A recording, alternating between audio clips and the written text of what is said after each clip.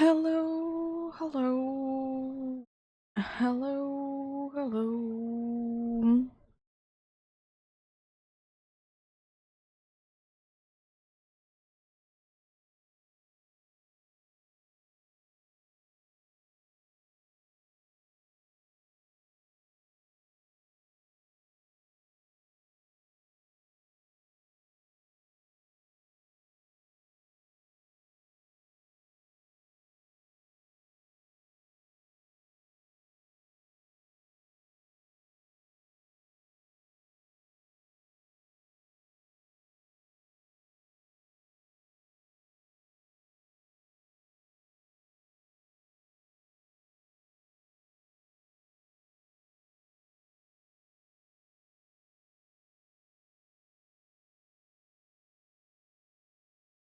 So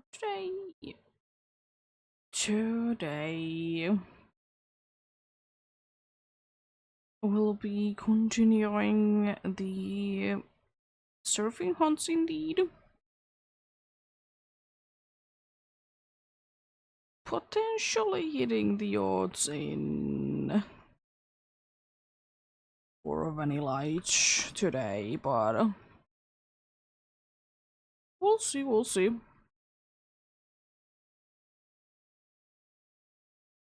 It is indeed a chance for it.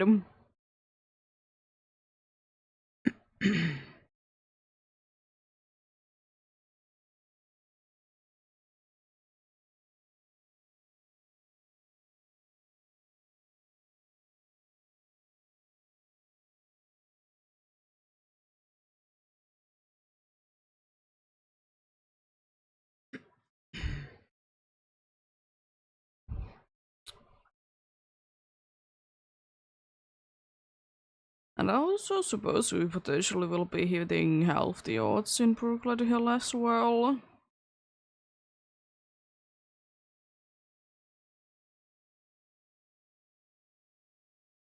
If everything goes according to the plans, of course.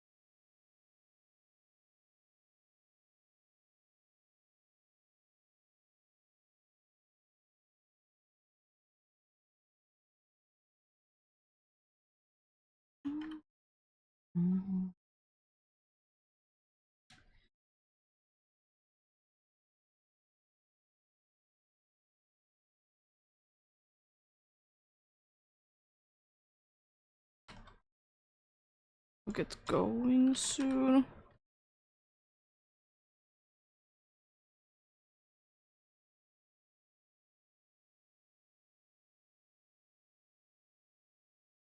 Okay, let's switch to that then.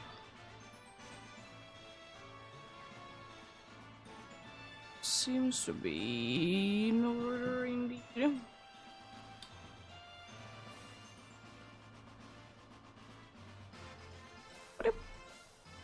Still, there hasn't been any better day, funnily enough, for the weather I'm looking for, so I'm still on the 20th of this month. Both of them did get encounters relatively fast. Love it. I mean, I'm more surprised about Brooklyn Hill because reasons, but yeah. Nice nonetheless, indeed. Also, I hate that this game starts you off with such a close camera. Wish it could be saved. I know going in certain places like resets it as well. It's annoying. You know, I'd rather be my camera to be always in like certain settings. And to be a certain way from the camera indeed.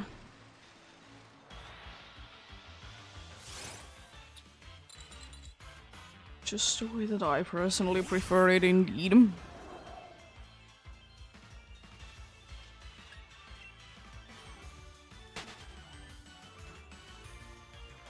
I don't even understand why, like, the closest option needs to be the default in Pokemon games.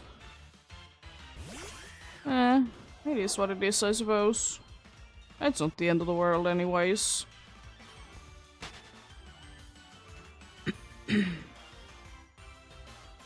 Thankfully, it's relatively easy to be changing it up.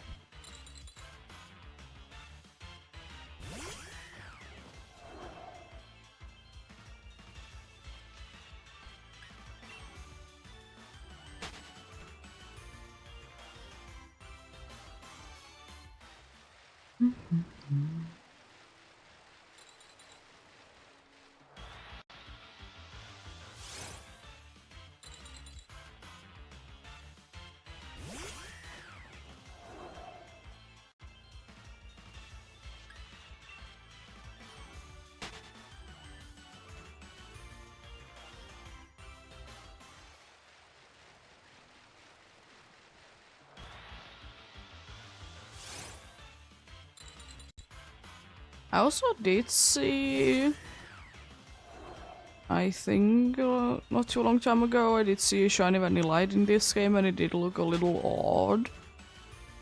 I mean, it's still, you know, noticeable and everything, but just not as pink as I expected, but it could be, you know, the weather, time of day. So many things that, you know, are different from like actual like images and stuff than the, like the real deal.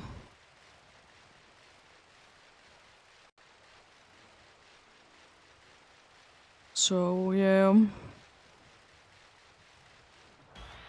we'll see indeed.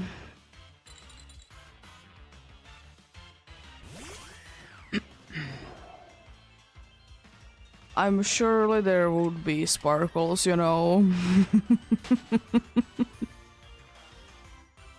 I'm sure there will be sparkles indeed.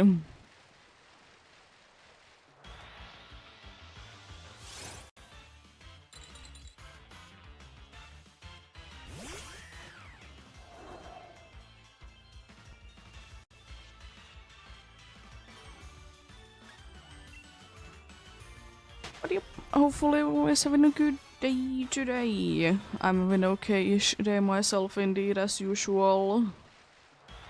Nothing too bad going on indeed. Yesterday, since, you know, was an off day indeed, was nice and chill day. Indeed. It was indeed.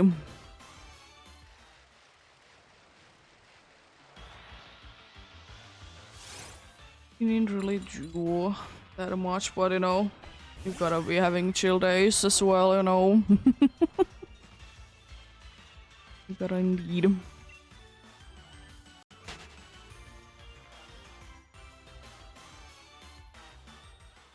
But also, I have figured out few things that probably is going to be making fossil week a little bit more enjoyable for me to be hunting for. I need to be doing a few more preparations, but you know, those preparations don't take like any time anyways, so doesn't really matter at all.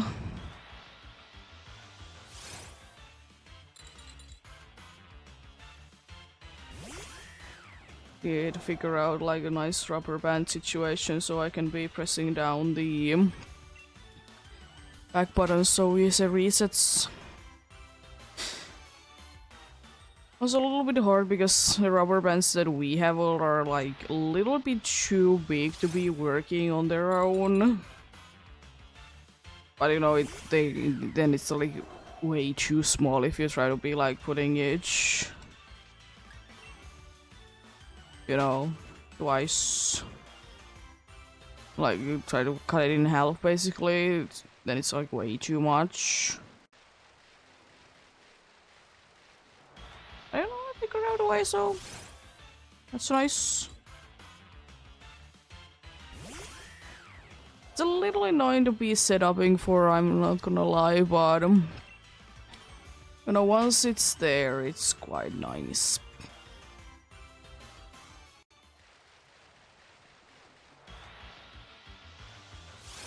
Because I kind of want to warm up and not. I'm not doing like fossil resets yet. I'm gonna do like double. I'm gonna do couple like checks that, you know, everything is gonna be working nicely. And how to be doing the fossil resets in Soul Silver indeed.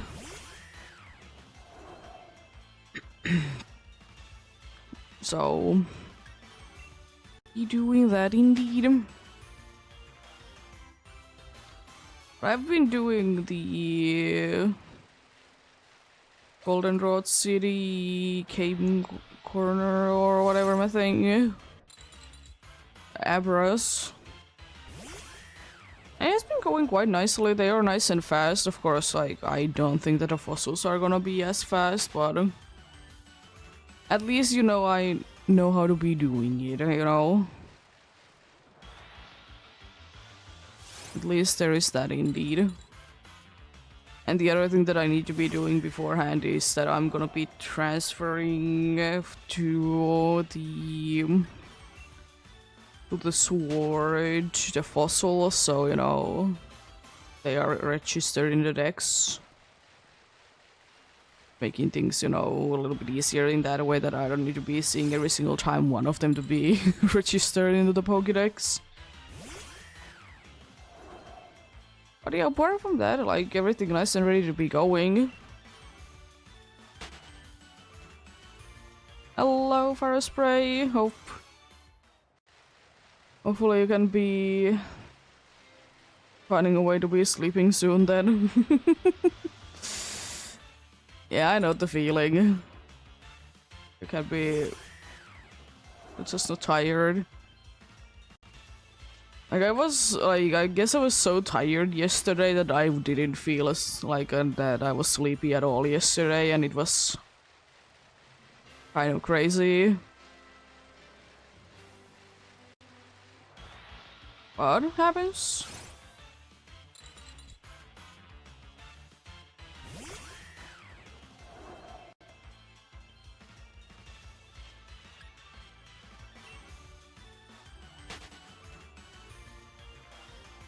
Yeah. Have you figured out like something that could be working you to be falling asleep?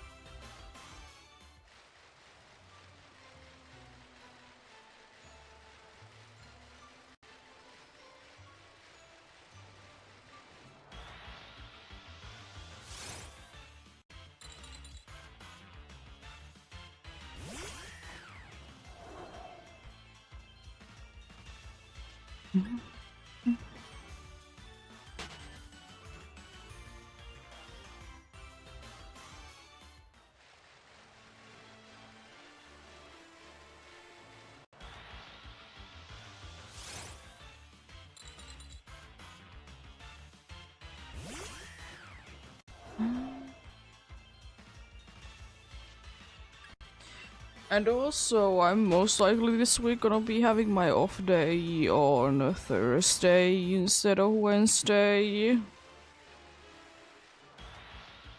It's most likely what I'm gonna be end up doing indeed.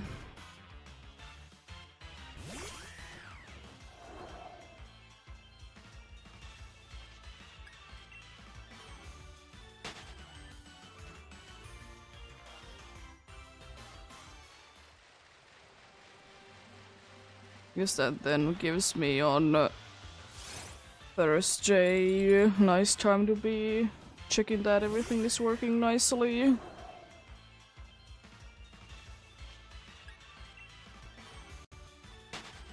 I guess that's what it's gonna be taking, bunch of testing, but thankfully most of the things are like already like I can pretty easily tell if they're working or not, but you never know though.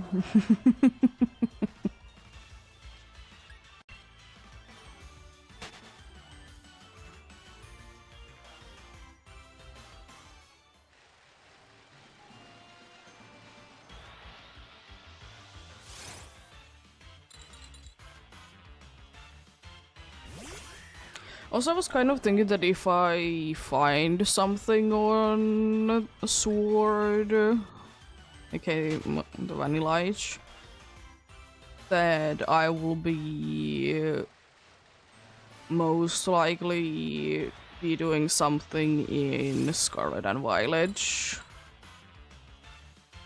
I don't really want to be starting like some actual other hunts.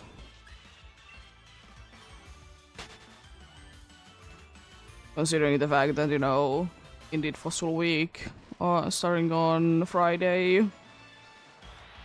So, yeah. Scarlet and Violet are good to go, though. Don't know what exactly I want to be going for, because Scarlet and Violet are kind of difficult games to be playing while you're playing other games.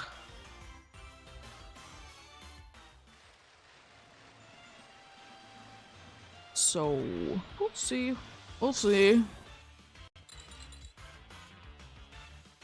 Like, one of the only things that I can really think of is that if I find a nice, like, outbreak and I can be doing nice picnic resets. That was like, maybe? But we'll see if we get there, you know?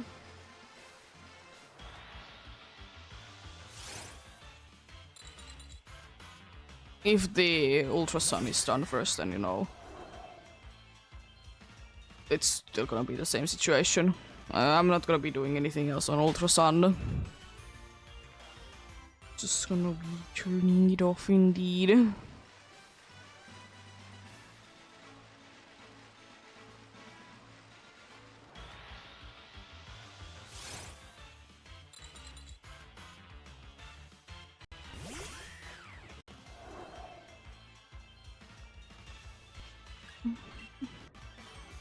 But yeah, indeed, as I said plenty of times, I really would like to be getting these boat hunts done before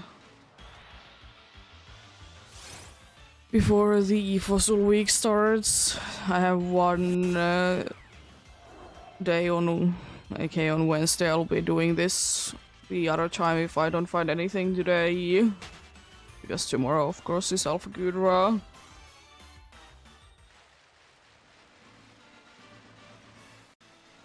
So yeah. And even if I wanted to, I can't really be doing... I have noticed I can't really be doing the 3DS hunt that much. I can't be doing it in like 2 days in a row. It's just, as I said, it hurts my fingers too much.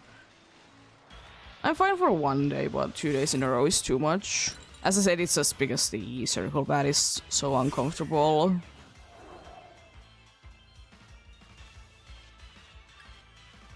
But it is what it is.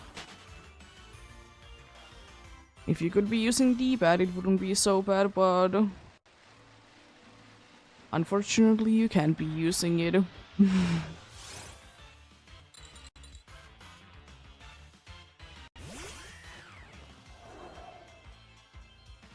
And I don't really have any other ways to be playing it anyways.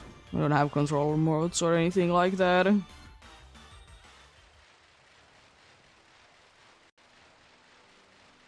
I don't know if I even would like to. I mean, surely it would be sometimes nice that I could be doing it. But at the same time, I'm like, eh.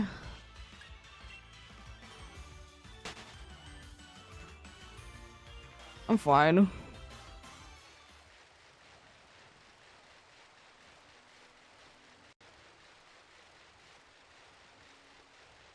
And I would still like to say that if I could be figuring out a way that I could be using the D-pad with my thumb instead of, you know, I think index finger?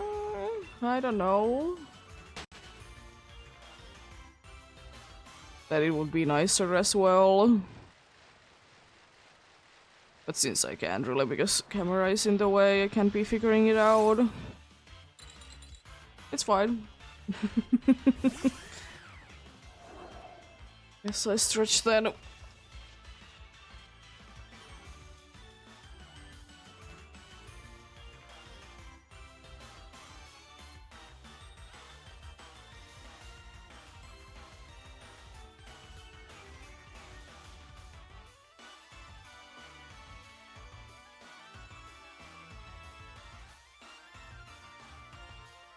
Here we go. Put it on as well.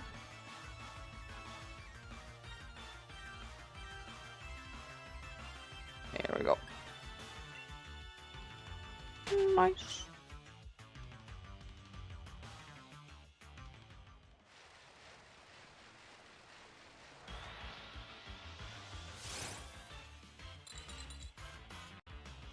And honestly, streaming is one of the only times that I'm anyways like playing very consistently. If I'm hunting on my own or play games on my own, I'm not like fully playing them most of the time. Getting distracted with other things and such.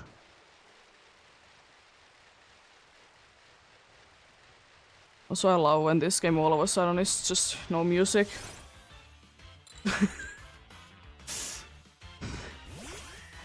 Thinking that my headphones is dead, but no, it's just because all of a sudden just no sounds.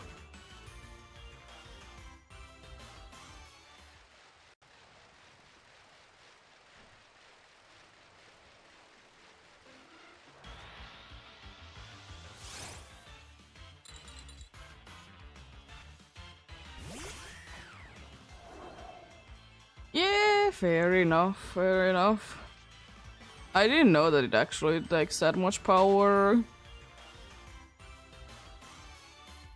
I mean, it makes sense because it's using, you know, more things, but still.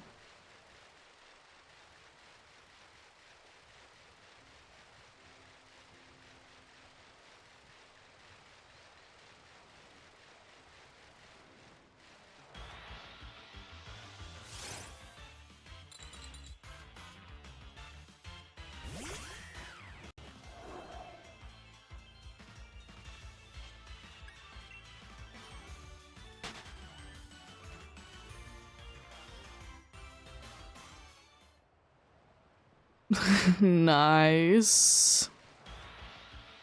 But yeah, it makes sense that, you know, it's, as I said, it's of course using power, so yeah, I get it, but it's just still kind of strange that something like that is that big of a deal nowadays.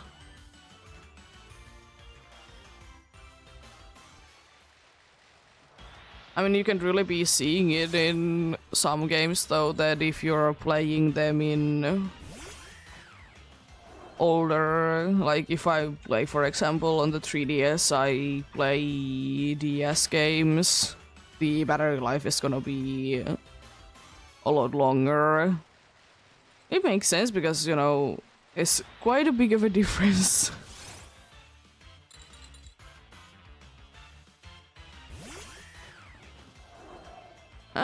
Fair enough. I will say in my opinion, Switch speakers aren't really good, but fair enough.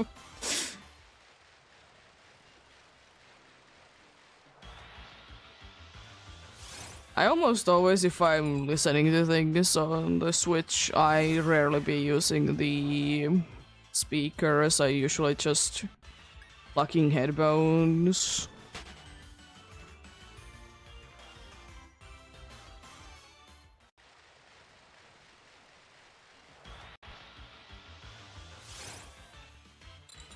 It's the way that I usually do it.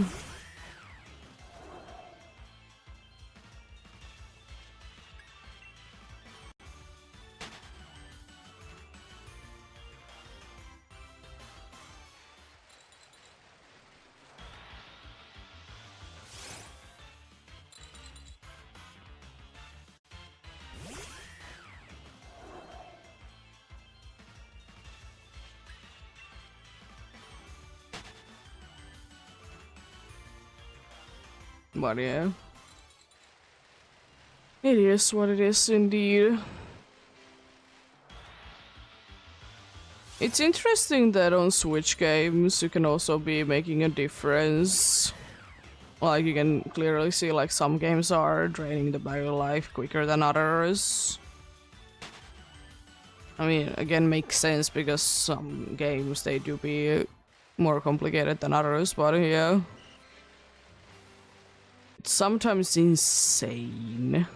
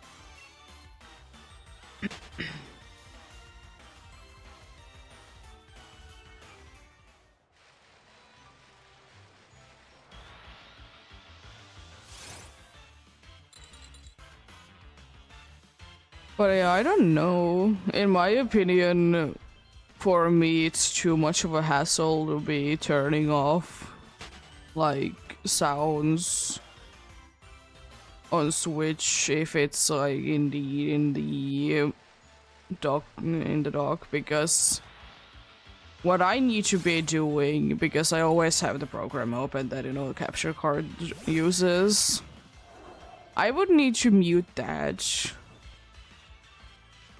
And that's way too much of a hassle. And if I mute it in certain ways, it's gonna be muting it on stream.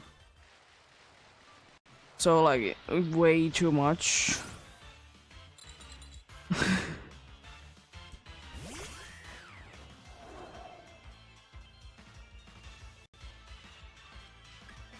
I know some people do it that way, that they have, like, input from the Switch with both their TV and their capture card. Which is like, I can kind of get it, but why though?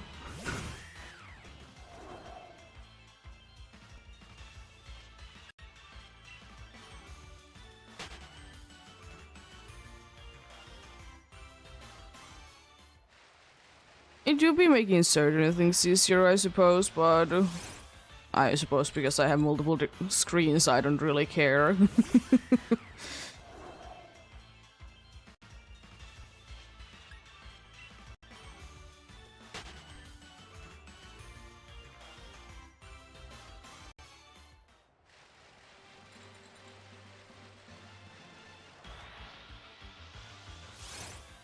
But I don't know if I could ever personally be playing on Switch just by looking at what I'm streaming. I mean, it's not like there's input delay or anything like that, but it's just why? Again, I understand like if you only have one screen, but other than that, I just find it way too difficult. I find it interesting that people honestly can be streaming with just one screen. And a laptop screen of that even. Like even the biggest of laptop screens, they are super small.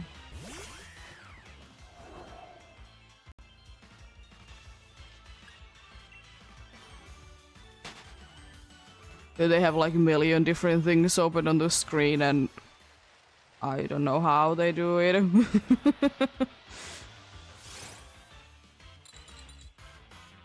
Yeah, I mean, I get that you can be getting it working, of course, but at the same time, just a lot easier with two screens.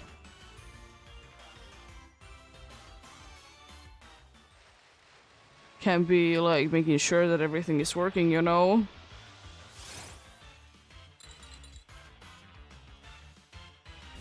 Yeah, fair enough.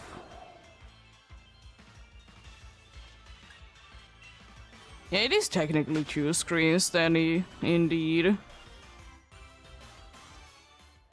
I mean, I suppose if you're just streaming and you're not reacting to chat, then you know, you don't need to chat for anything.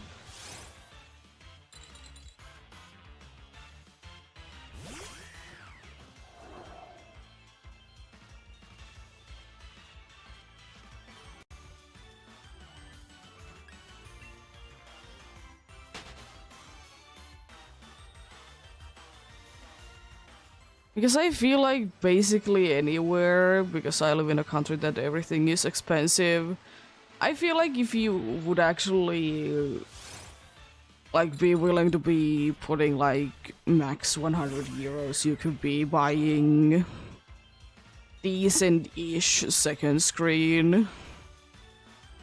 Oh no, it doesn't need to be the best.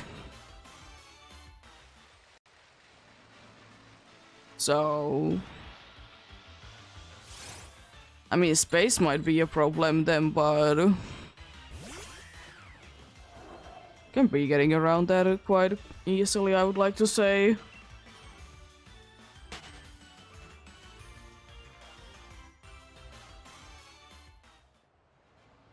Oh no.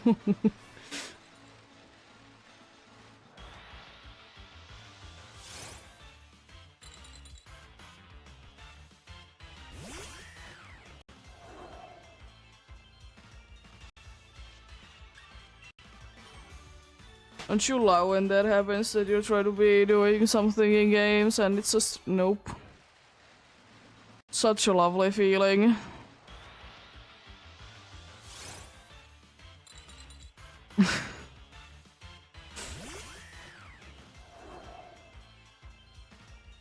Yeah.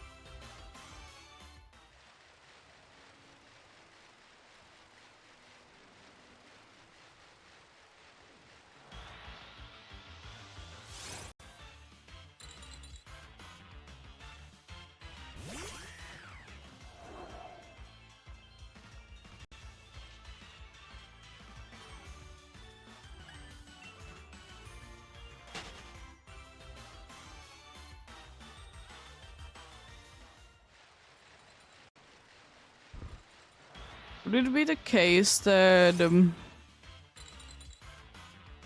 game just didn't save correctly? I don't know. Really? Because that sounds like that kind of a deal that, for whatever reason, the game just didn't save correctly.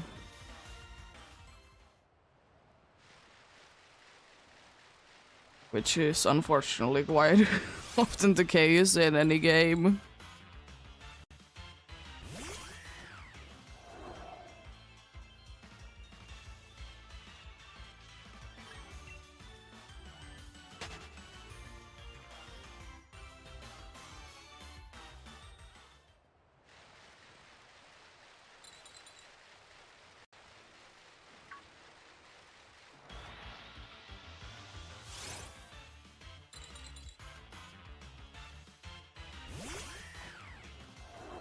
Yeah, don't you love main missions that are just text boxes?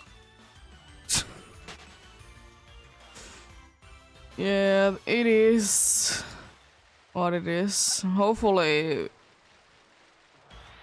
I don't know. Hopefully, it would be magically be actually done. It would be nice.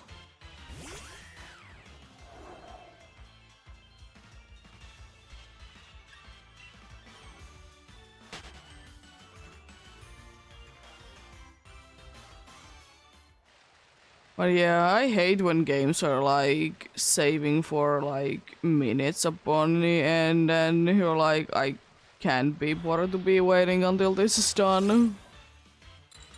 Thankfully, it doesn't happen too often, and it usually happens with auto saves more than like if you're doing manually saves. Yeah, fair enough, fair enough.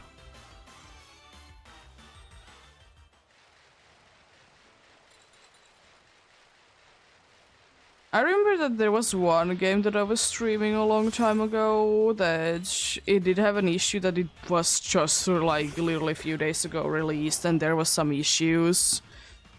So I needed to be playing through the game few times. They did eventually fix it so I wouldn't need to be doing it, but yeah.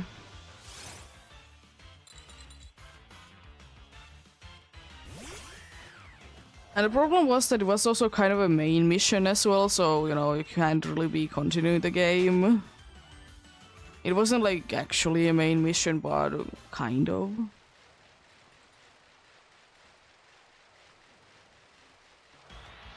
But it happens.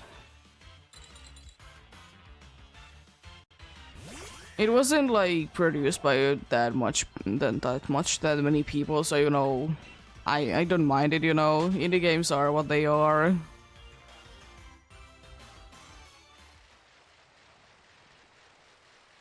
Can't be expecting perfection from them.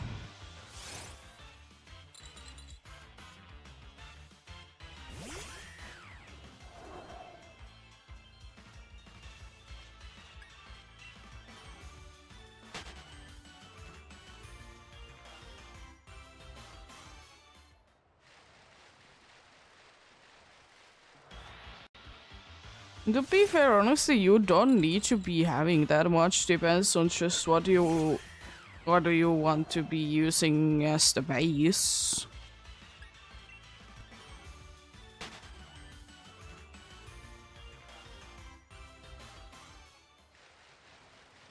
Like, if you don't want to be doing anything too complicated, you can be doing it with quite a good amount of things. That don't require that much.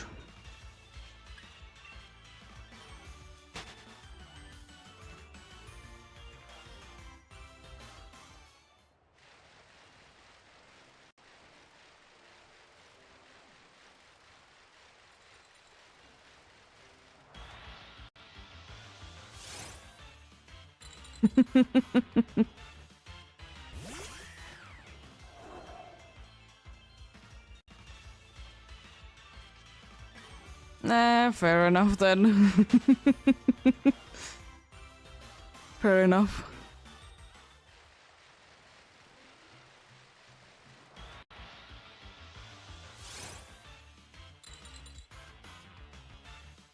Yeah, they are indeed. To be fair, if you find very well optimized one, it can be running with kind of garbage. But they can be hard to be finding. Yeah, they are.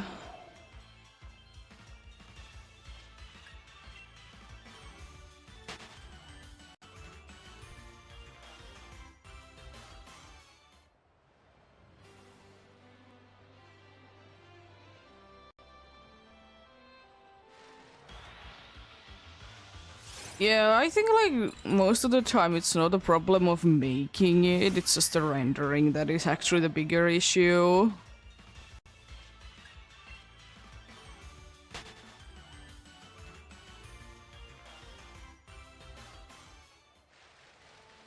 Because like that is like for me has always been when it comes to rendering anything that the rendering is the worst thing ever. Which makes sense because it is very heavy on the computer.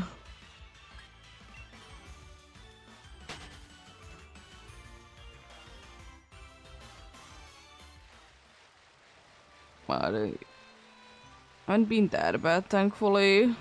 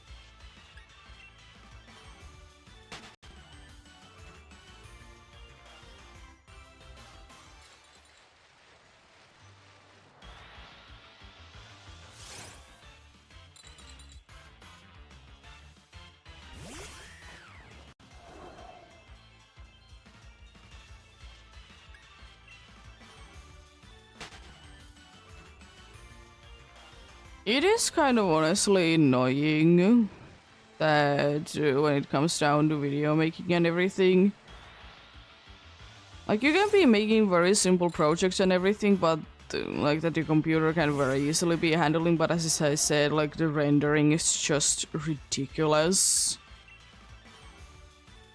Like either you need to be leaving your computer and not do anything to that, or wait ages.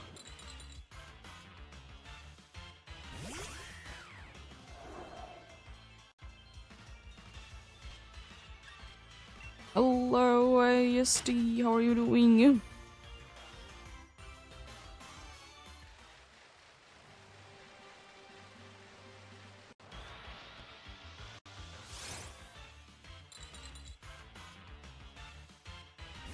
Yeah.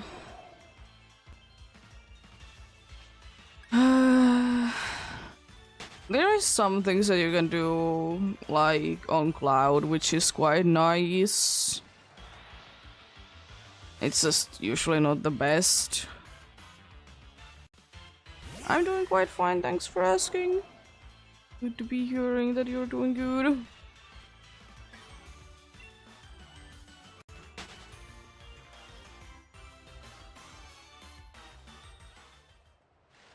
Yeah, I did notice that you did play it.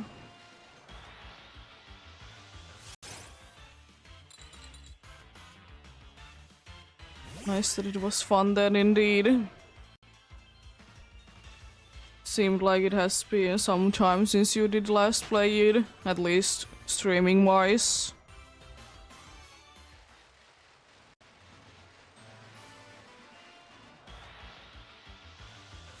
I'm not too surprised that you two are going to work. It's that time for you, indeed.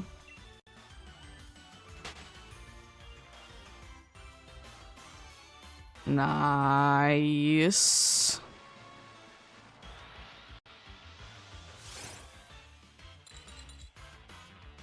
Hello, Yarn. Sully, how are you doing? Hope you're having a good day. And the hunt is going... Hunt is going indeed. Nothing too out of the ordinary indeed. Seems like everybody's sleepy today. Either they are going to sleep or waking up. Well, hopefully you wake up if you have woken up for the day.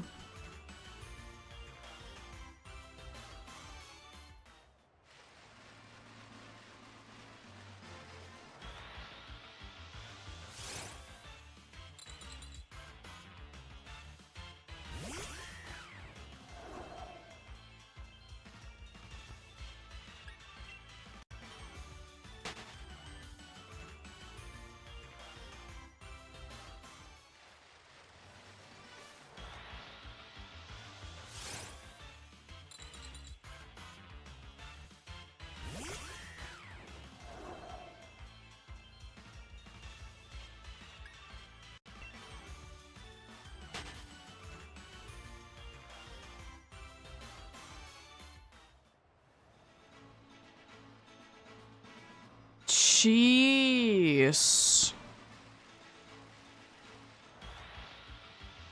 That's quite a difference.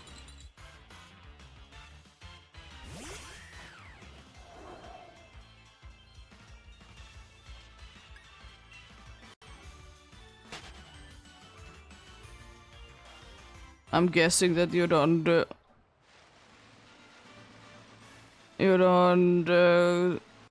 do working days from there too much then.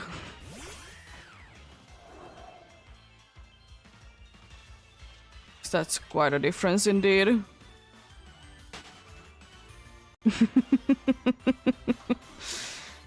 Shiny hunting is indeed a good way to be wasting time indeed.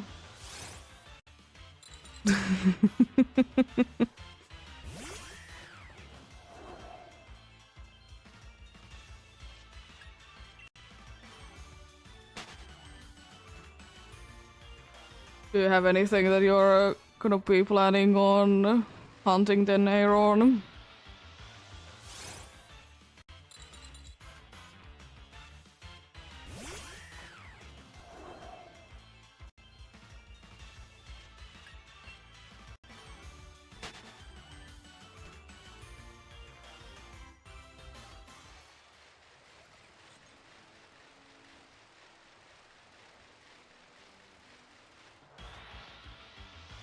Ooh, that's nice.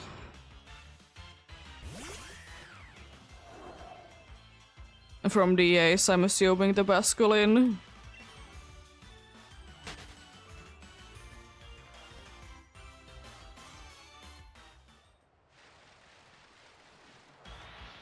Yeah.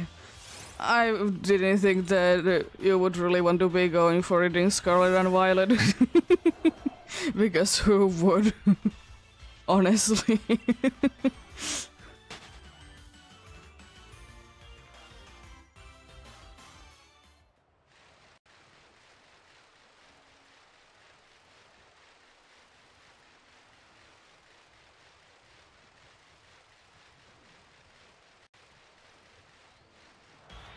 I mean, of course, if you're doing a living dex in that game, then yeah. But then again, you can do eggs, so it's not that bad.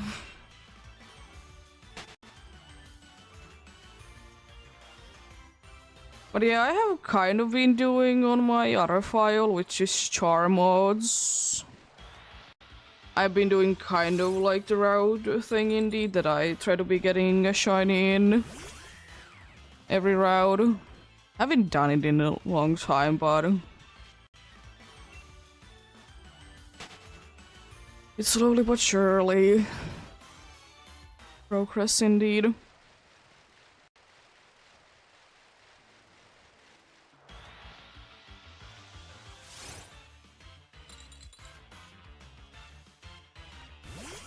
Imagine having good luck with eggs, honestly.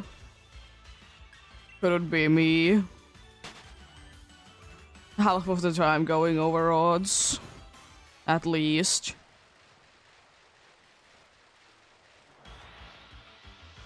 Thankfully, so far the only full odds egg that hunt that I have been doing was under odds, though.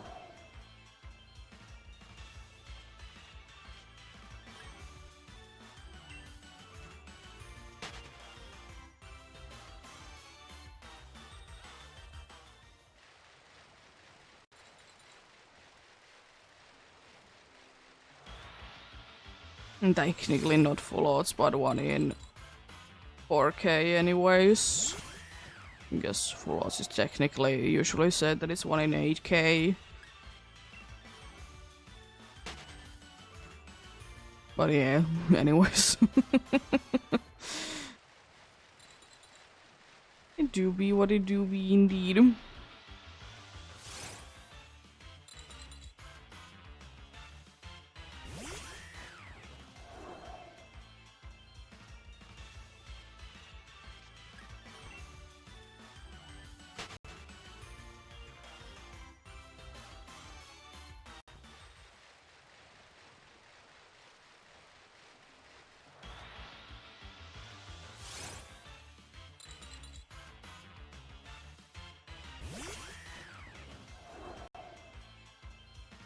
What game are you hatching Weedles in anyways?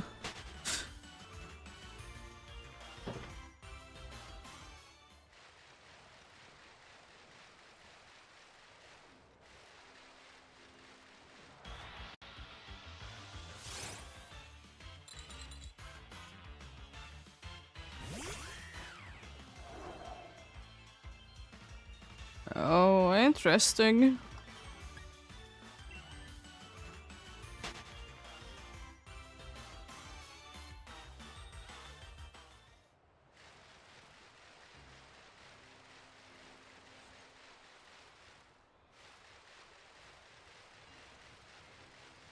Yeah, fair enough.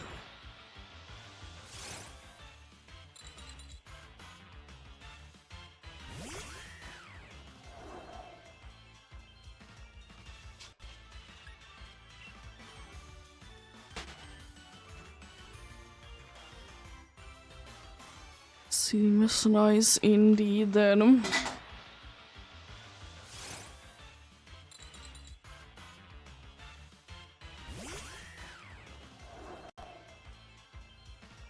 Nice. Yeah.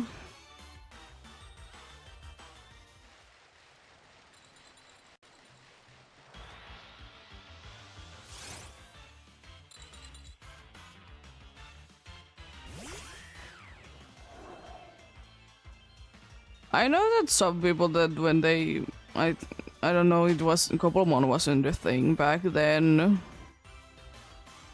But Pixelmon when it was bigger thing. I remember in there people like did increase the shiny odds in ridiculous amounts. And it was crazy.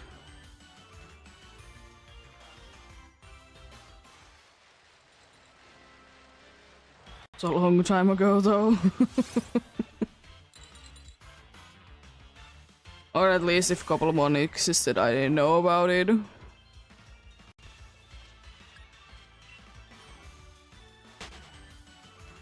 Interesting.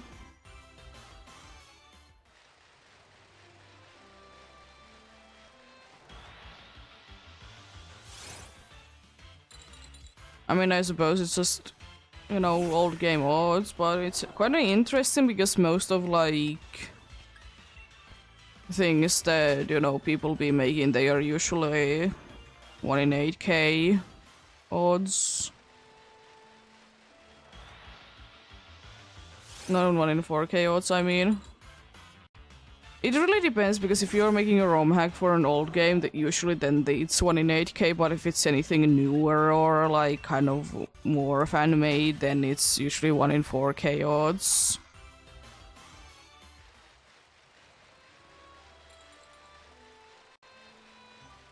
And of course, nothing wrong with it. It is kind of interesting, though, that you can alter it, though. Because usually...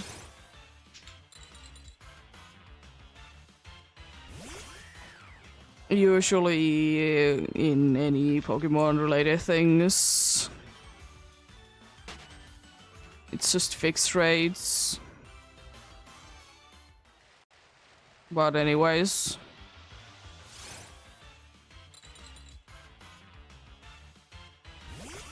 Interesting. I don't think that I did ever play Pixelmon. At least if I did, I didn't do it for too long.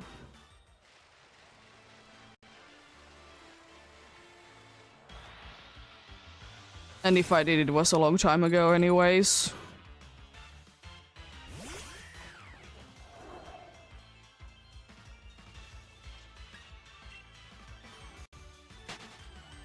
It was the time that if you were playing modded Minecraft, that every single time that you wanted to be updating, you would be needed to be creating a new world. That's why like updates almost never did come out, because they didn't want people to be starting new worlds.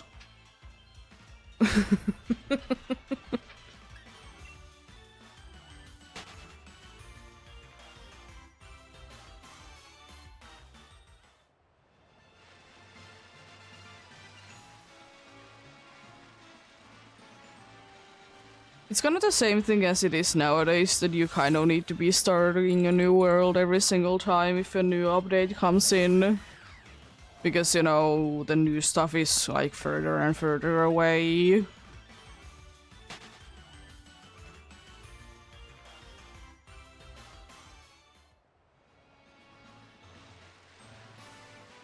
Which is understandable, but kind of frustrating.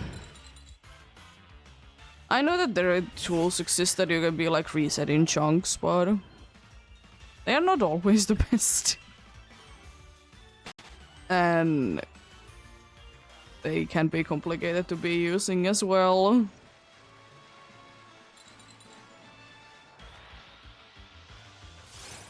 And can be destroying the entire world as well, so that's why I need to be always having backups.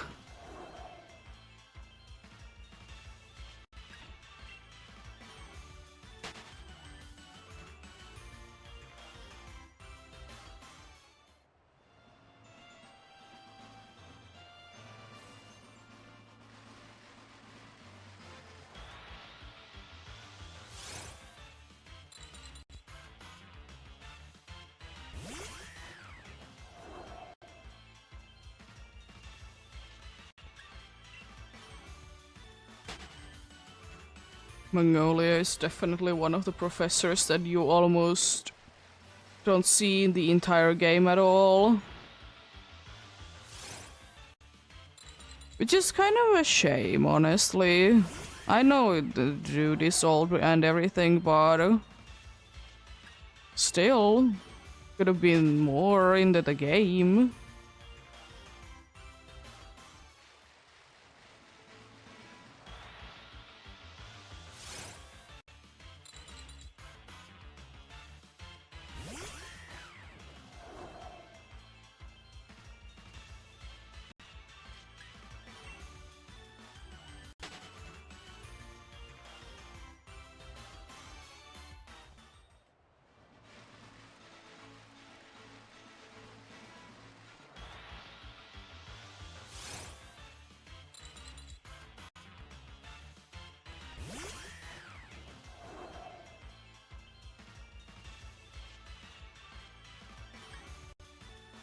To be fair, which of the rivals aren't in the minds that they will be the best ever? Because I think that's most of the rivals. I guess that's the way that they are pushing you to be doing better, I suppose.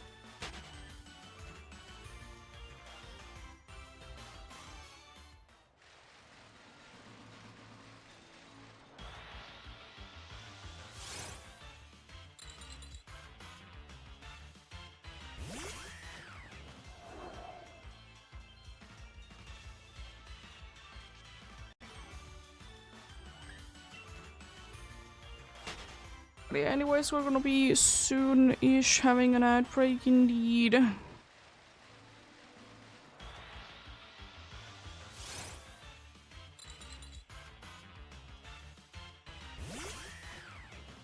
As usual, we'll be stopping the hunting while they are going, of course, but continuing after it, of course. I'll try and get one more encounter in Ultrasun if I can before that.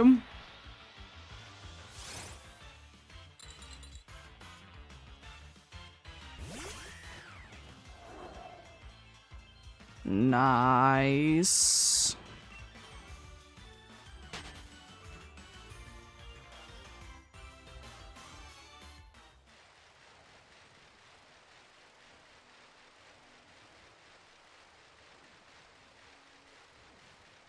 I'll leave it there for both of the games then, since they both did get nicely encounters.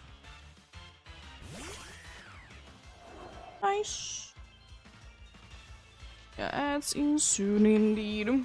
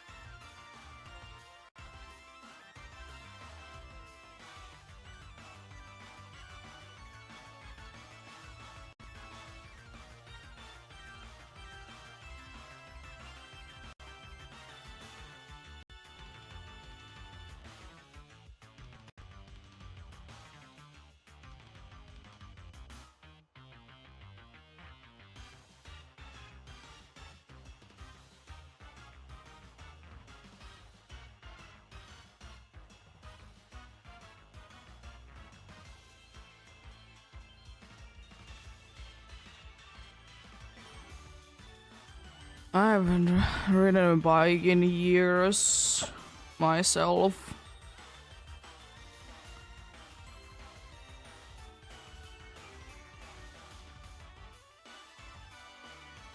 I did bike most of my school years because it was the best way to be getting to places, because they didn't live far enough away from school so I could be getting like a bus or a taxi drive. So I was either walking or biking. And as soon as I could be riding a bike, I would be doing that.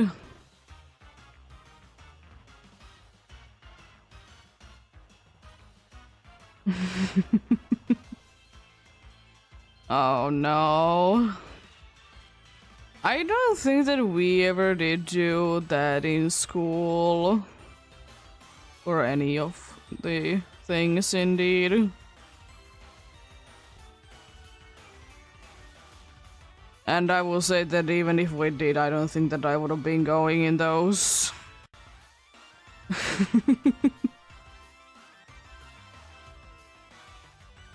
I know they're a thing in here, but I'm not interested in that.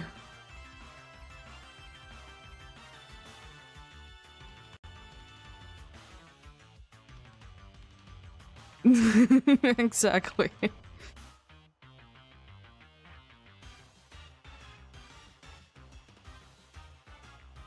And I don't know, like, surely it could be cool, but I think it's more awkward than cool for me, because, like, I don't remember half of the things, you know? And I don't want to be remembering all things that happened. So yeah, it is what it is, but... Eh.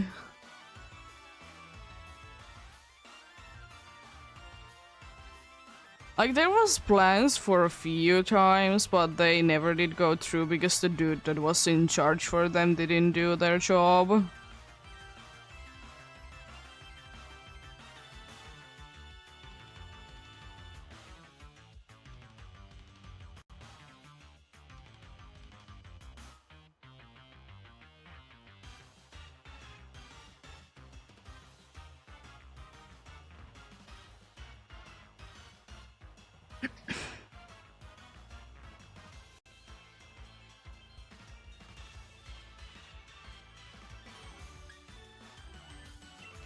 But yeah, in here, it is indeed the case that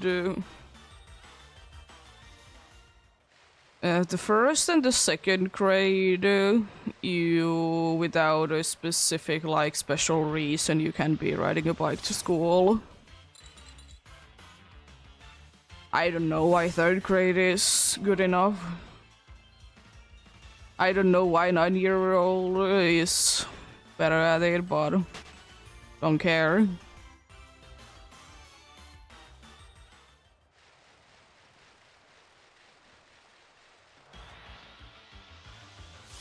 But yeah. And it was better anyways that I could be biking to school because there was 2 ways to be going into the first school that I did go to. It was either going up a very big hill or I would need to be going beside a big road.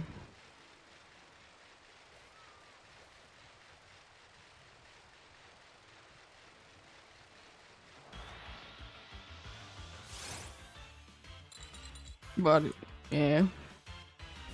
I don't remember which way was measured by the school. Because they were pretty like similar, like distance-wise. But usually they tend to be going with a safer option, which technically is like going up the big hill, because you're not going beside a busy road.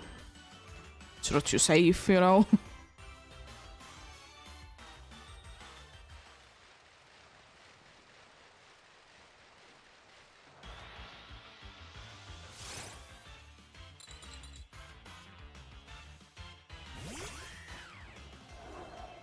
I honestly never mind like biking to school, which is strange. Nowadays, I don't think that I would be minding it, just I can't be bothered be buying a new bike that, you know, would be good. Because most of the bikes that I have ever had were used ones. And they are not the greatest. Like, surely they were nice and everything.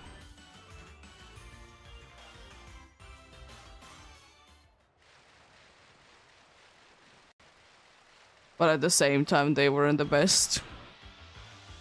And also one thing as well that it was kind of annoying because there was a bike that I really liked to use, but I did like grow out of it. And then like no other bike was like that good.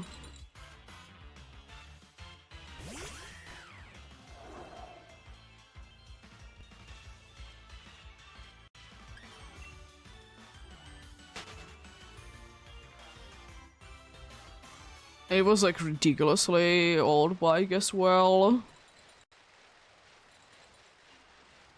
Like I think when I was using it, it was 10 years old. Like when I started to be using it.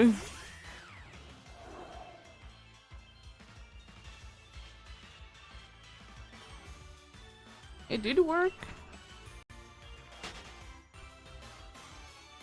It's just some of the bikes did have a problem that we did have after that.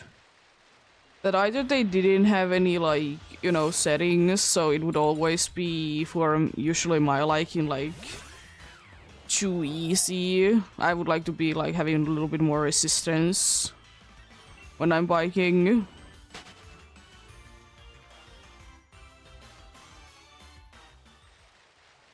But it is what it is. And bikes are honestly so expensive.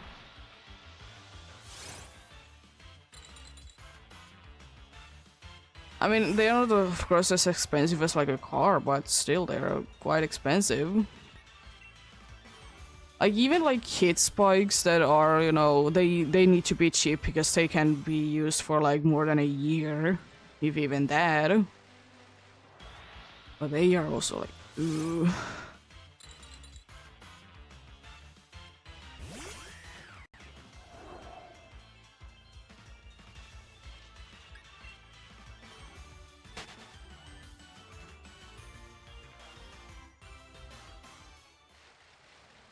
Nowadays, I'm just angry to people that are riding a bike, that are riding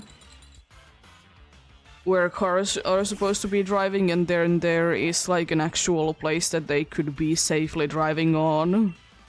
Because like 2 weeks ago or so, there was 3 like maybe 15-year-olds. They were biking like in the middle of where cars are supposed to be driving. And you know, if you in quotes need to be riding in the road, then you know, at least go to the side.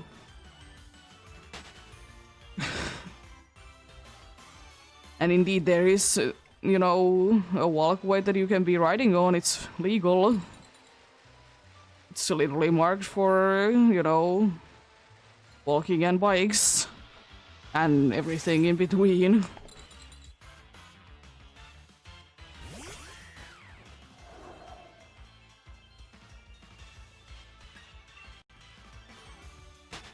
And the thing is as well that that specific road, like the way where like people are walking and what is supposed to be, you know, also for bikes, it's better than the road that, you know, cars are in. So I don't understand.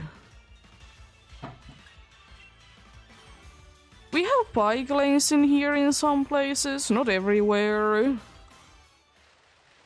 Most of our like walkways, like, you know, where you know, people are walking in, they are usually either half of it's like meant for bikes and half of them are meant for walking, or they are or they're like shared, and you know, then it means that bikes are most likely gonna be the ones that are like avoiding people. What do you? I don't know, I just don't understand it myself, why if you have a chance to be driving in a safe place for bikes, that you avoid it.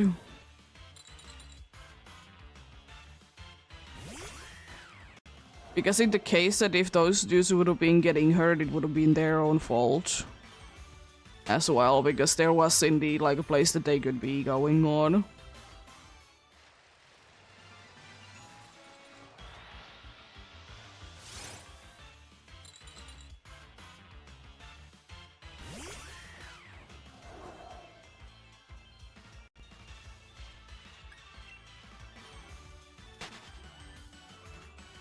But bikes are interesting in here for one thing, or actually a few things, but one thing is probably one of the strangest things. That I think if you're under 12 years old, you can be biking even if the place is only for walking. I don't know why, and it doesn't make any sense. Like, if it's just like, if the road is indeed marked that you can only be walking there, but if you're 12 years old, or under actually, you can be going there.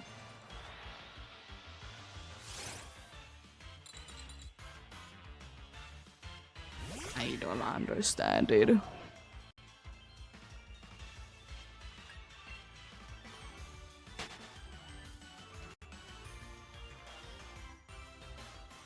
And I didn't even know it before I was like 18.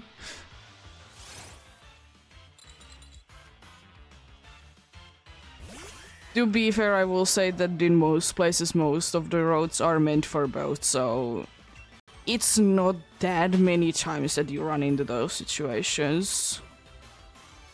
And you know, if you really need to be going through there, what I would be doing myself, I would be just hopping off of the bike and walking. You know?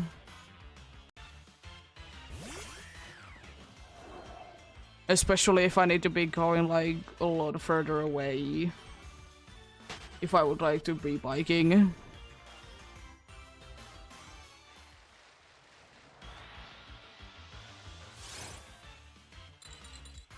And also there is the thing that if the like the crossing section on the road is marked in specific ways, then you need to be like giving space for bikers. Usually you don't, because if you're riding a bike, you need to be, you know, watching out for the cars in most situations. But if the cross section is indeed marked in certain ways, then the car driver needs to be waiting.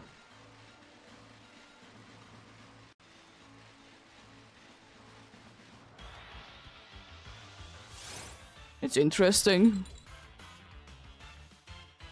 It's also interesting to see that if we're actually ever gonna be getting bike cards. Because that has been like a thing for years that we have been talking about, that should we be getting bike cards in here? Not just, like, mostly for the reason that, you know, people actually know how to be, you know, riding a bike and what they need to be doing and what they need to be aware of. Because, like, it's kind of the parents' job to be doing it. And I will say that I didn't know half of the things.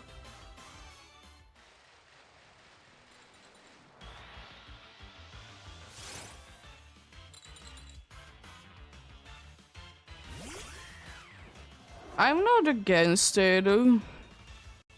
I think it would be a good thing. More for just for the reason that, you know, you just know how to be riding a bike. And making, you know, things to be safer for people.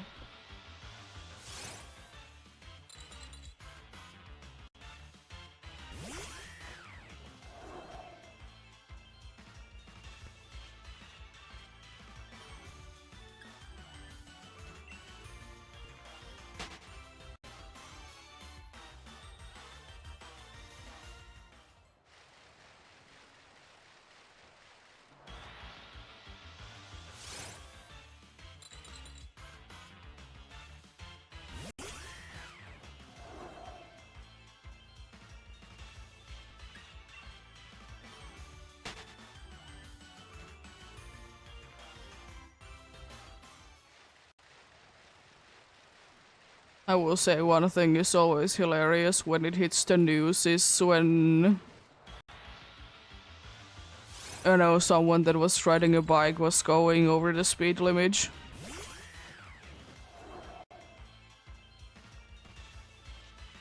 Because, you know, you still need to be, you know, if there is a speed limit, you need to be still, you know, following that. As silly as it sounds. I don't know personally how people be doing it so often though, but it's interesting.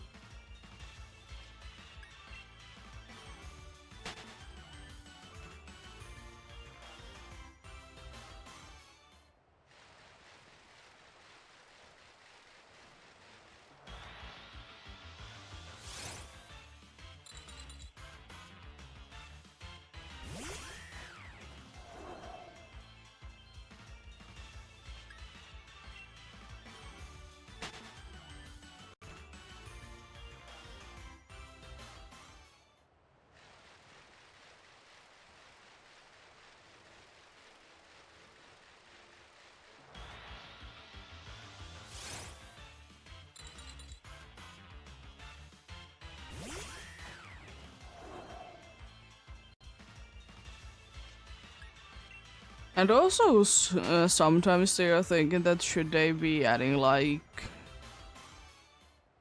some form of like license plates to bikes as well.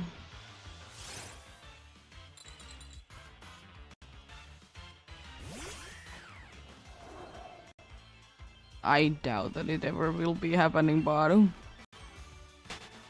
would definitely be interesting.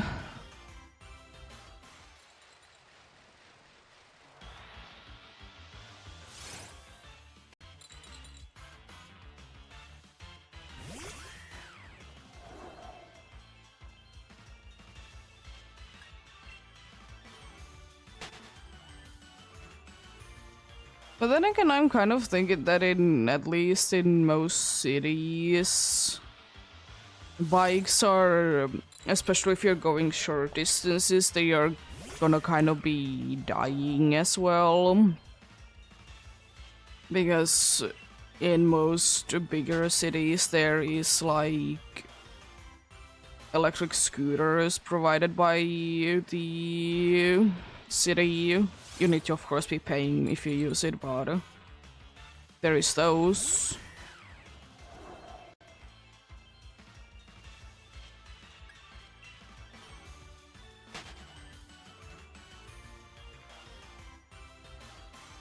And even though two people can't be riding it, there is so many times the situation that there is two people riding on one.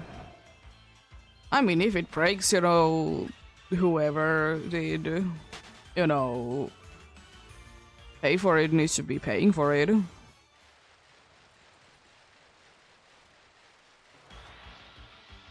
Of course. But it's interesting. I don't mind the idea of them though.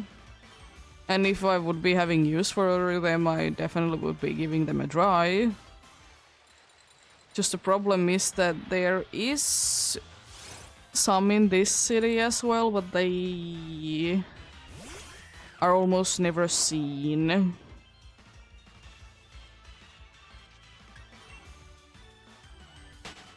I don't know why, but it's a smaller place though, so there isn't that many.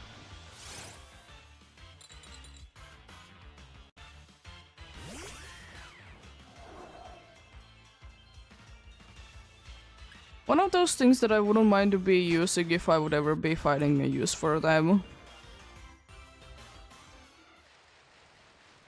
Like, if I would be in a situation that I could be using one, I definitely would. But it's just, I don't know when I would be having that situation.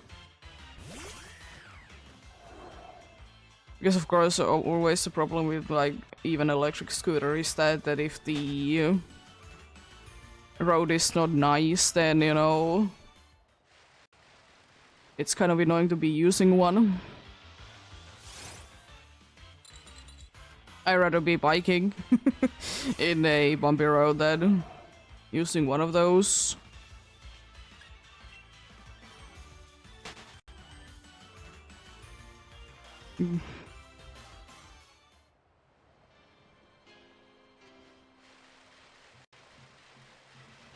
Yeah, I have seen those bike leggings from Netherlands indeed as well. They're pretty cool.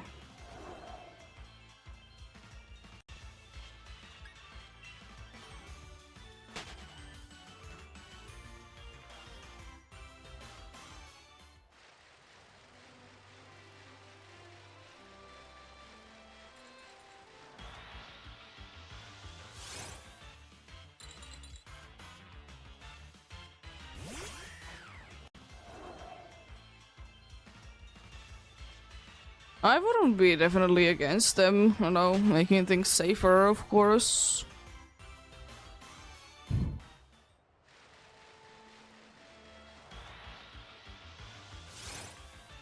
Would I ever be using them? Most likely not, because I don't really ride a bike anymore, but yeah.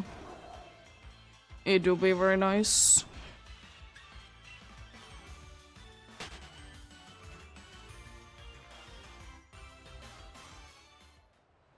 Nice.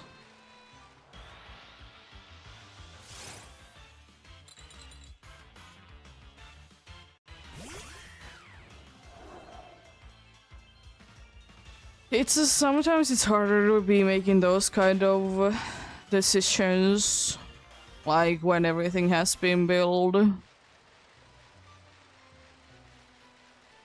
You know, everything is cramped together already.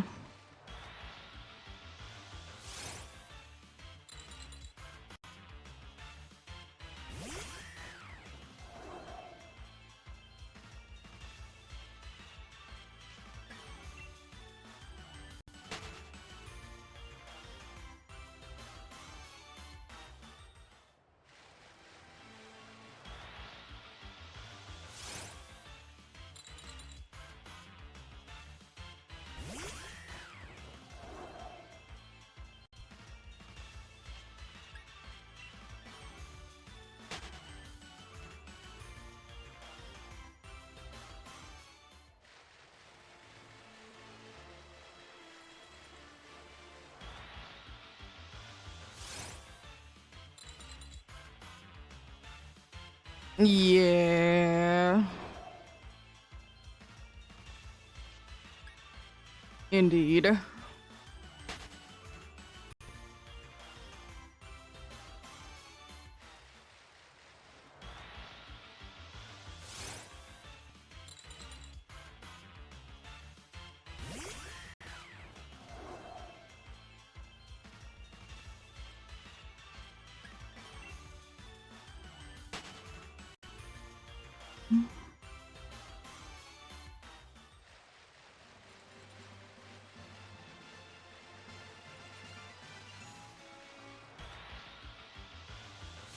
But yeah, I wouldn't mind if more places would be like that, the city center, if it's a big city, that is.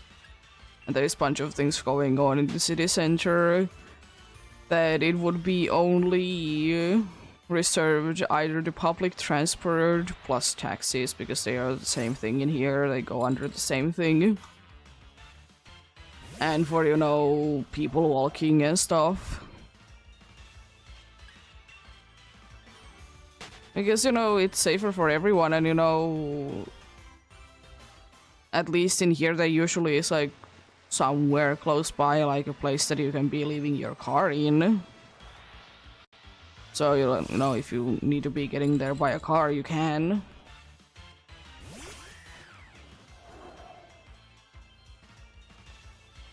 I remember that it was a big thing in here, that the bigger city nearby, when they did say that in the city center there is no longer allowed for like regular people in certain places. People didn't like it, surprisingly.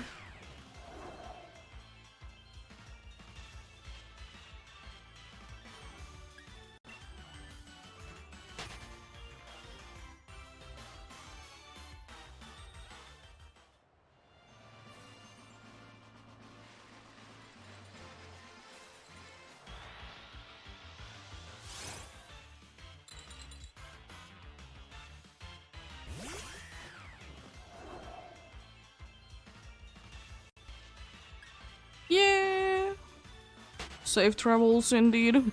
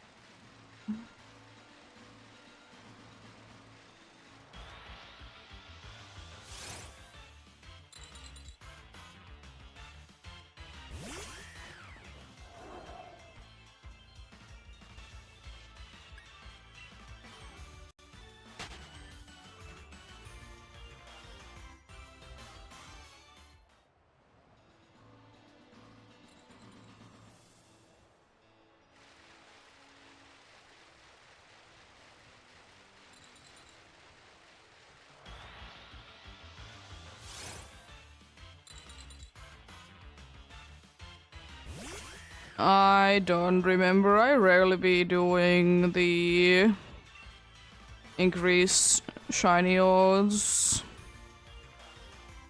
things. I don't think that I did do too many sword and shield.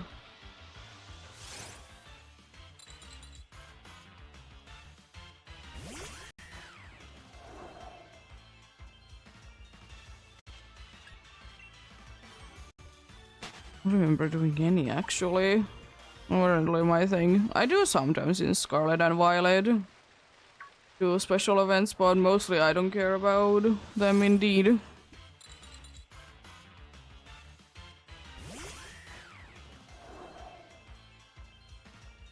I didn't honestly even know that there was one.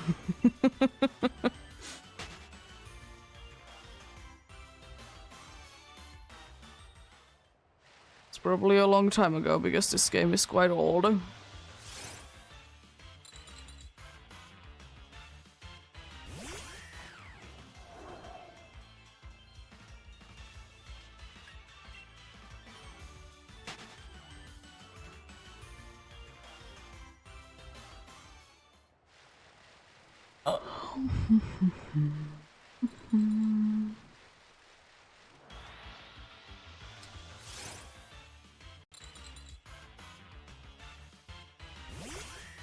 But I'll be doing at least a little bit for Gimme Goal, as I said, whenever it's going on.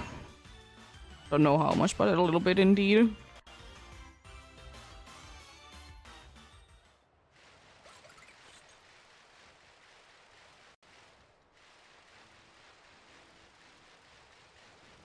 Oh, didn't mean to bike into you.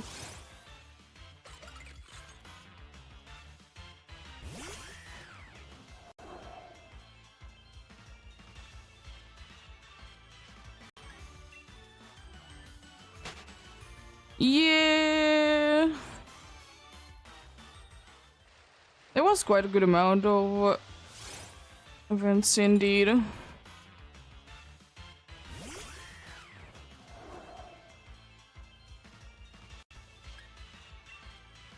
I feel like they weren't as well advertised in the Scarlet and Violet ones, but you know, you live, you learn. Of course. But yeah.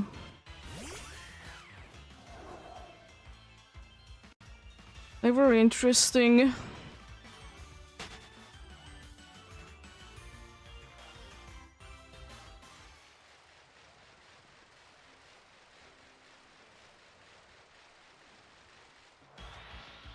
But I like the thing that they are doing more of the special, like, outbreaks, dance, stuff along those lines in Scarlet and Violet indeed. Even though I don't want to be doing them, don't care about for them too much, but they're nice anyways. They're doing like so many, like this summer, it's insane.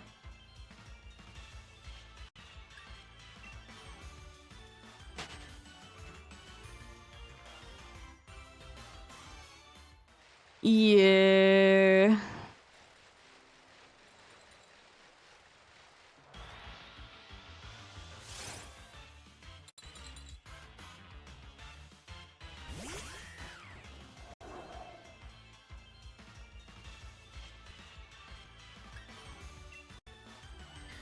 Yeah. I think the only two event...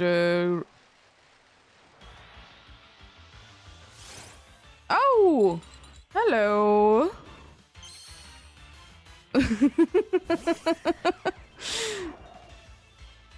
Was a nice and fast hunt, didn't go over odds. Nice! Thank you for the follow. I'm gonna double check, but I shouldn't be scared about you. You have like sheer force, what a... Or sheer cold, I don't care about it though.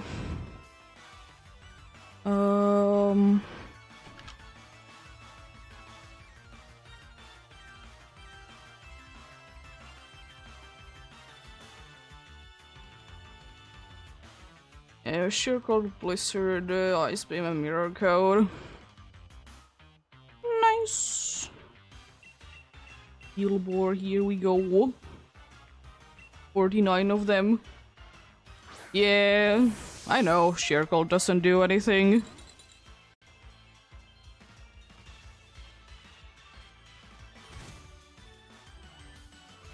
Thank you. Critical capture, interesting. Nice.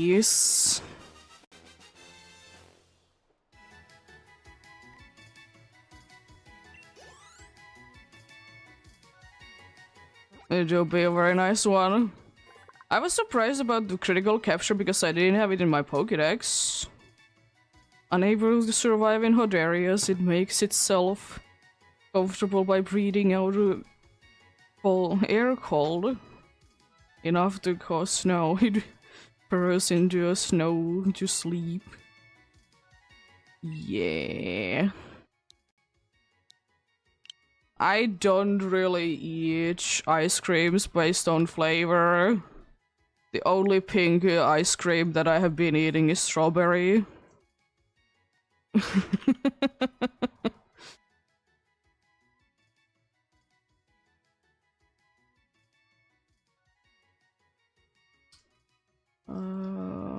I guess I can be putting it there.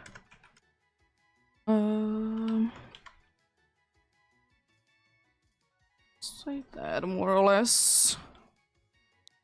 I'm gonna just nickname you the Cone.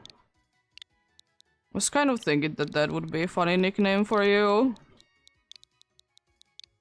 Cone.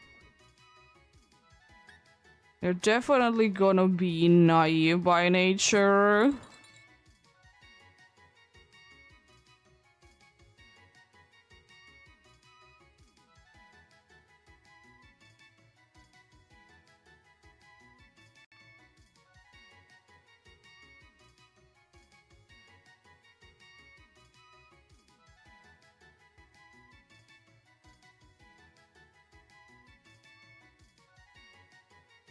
That also technically means that the line is done. Because I can be evolving, but I'm not gonna be doing that. And the date is wrong indeed, because I can be getting this weather otherwise. It's Hardy. Hardy little fella. With snow cloak. Interesting. I'm gonna send you the boxes for now. You might be going into the Dynamax Adventurous box.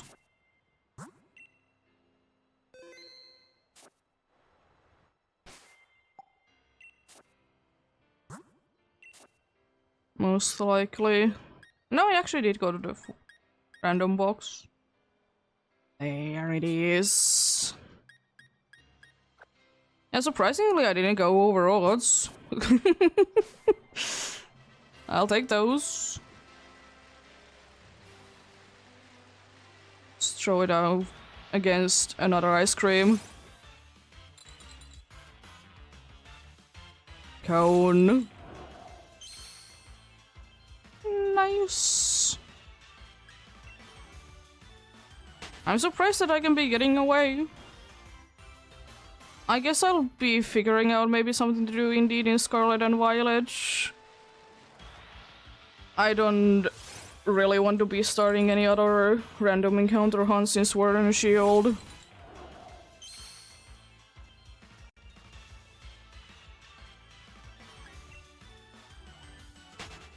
I'm surprised that I actually can be running away. Also, I'm curious, were the other ones female or male? Because I got two of the evolved ones, you're male. You're female, look at this female and male one there. Nice! Throw it one more time.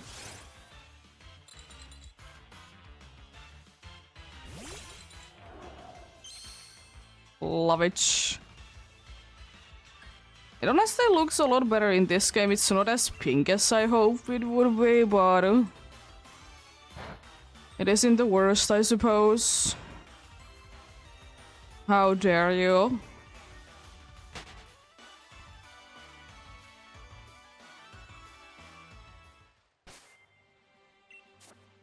Ania is run.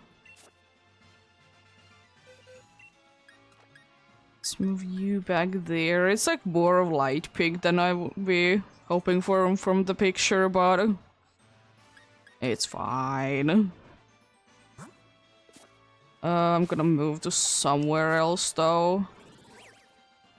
I mean, I suppose because I'm not gonna be really doing anything else, I'm gonna be going to there. Just to be there for if I'm gonna be doing Dynamax Adventures next in this game. Someday.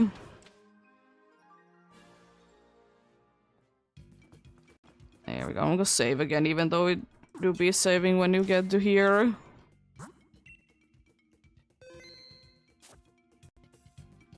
Yep. I need to be pulling up Violet. Then indeed. Also, I'm gonna be making indeed the correct day because otherwise it bothered me. Because I don't want to be doing only the Ultra Sun.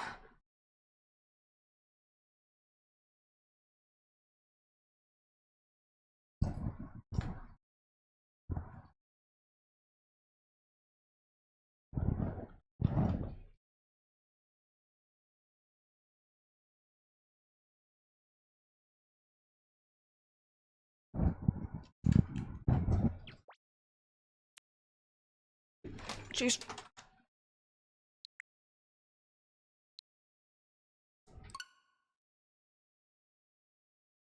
Nice.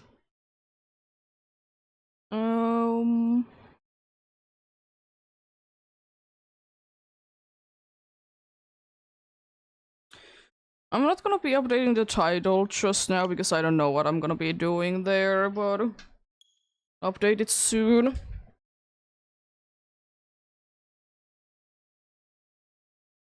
Once I figure out what I want to do. As I said, I would like to be doing like picnic thing for outbreaks. I think my brain can be handling that.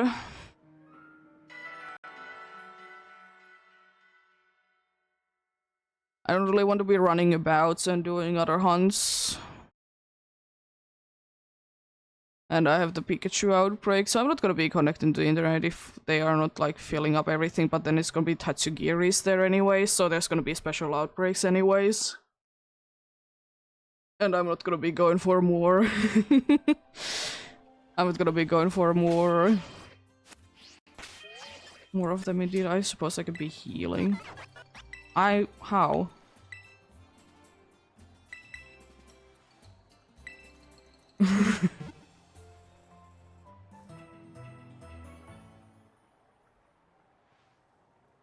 Nice. I have enough of the ones anyways. Yeah. How are the outbreaks looking like? It's the Mimikyu. They still landed. It's probably in the cave though. I would like that if there would be— oh, low chat, yes. That is definitely a maybe. I would definitely be connecting to the internet if I could be going ahead and getting rid of all the special outbreak, but as I said, there is already one going on. Alola Mola I wouldn't mind, but it's not the easiest to tell.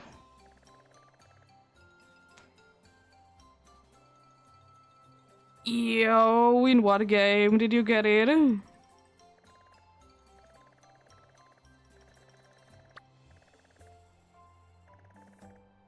Ooh, there's two good ones there. Another unfortunate picnic reasonable, but nice. Oh, congrats. It's a hard one to be going for. I think I honestly will be going for the low chat because I feel like I could be doing picnic resets for it. But there is good outbreaks, so I think I will be going for outbreaks.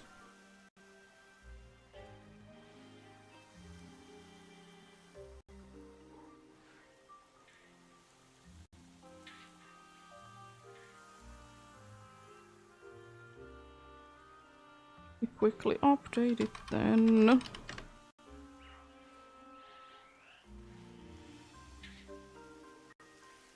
Nice. Do you think that you can be getting it done today? But that's nice, Peter. Ah.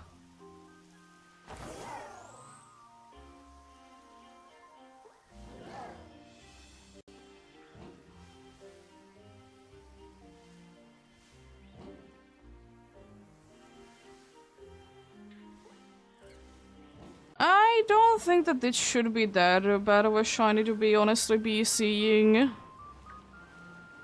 It's quite obvious. I'm not gonna be knocking down on anything, you know, still going with full odds things. As usual. Yeah, I feel like if I would be like in here and doing picnic resets, it's probably gonna be good enough. Gonna save, I don't know why, but I'm going to anyways. I guess if the game crashes. Yeah, I usually don't like to be doing picnic resets, but this is like pretty much the only thing that I can think of doing.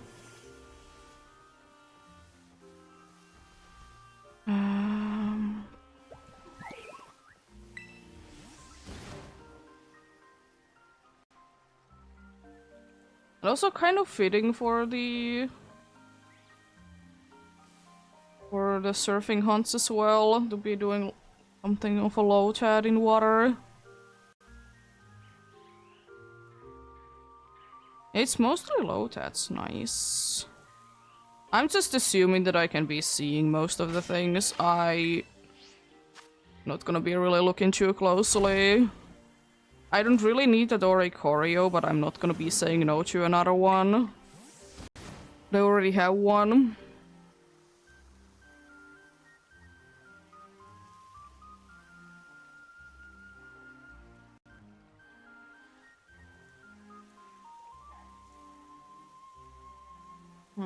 It's always interesting that be finding the best spot. What if I go a little bit backwards?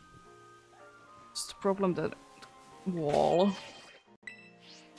is nearby. I did have one, like, a long time ago. I did have a good reset spot for the dude, but it's long gone.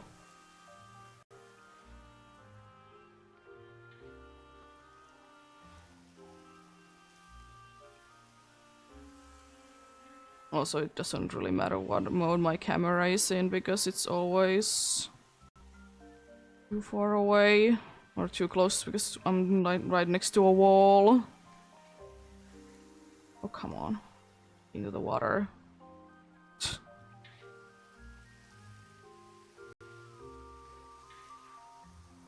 I could be counting this, but I don't think that I can be bothered with it. Honestly, would be hoping that there would be a shortcut that I could be doing for it.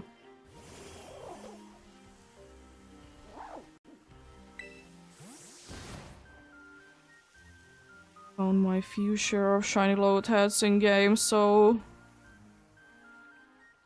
don't mind to be adding another one to the collection. There's few there. Okay. But it seems like it's only low tats though, so I did find a quite a good spot then. Hey. Nice.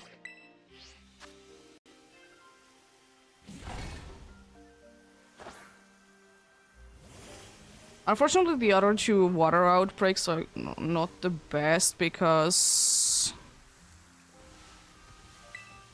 I can be doing really picnic resets in them, but I wouldn't mind to be getting a launcher or a shell mage. That's for sure. I can kind of do picnic resets, but I need to be moving anyways.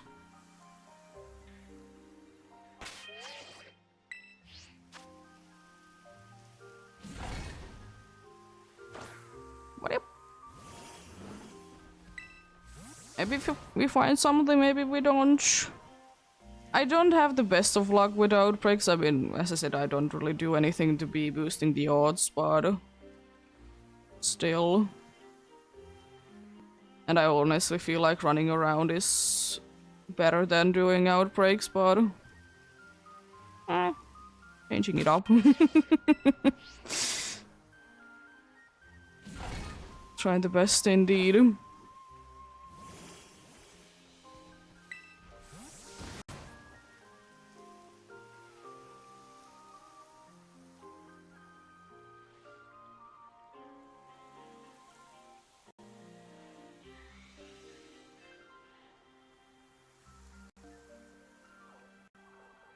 But yeah, we have been doing interesting testing with the cat lately. I guess she doesn't really like going outside. Or at least we assume so, because she do be quite afraid of front door and everything. But last night we did have our like window fully open that, you know, we can be opening for, you know, that we can be cooling the place down more and so stuff indeed. And she did almost go out.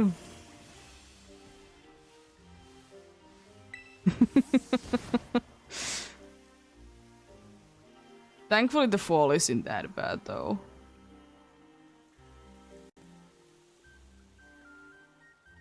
It wouldn't be that bad if she would be falling down, and it's interesting, so we might be actually going out with her then soon if she's still feeling like this.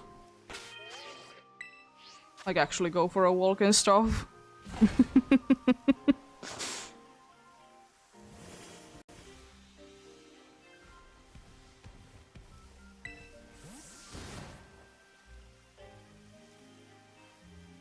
It has been a thing that we have kind of wanted to be testing out with her.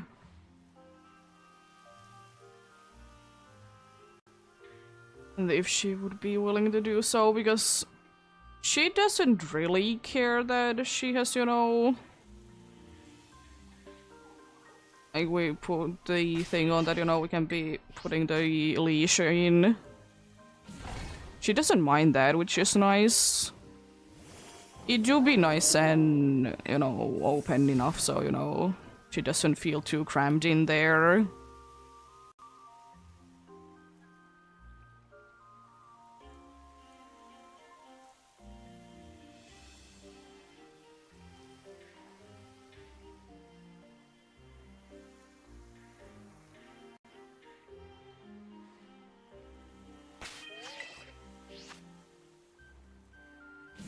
As I said before, they are actually meant for small dogs.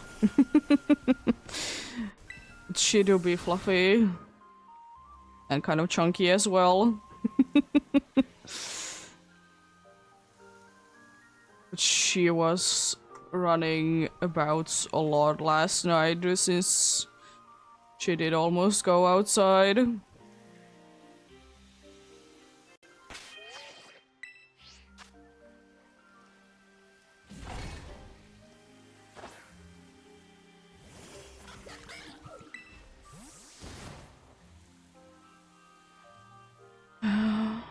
I mean, to be fair, it has been like nice and like cold recently as well, so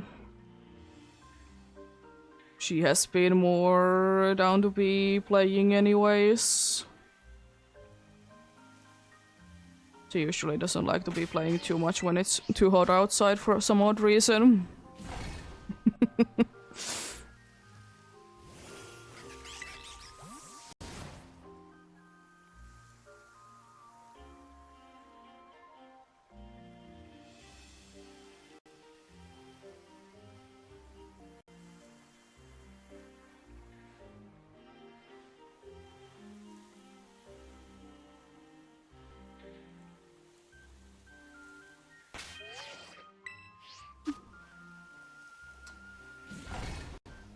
Well, hopefully I can be getting the other surfing hunt on indeed.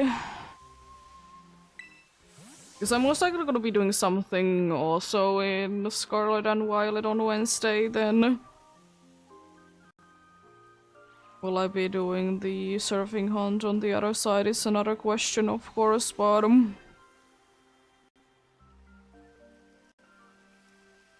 see, we'll see.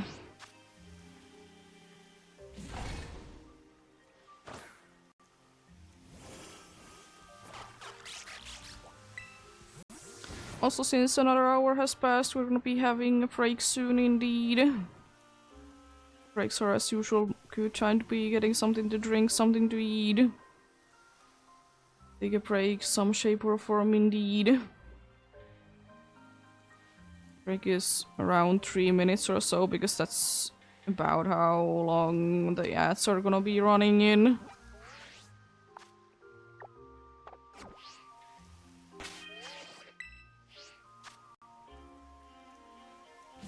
And as usual, I'll of course be stopping hunting while it's going, so you don't miss out on anything. If I would be managing to be finding another shiny.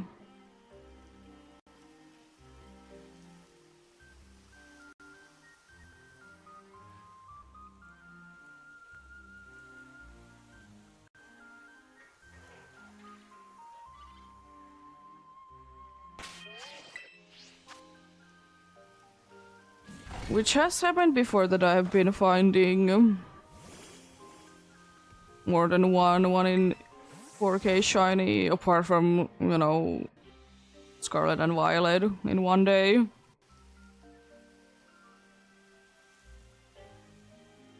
Some games that have, you know, slower encounters.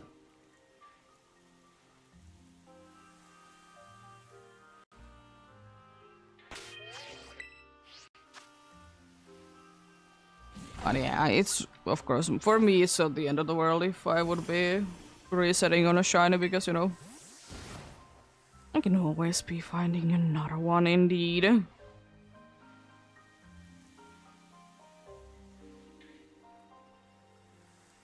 Not that bad. I will say though that I would be wishing that this would be only spawning in the water.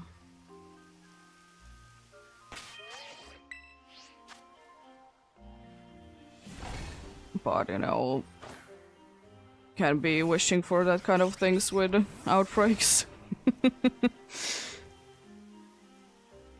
But as I said, I'm very glad that I'm able to just be seeing low tats though.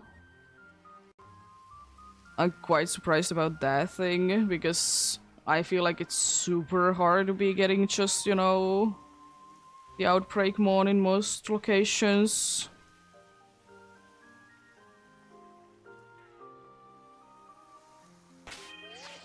I would be wishing that I could be removing those 2 trees though. They're kind of in my way. But unfortunately, cut doesn't exist in this game.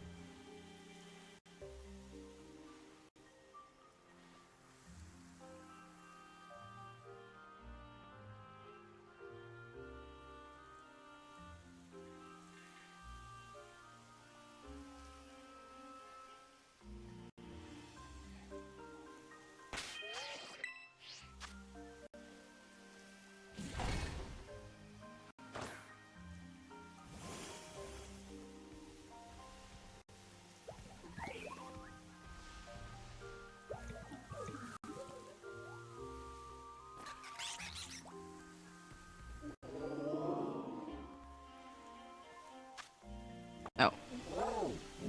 Nice. The most full art shinies, apart from Scarlet and Violet, that I've been able to find in one day has been 2.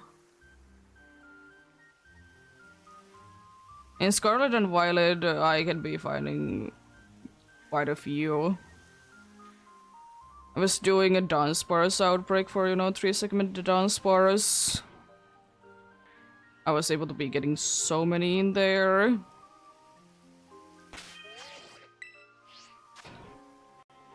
But yeah, I didn't like it. You know, no KOing and everything. Full odds, indeed. Because this is so easy to be scaring off, it's easy. Oh, that in the background looks so small.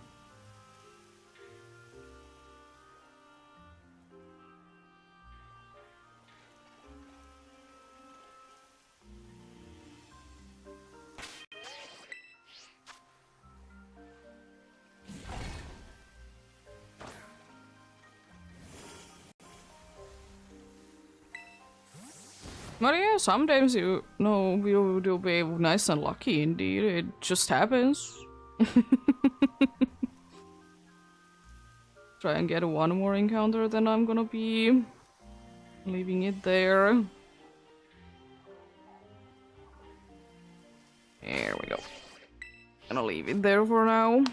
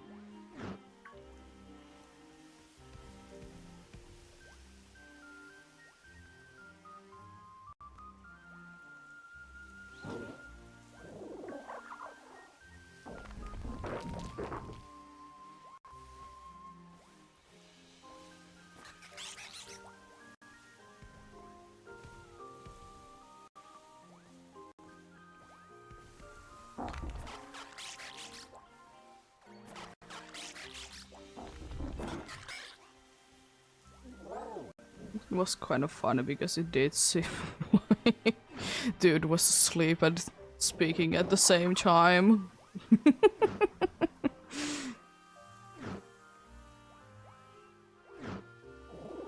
Happens though. Run away there already.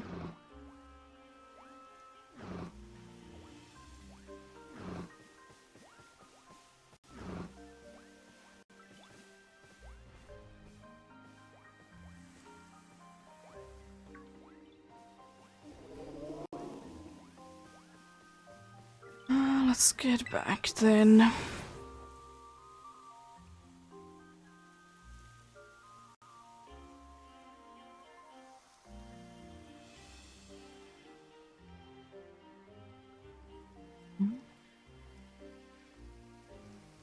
But yeah, it's still kind of in the plans that at some point, even though, you know, I don't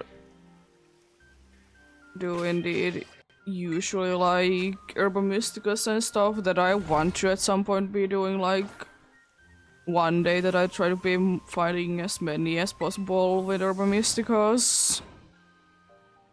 Don't know what, but something.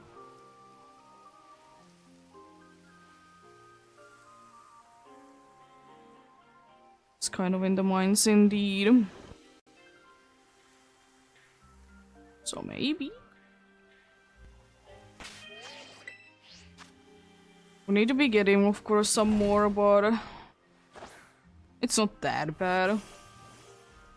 And of course, I'm not gonna be resetting if I don't find anything in the sandwich. If I don't find anything, I'm gonna live with it.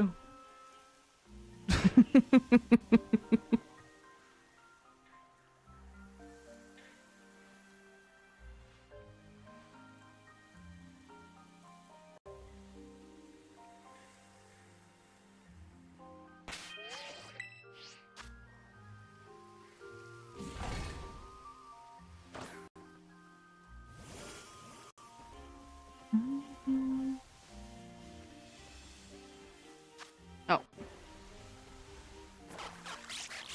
Also, I absolutely still be hating. I'll always be trash talking about it. I feel like that I hate that if you're crouching and you go to the picnic, or when you're in a picnic you go crouching, you can't be exiting it. It just doesn't make any sense. Why crouching disables that? It's like beyond my understanding. I've been so many times in a situation I'm like, why can't I be closing down the picnic? But I'm so just like that. Oh, wrong button. That you know, I'm crouching. It's like so stupid. Like, what does it do so differently that it needs to be like not doing anything, you know? I feel like there's this very small one and a very large one right next to each other there.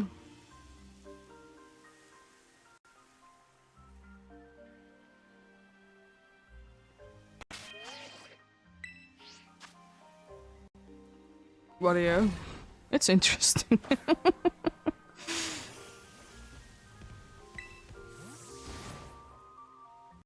I know that if I would be like to be getting Herba Mysticas, I always should be doing the special ones whenever they are around, because usually those are very high. Herba Mysticas. Can I be bothered though? It's another question, because usually the event ones are pretty tough and I most of the time can't be bothered to be getting a team to be building up for it, you know?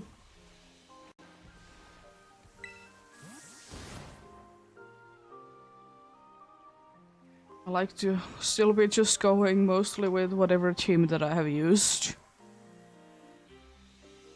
Even though things might be tough.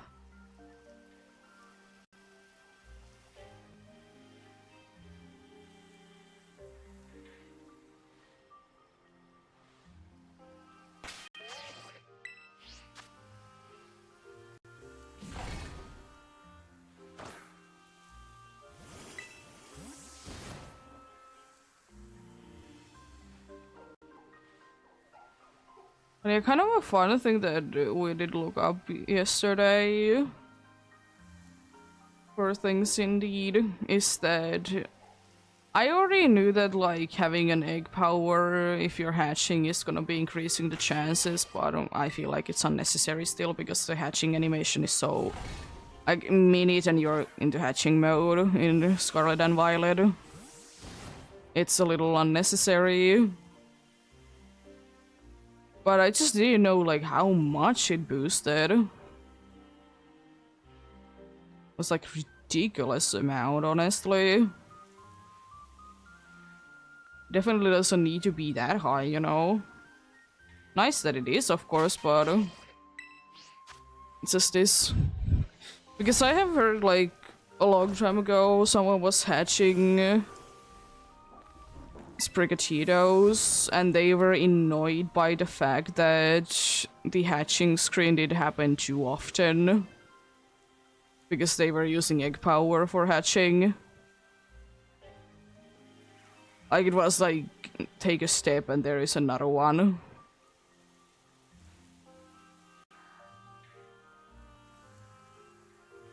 To be fair, it's how it works in older games, so I don't really understand the complaint, but...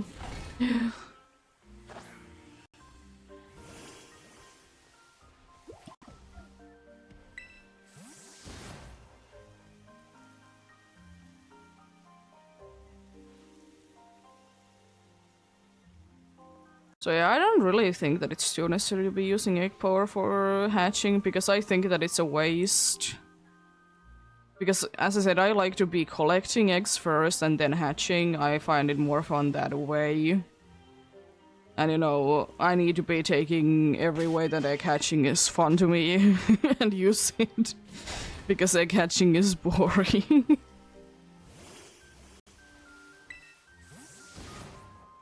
Rather be doing other things than that.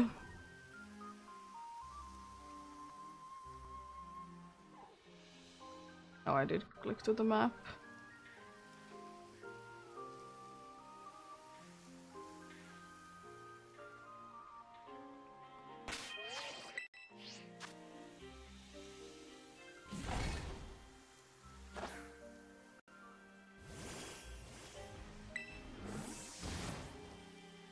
I also feel like I have been getting this slow tat outbreak before.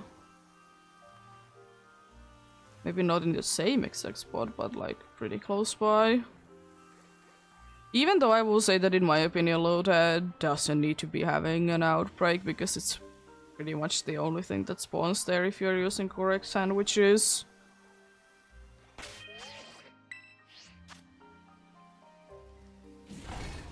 Because I mostly do be running level 2 and that's, you know, enough.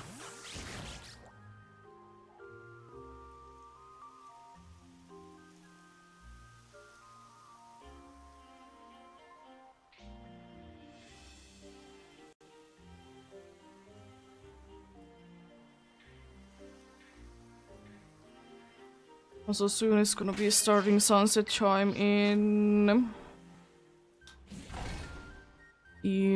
Olola.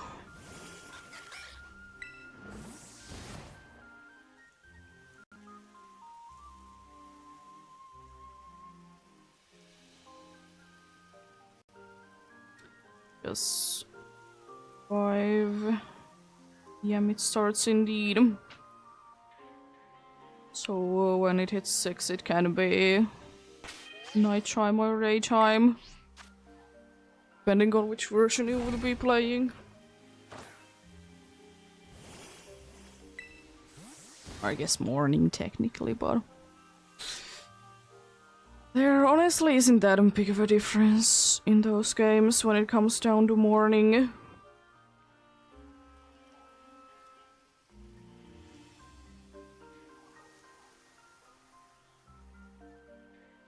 There really isn't indeed.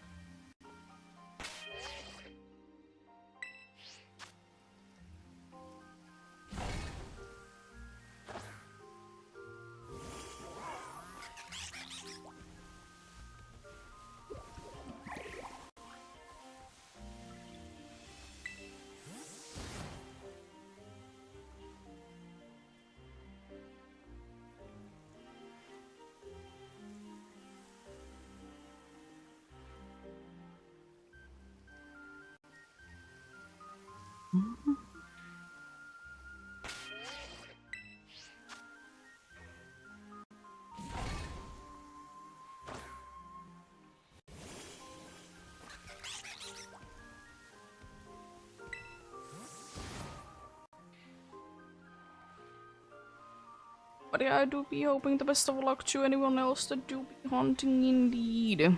Hopefully you can be finding whatever you're looking for or get something indeed.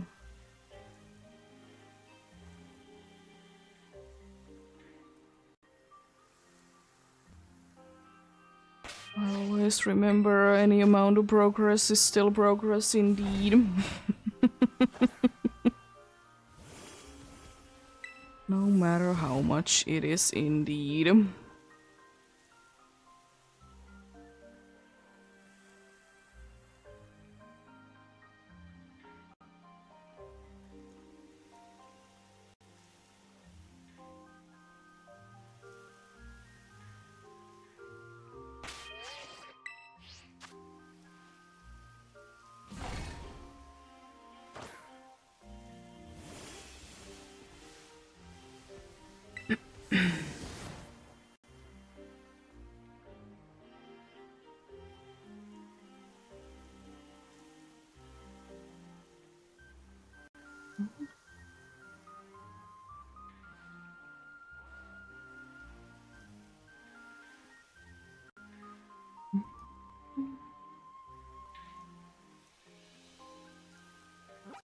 Oh. I, by the way, don't like that if you accidentally be bringing up the map that it takes so long to open it up.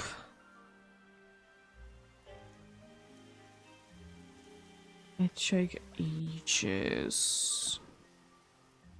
Takes ages indeed.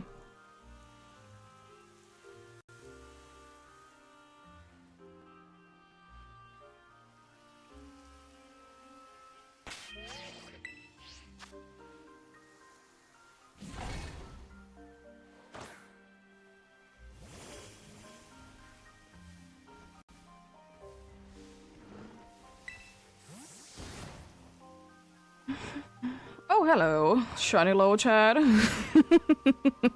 gonna let the other ones to be spawning in. Was pretty easy to tell. Get that encounter first. Hello. Nothing special going on with you, I see. Took a little bit under an hour. There isn't really fitting Pokeball to you.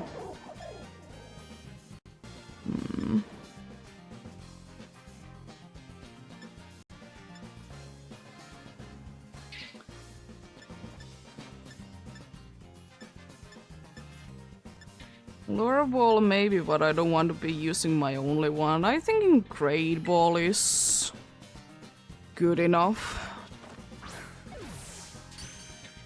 Nice. Critical capture. Any nickname suggestions?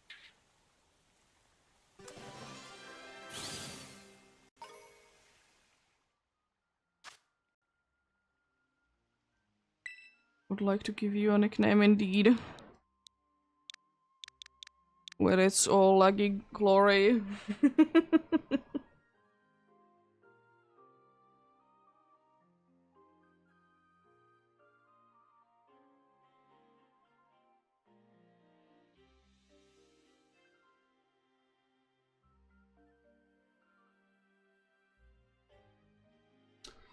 I was kind of thinking that I'm gonna be going for another one because I'm pretty sure you can be fighting Ludicolo in the wild. Gonna double check on that. Be fighting it in the wild in this game specifically.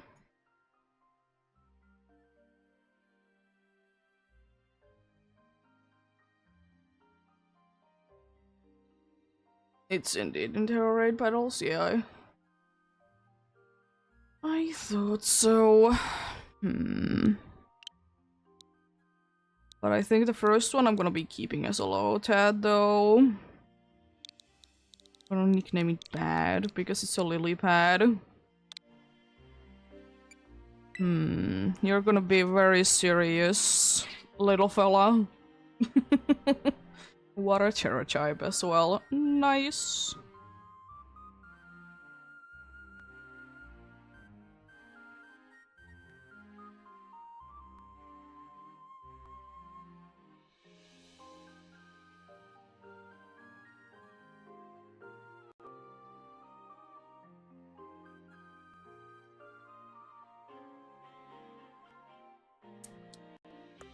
It is naughty.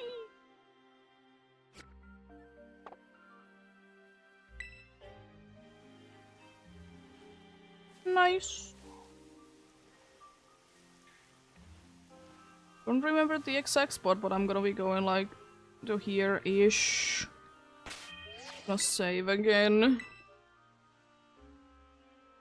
But yeah, I think I'm gonna be only going for one more, as I said, because Lombre you can be fighting it in the wild, and I think I already have a shiny Lombre in my shield file. I mean, I don't mind to be getting, you know, more than I have. I don't mind going for the same shiny more than once. But since I can be fighting Lombre in the wild in this game, I don't really feel like it's too necessary to be going for one from Lotads, because I rather, as I said plenty of times, I rather be finding things in the wild instead. I'd rather be doing that indeed. I find it cooler. Just Ludicolo, as I said, it's impossible to be finding in this game. In the wild, and Terror Raids are, as we all know, such good shiny odds. It's insane how good they are. I'm gonna move a little bit to the side actually, like here. Here-ish, maybe?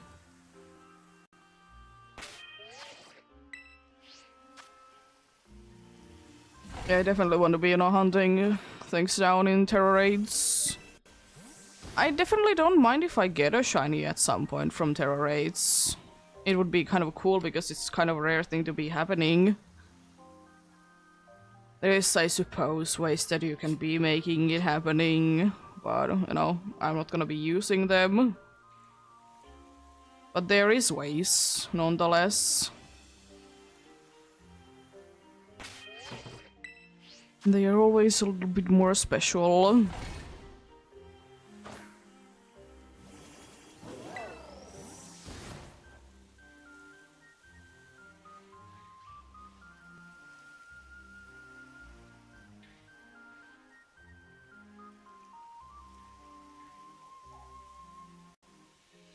Oh. I'll move a little bit to this side then, since I did see something that is in the low chat there, and I'm trying not to see them.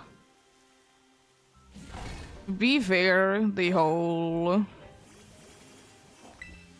waterline would be very nice to be getting as a shiny.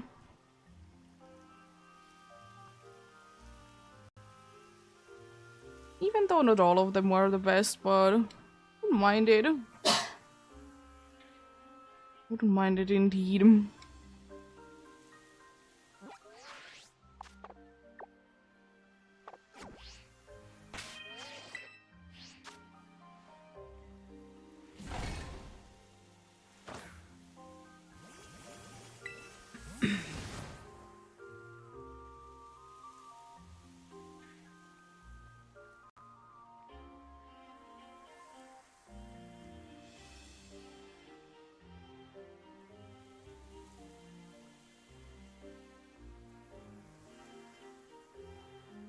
But yeah, Alomola is another one that I'm kind of thinking of that I would like to be going for. As I said, the shiny is not the easiest to see, definitely. And that's kind of an issue. But then again, it's one of those things that I don't really know that will I be really having a situation where I would be liking to be hunting for one. It's a very cool Pokemon, I like it, but it's not available in that many games. And it's not the most exciting shiny for me to be hunting for. Don't know, I could be hunting it in. It indeed.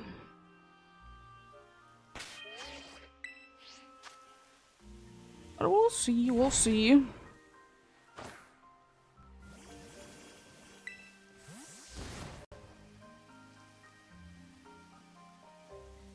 I will say though that definitely if I will be finding the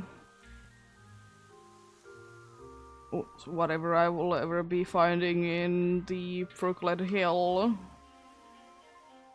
I will most definitely be going for Loitzer, I think is the evolution.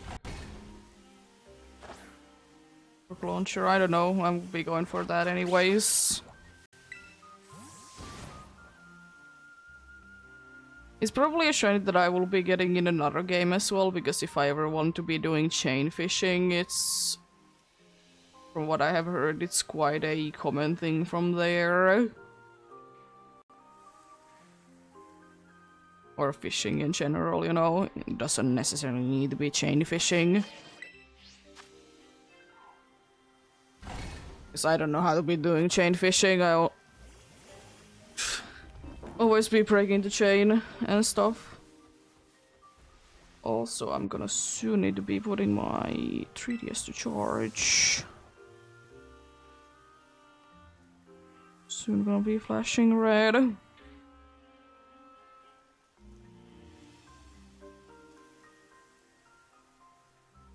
I get the next encounter, I'm gonna be doing that then.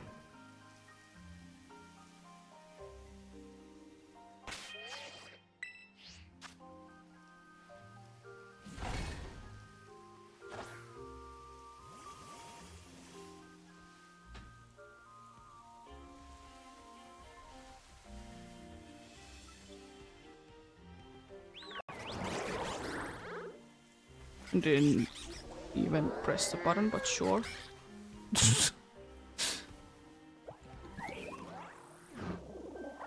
Sure, game. There we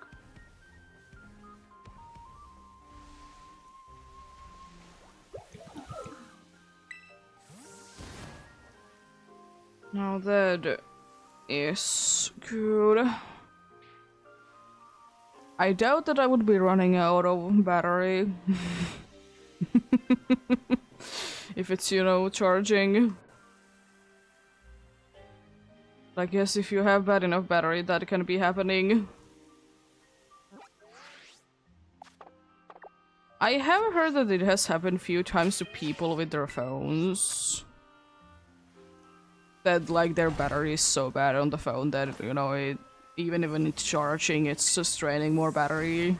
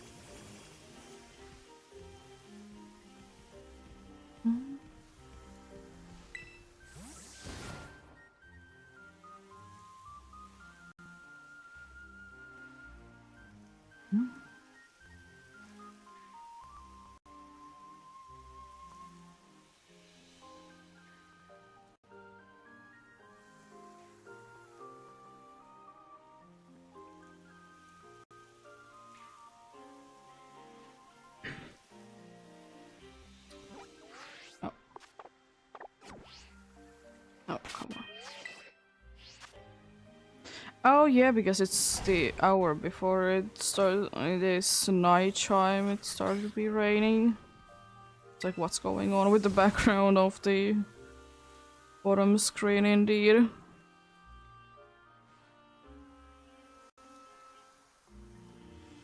You can be seeing the weather there and what it does. I find it kind of cool, honestly, that in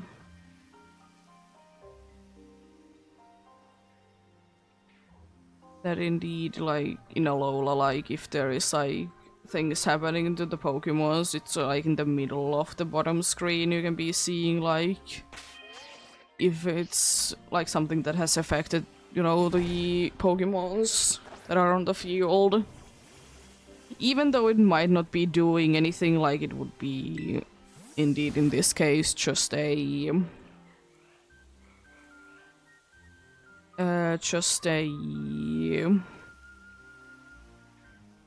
thing called weather. It's still nice though. I like it. It has become more or less of a thing nowadays, thankfully. But I like that you can be like seeing it without like going into menus and stuff.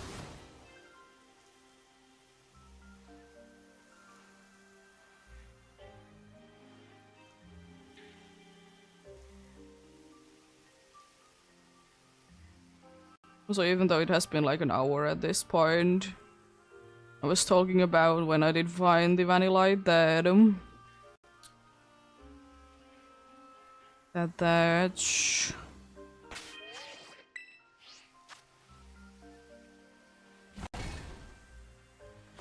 that indeed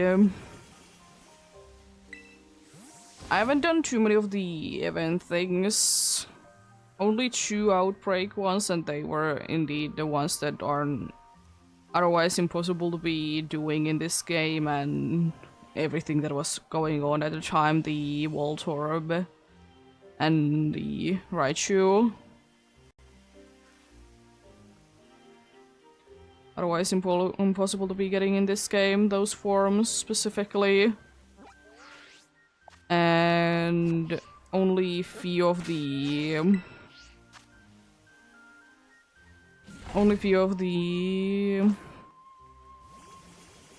raid ones, the Paradox legendaries and gimme goal. Which, as I said, I will be doing another one. And I think that might be a shiny there. Is it? I don't know. No, it's not.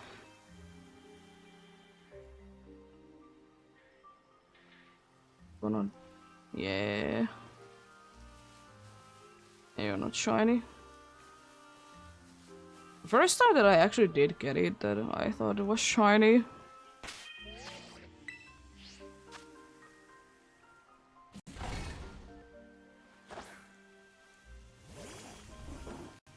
But yeah, I don't usually do them, but they're nice. I understand why people want to be doing them, it's just...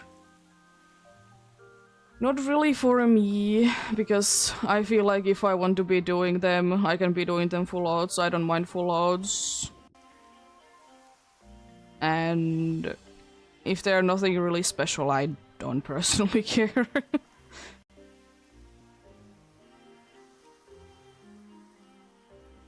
You know, I will be completing, maybe at some point, a living decks, like in general.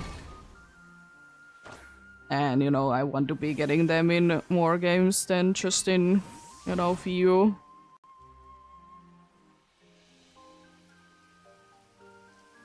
And I'm more like to be hunting for things that I want than to be going with outbreaks and stuff. It's kind of the same thing with Pokemon Go that, you know, I don't really do too many of the special things that much. Like, surely I'll be playing on com day and have the game open on raid days and stuff. I just usually have things going on when they are happening, so I don't tend to be doing them that much.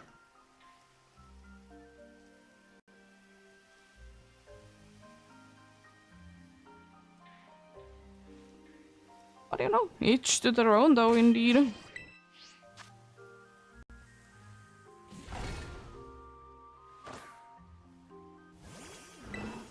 Each to their own, indeed.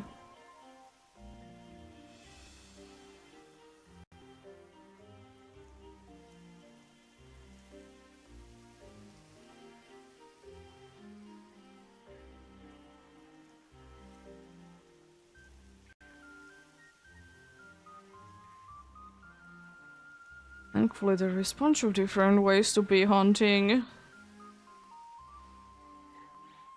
So you'll probably be finding a way that you like, indeed. That's why I do be personally liking Scarlet and Violet, even though I don't hunt there that much. I just like that it gives people option to be hunting in different ways.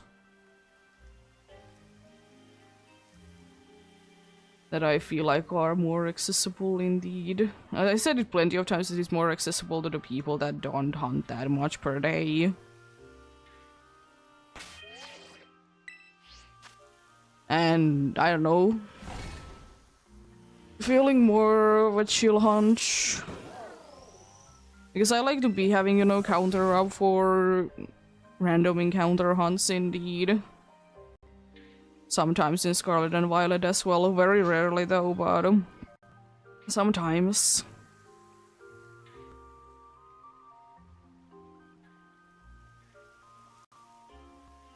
But yeah.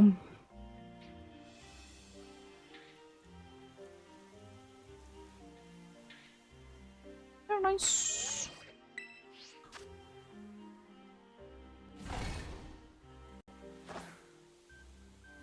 Because that like gives me like the thing that I don't need to be pressing that much buttons and stuff. It gives me kind of freedom from there.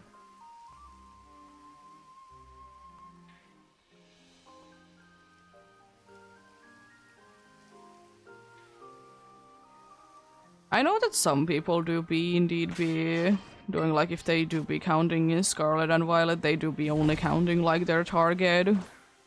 Which is fair enough, people do it in older games as well, but not as much, I feel like.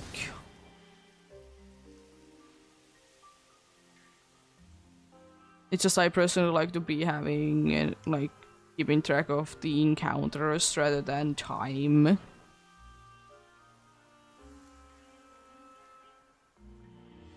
Because for me it's a little bit more accurate, because time is not the best way, in my opinion, to be measuring it, because sometimes you're AFKing a bunch and stuff, so it's not the most accurate, but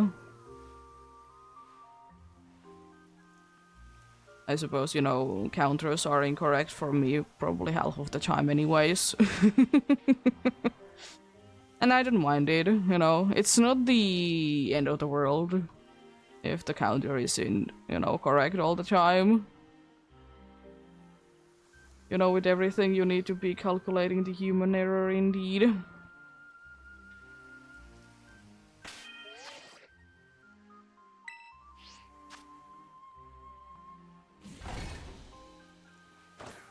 You do indeed.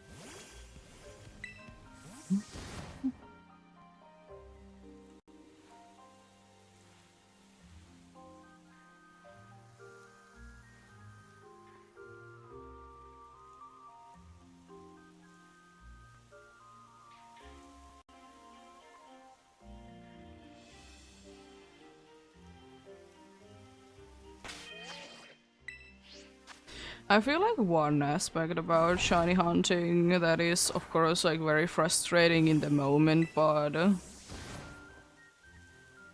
I feel like should be like looked kind of in a good way later on. Is failing shinies one way or another? I failed shinies myself.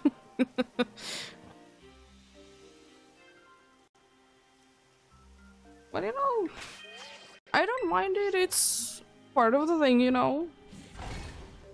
I mean, it's unfortunate, of course, but, you know, sometimes, you know, it doesn't matter that much. So you should be just laughing about it later down the line, indeed. I was about to say that there hasn't been any weather happening, and I've been here for over an hour. Like an hour, I don't know.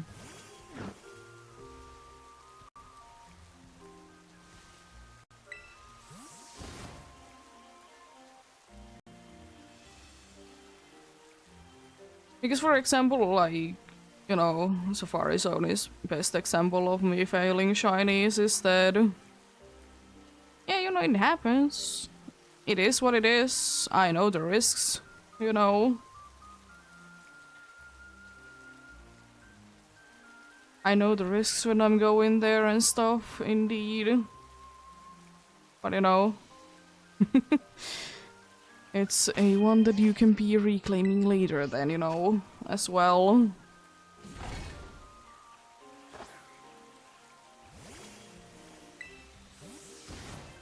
And you know, happens.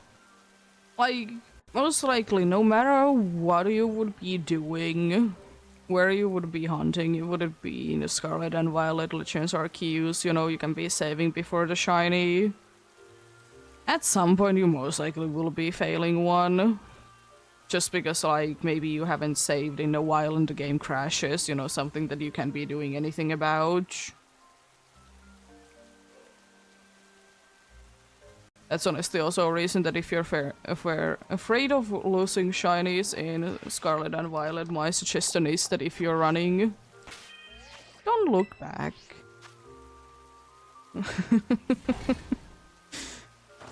Because that's, in my opinion, the easiest way to be failing shinies in Scarlet and Violet, that you're looking back at the, like, what is spawning behind you. That's why, like, I almost never do be looking behind me when I'm hunting down and moving about. Because if I don't see it, it's not there. Can't be failing if it doesn't exist, you know.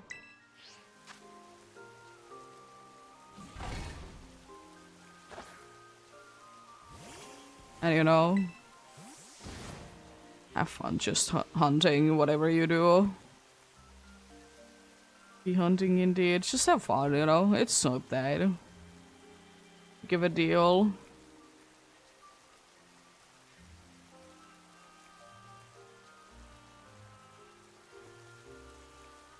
It's kind of insane how many, like, different kind of, in quotes, challenges there has been. Some are, like, actually challenges, but some are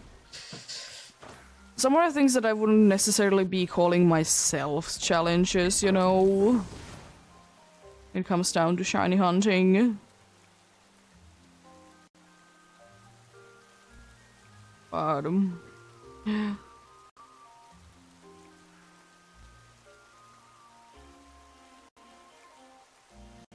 know.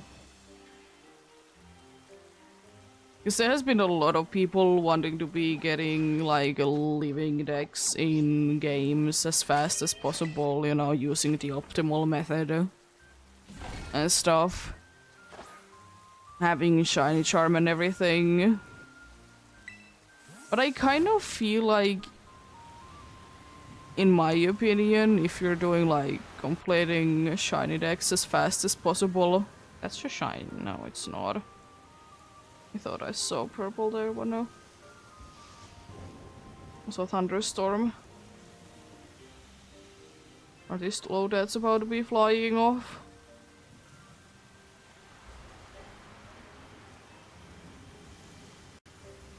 I'm trying to pre-press the next, but it's so laggy, it's not letting me.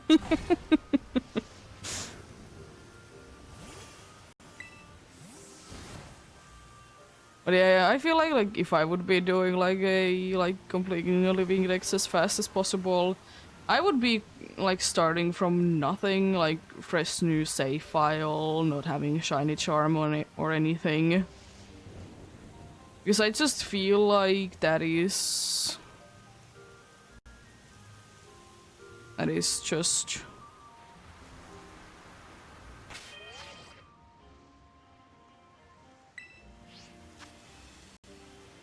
the way indeed.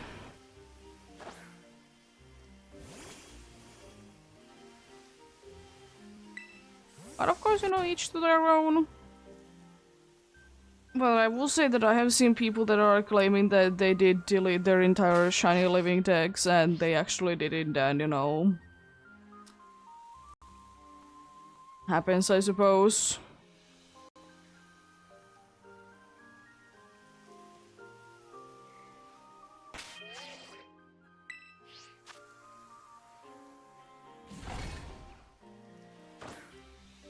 One thing I will say that would be absolutely hilarious would be that if there would be for shiny hunting a speedrun existing.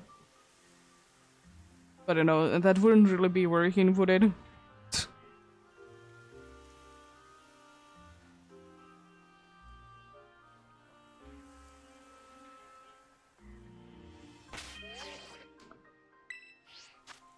Because I've talked about it before, usually RNG based speedruns, they aren't really liked as much.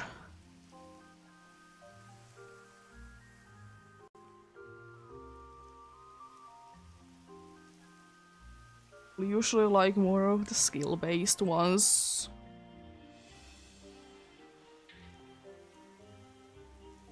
But you know, fair enough indeed.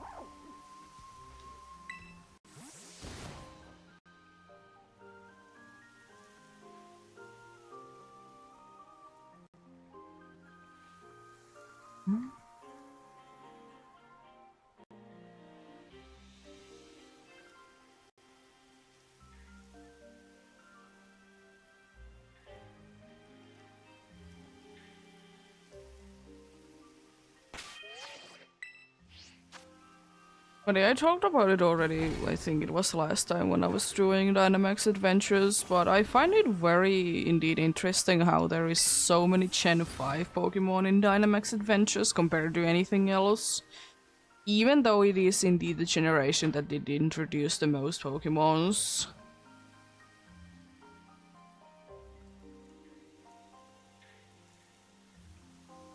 So I don't know, it makes sense, but it's interesting though.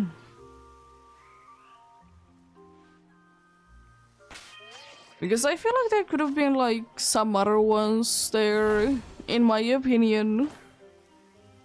In general, in the Dynamax Adventures, there could have been more the situation that there would be only one for evolutionary line. There wouldn't be like the middle and the final evolution.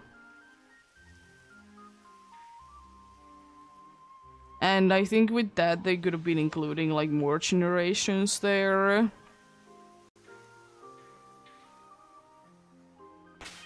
Like surely they do be having very varying move pools at least, so they are not like one is just a weaker version of the other one, you know? They have quite a different move pools and everything. But I still feel like that there should have been more like variety. And not just so many like that are like the same line. At least the good thing is that it's the case that there isn't like an entire evolutionary line there, apart from of course single stage Pokemons. But you know, it's with single stage Pokemons that they're always gonna be full whenever they are anywhere. So there's no evolutions.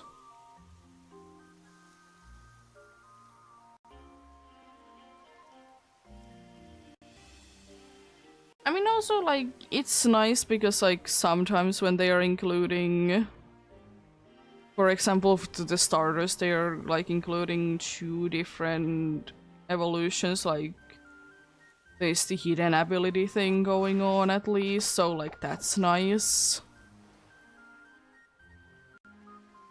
But, you know, still, in my opinion, I would have liked it more if there would have been variety.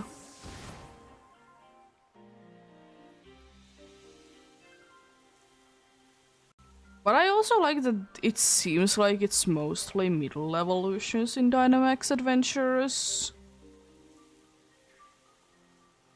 Like, that kind of feels nice because usually it is the case that you don't usually use the middle evolution for too long.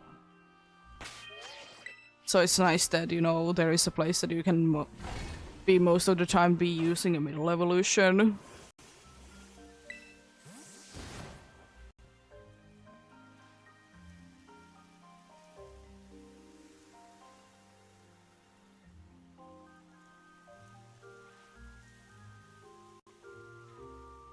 Be appreciating it indeed.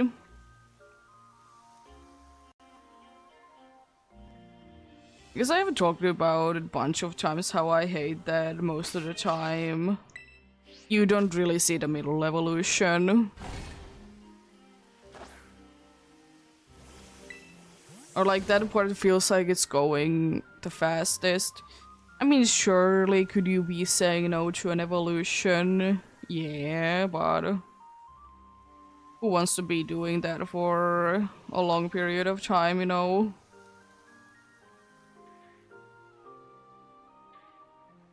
Because I think the greatest examples how short the middle evolution can be is the Swaddle line. You know, you get your Swaddle, it evolves into Swadloon. Then it evolves into Olivani with high friendship, and you know, you can be having high friendship at that point already. So, you know, it evolves immediately.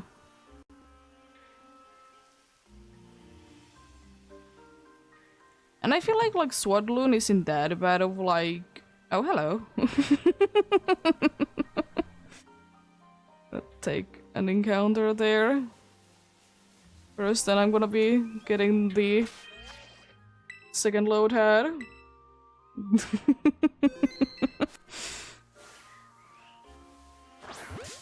Another one. Nice.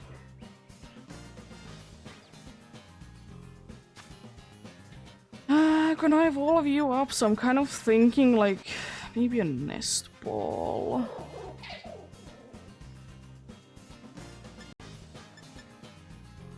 So Ludicolo do be having those interesting lines. I'm gonna go for it. Sure. Might be taking a while to be capturing it though in a nest ball.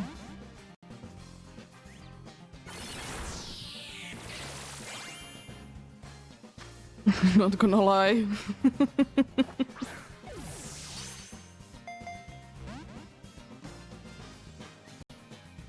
Oh no.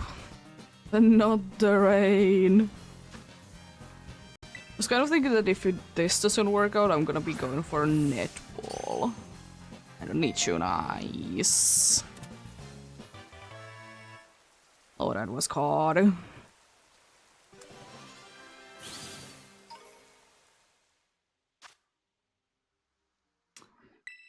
Nickname for you though. Another male one, by the way. The other one was male as well. You're gonna be evolved into Ludicolo.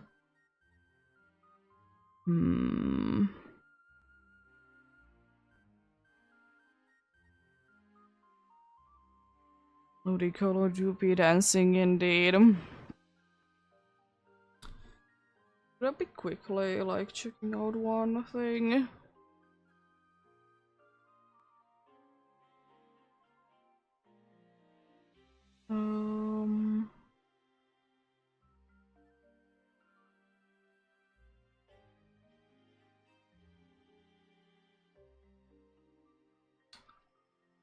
Let me check out.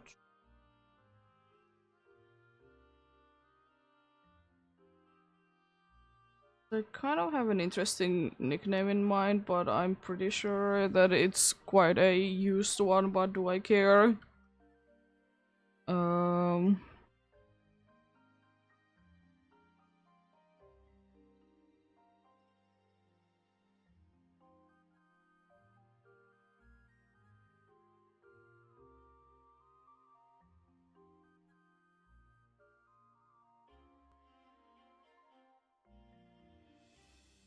Oh yeah, there we go.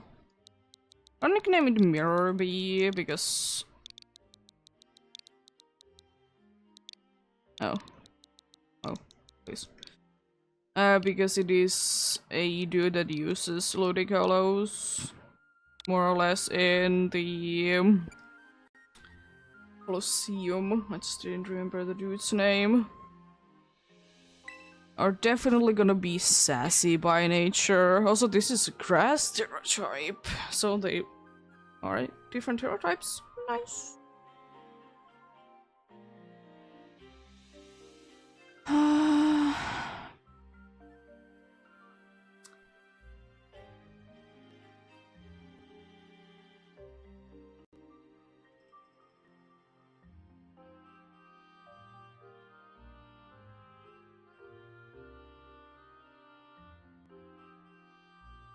You are Chimage.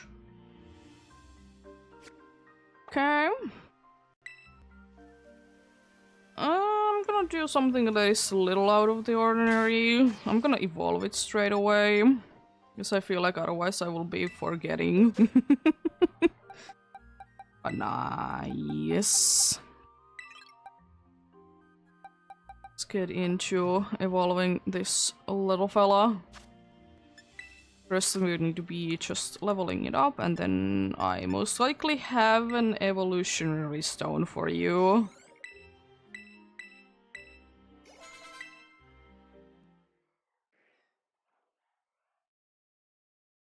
Look at the dude.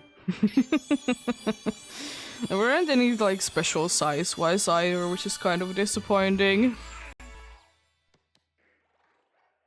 Yeah, Lombre is a nice shiny.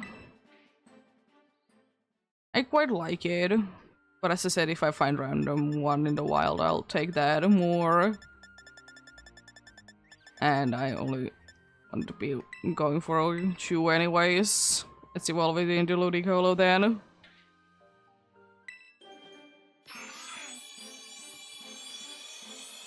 Which is a very nice shiny. The whole line is nice.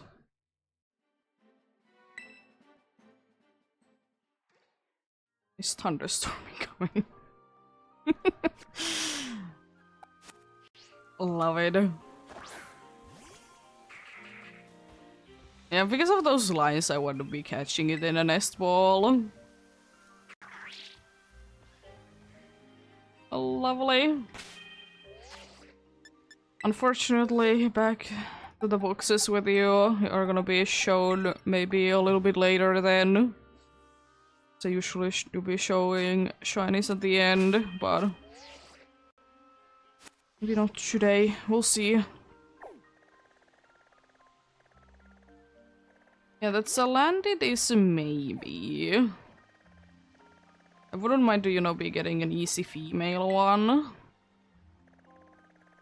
But I'm kind of tempted to be seeing how Alola Mola is gonna be going on. There is...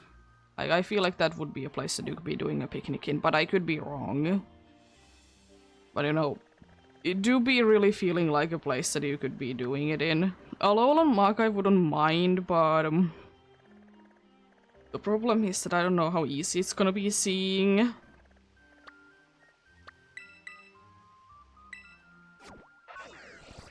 So I'm gonna be going to the Alola Mola outbreak, see how things are. I'm gonna test it out for a little bit, then we're gonna be having another break coming in indeed. Yet another hour has passed, indeed.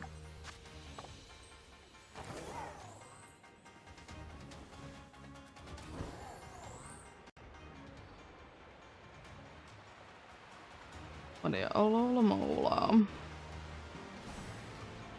They're gonna be definitely interesting. Oh, giraffe. But if I can be doing indeed a picnic reset on top of this thing, then it's not gonna be that bad.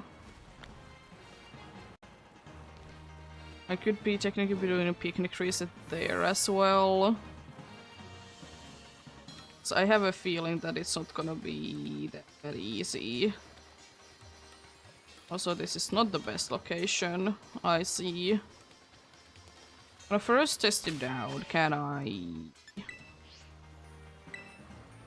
Yeah, I doubt it. I don't think... maybe in here there could be enough space. Also, hello, Squirtles. Yeah.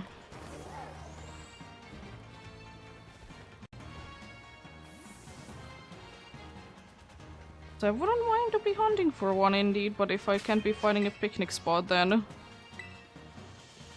then it's a no.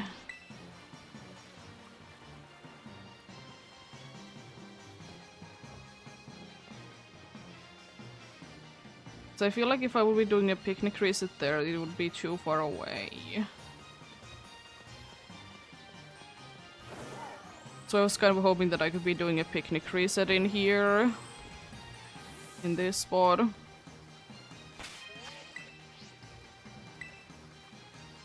But there isn't too much space. Look odd. It's just a lighting indeed. Hello, cat, how are you doing? Hope you're having a good day. Yeah, that's a bummer. I'm not gonna be going for that because I can't be doing picnic resets for it.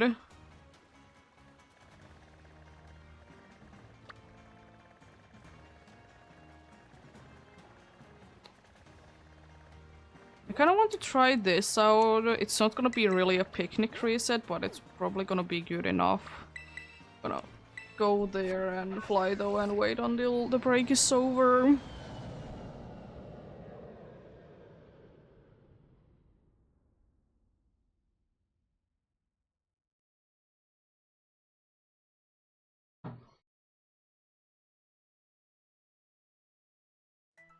If nothing else, there is...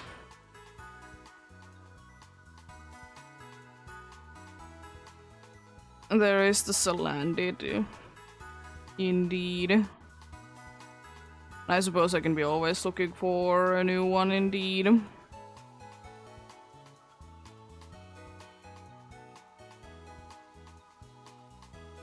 But yeah, I do be indeed ad break, so, you know, be waiting until it's over.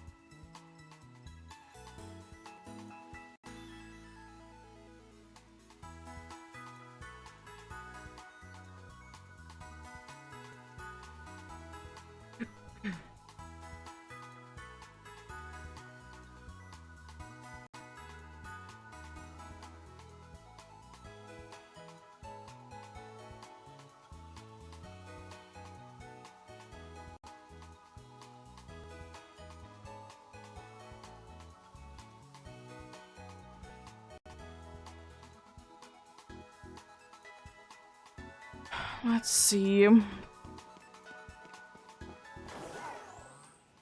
if this is any good indeed. I have indeed a thing in mind for it that I think could be working. As it can't be really doing picnic races because it's in the middle of an ocean.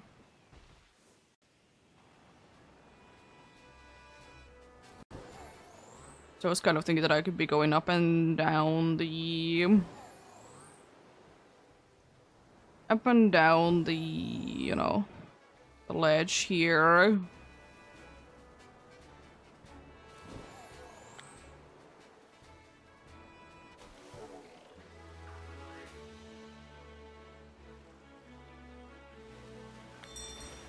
I mean, I was having an ad break, so it's understandable that there would be ads.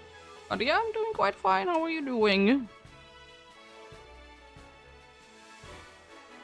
Yourself?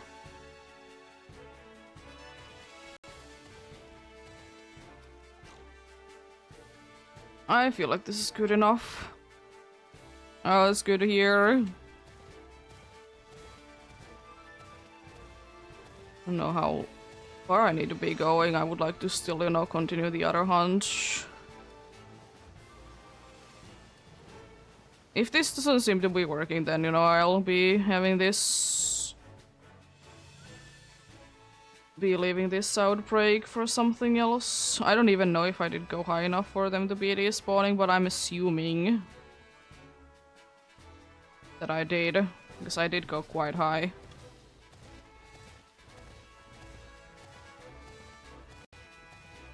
Oh, hopefully you can be finding the Cardana soon then.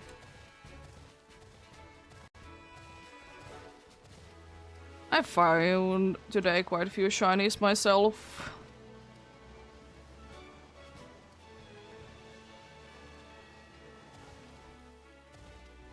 So hopefully you can be getting some of my luck. I need to be going more down. At least now I know that I will be going high enough so they are despawning. Why are you going sideways?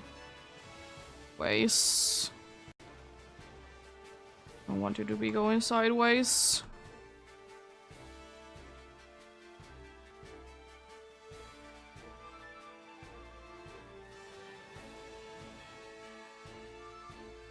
Could you please?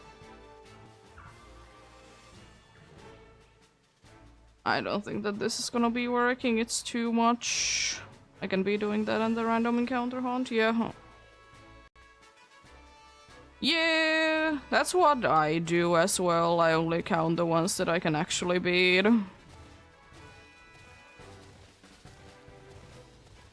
But yeah, it happens. Has it been easy at least?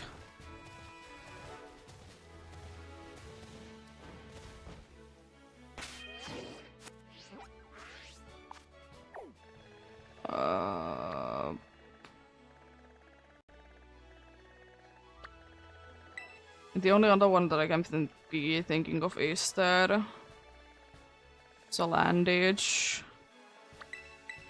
I'm gonna go for it. I don't know which cave it is in though, because there's 2 caves in here. Just really want to be doing the picnic reset one, so I don't really want to be going for another low chat.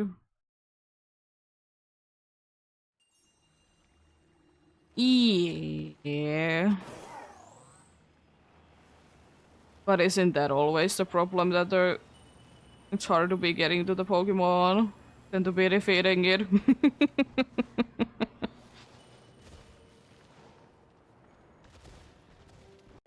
I could be doing carving, but I don't really feel like it. If this isn't good, then I can be going for the carving. It's not on this level.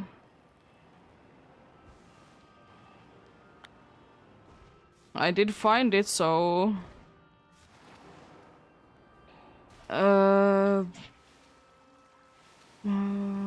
so it's in here.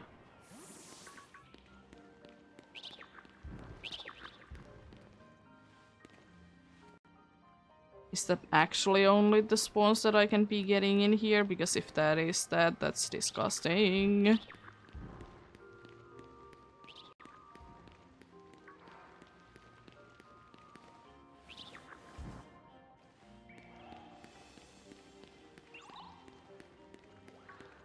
That's... yeah, no.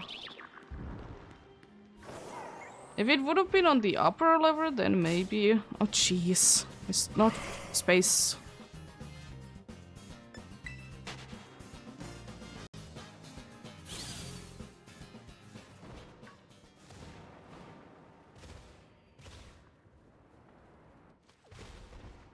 Hello? The problem is as well that there's so many levels there that they can be spawning in. As well.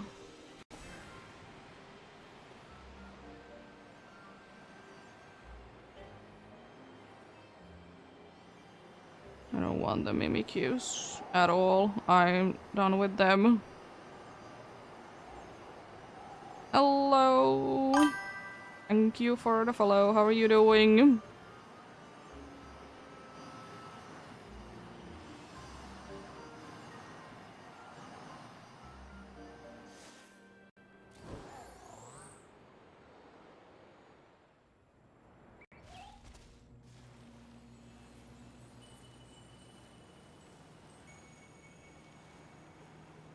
I guess I'm gonna be going for the carvings maybe, if they want to be spawning in. Jeez.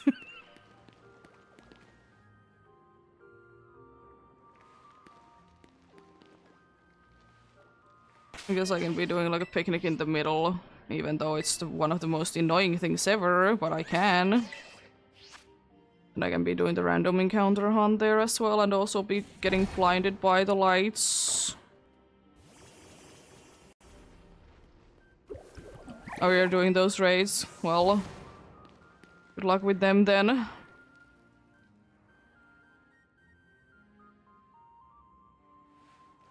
Good luck with them then, indeed. Yeah, I know they can be quite tough from what I've heard, but it's with any of them, honestly.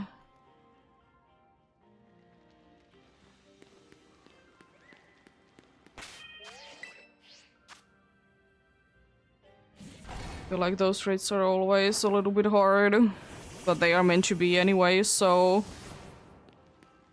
I'm not that surprised.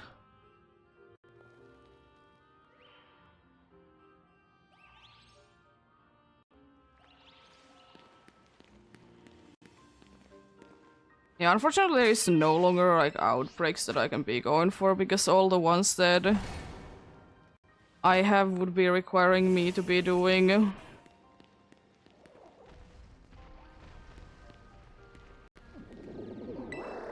picnic resets. It's fine.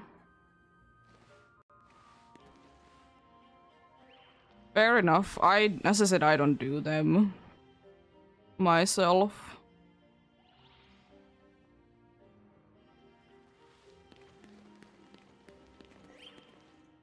But yeah, understandable.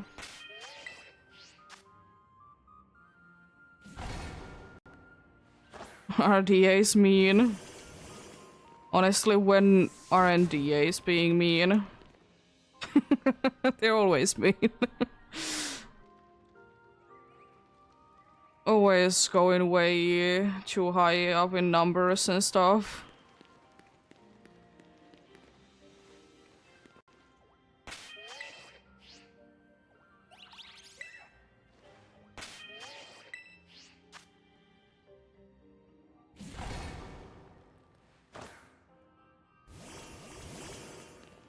Yeah, that's the reason why I'm not doing that much in a 1 week DAs, because I can only be handling so much.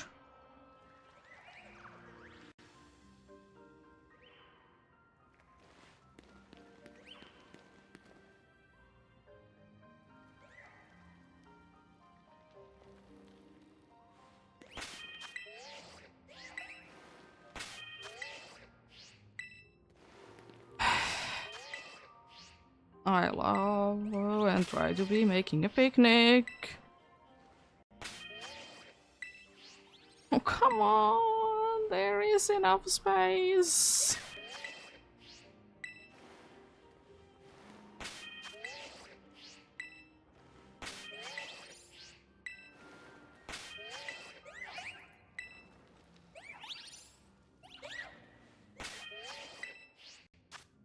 There we go.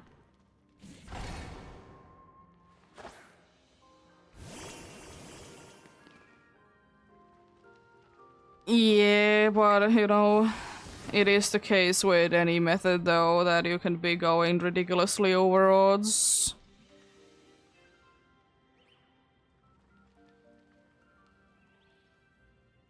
Or never say from that. That's why I was quite glad that I was able to be getting the vanillite under odds indeed.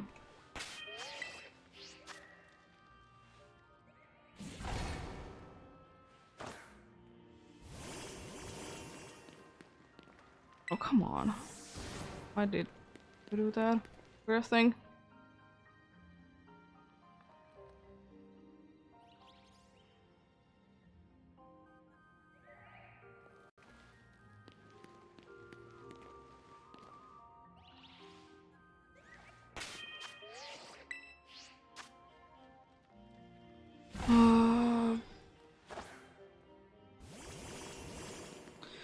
Yeah, if I can't be finding like nice outbreaks that I can be resetting on for Thursday, Wednesday, then I'll just be doing the DS hunt, 3DS hunt. Or if I don't find something else that I would be interested in doing, but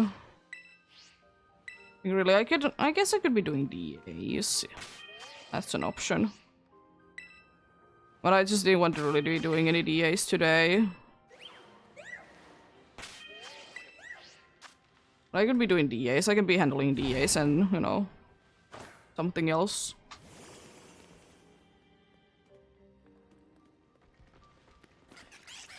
If I could be, I would definitely be doing, you know, dance bars, but I can't really be doing picnic resets for them, since I don't have an outbreak and can't be bothered to be looking for one either. And also I would need to be moving with it as well. They are usually dance bars outbreaks for me. They haven't been in a location where I wouldn't be needing to be moving.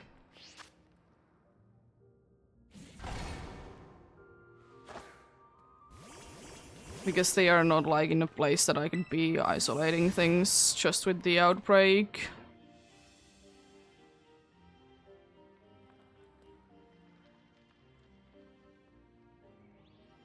But I might be doing indeed some DAs then on Wednesday. Since I'm gonna be doing them on the weekend at all. They're all in the same spot. Nice.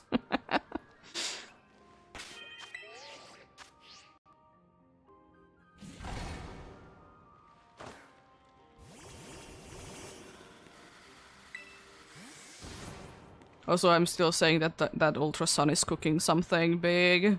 I don't know what it is. And honestly, nothing can be really that big in the Ultra Sun anyways.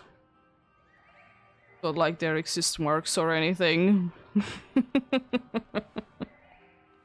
Wrong one.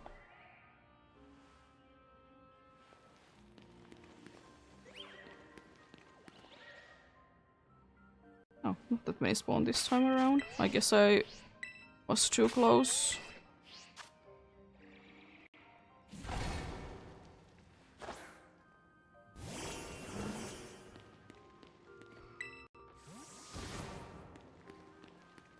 I'm gonna go even further this time around.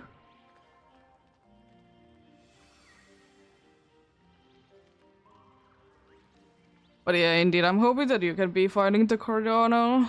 It's such a nice shiny as well. To be fair, most of the Ultra Beasts do be.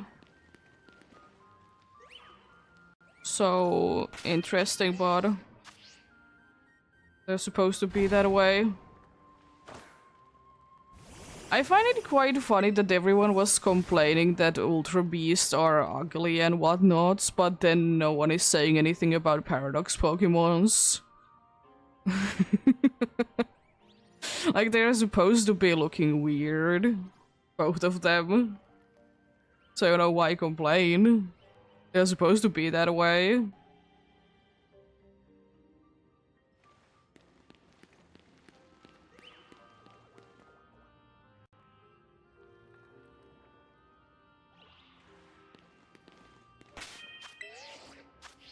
And I said, like, as I've said plenty of times, there needs to be weird looking Pokemons. Makes them cool in their own way.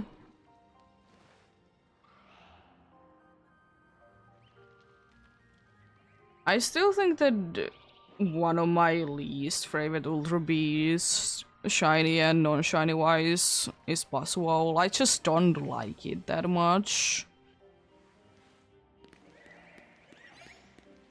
I don't know what is it really.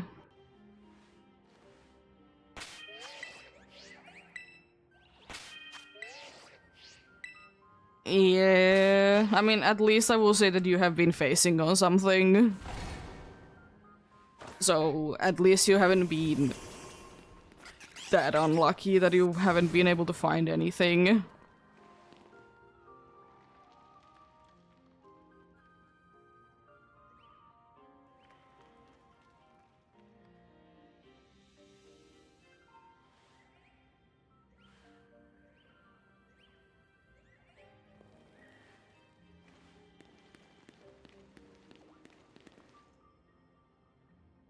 Oh no. Yeah. And you're not doing like reset paths, right? You're doing random paths.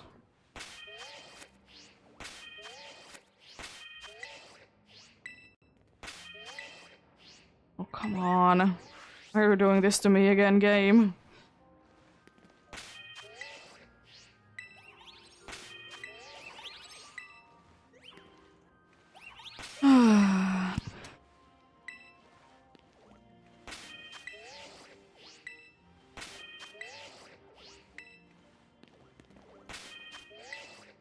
This is actually getting stupid at this point.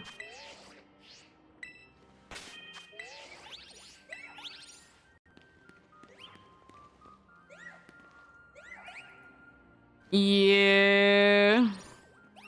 Fair enough. What is going on? Why can't I make a picnic?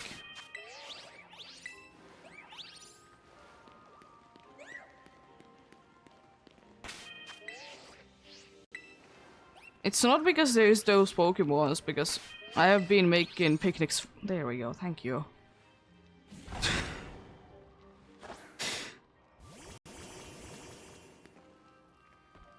We need to be getting like a circle or some sort of a like way to be knowing how big of an area does the picnic take, so we know where to be putting it.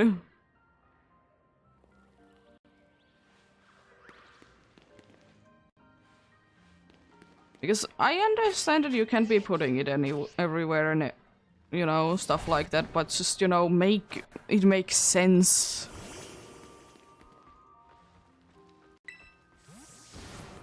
Oh, you were in the running mood. Just make it make sense. I'm not asking for much. I mean, it's Pokemon, but still.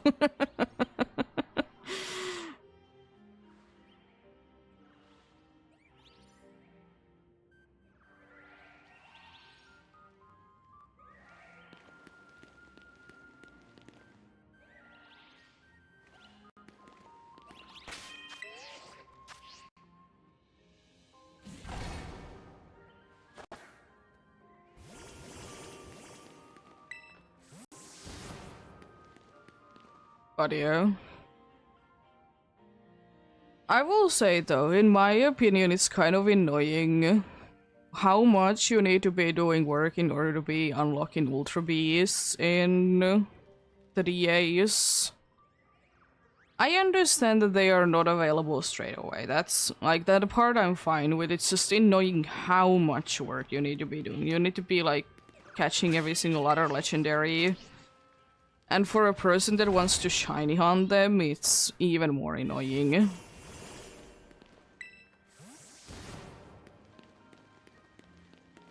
Like the legendaries, you know.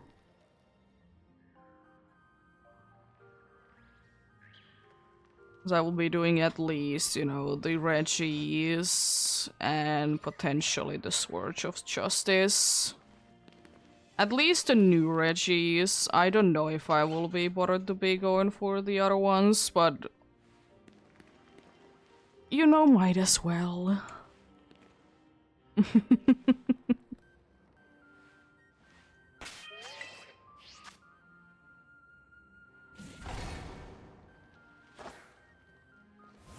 Because the only part that I have completed is to be getting the Galarian birds.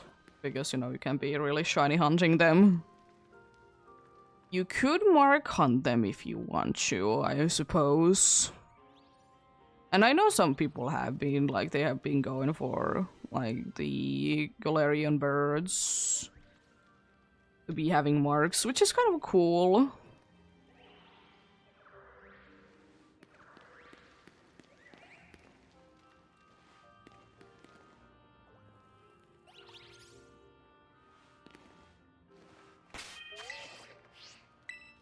Because I also know that some people, I don't remember who it was.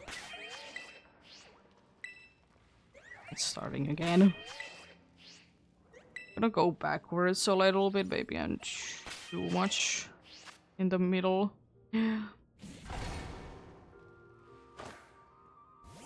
That some people are going for the Sword of Justice shiny and having a mark.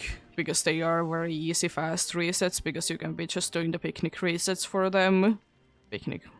Camp resets, same thing.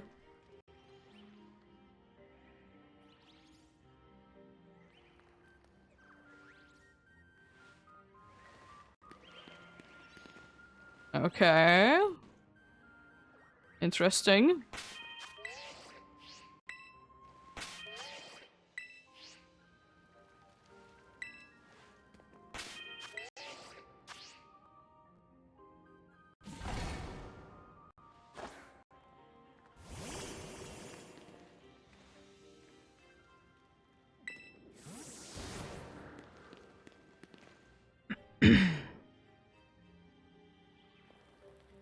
It is interesting how some names for Pokemons in certain languages have kind kind of a double meaning. I mean, most of the time, you know, at least the original Japanese names, they have double meanings.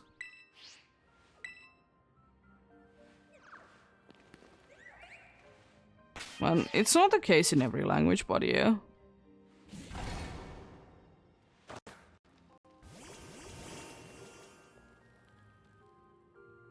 Nice.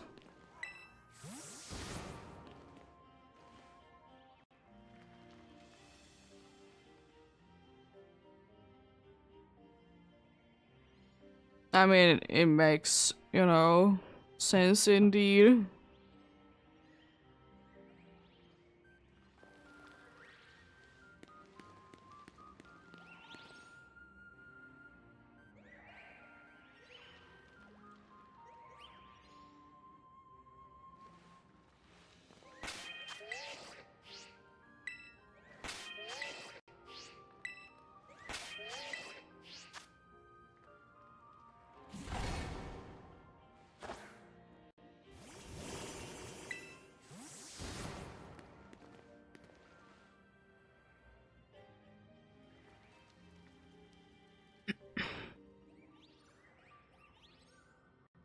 I will say though that I'm quite glad that we don't really have that many Finnish translations for Pokemons.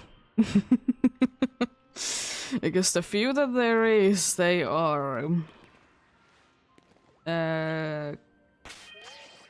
like, what were they thinking? Situation.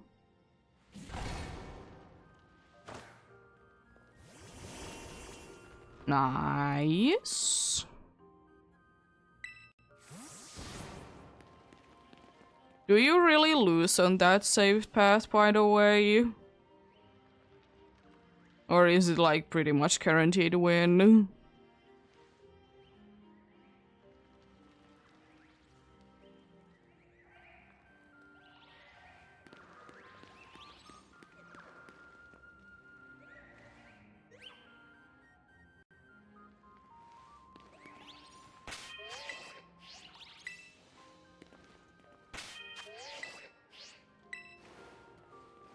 Ooh, nice.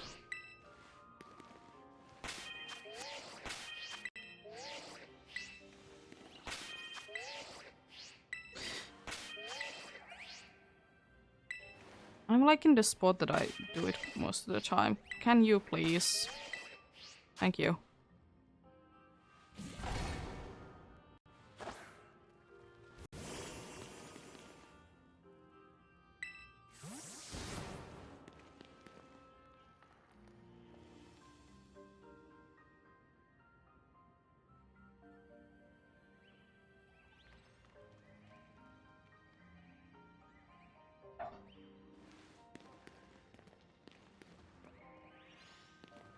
But yeah. There is definitely some Pokemon that are gonna be very easy to be defeating in Dynamax Adventures, which is nice. But, you know, there needs to be hard ones as well.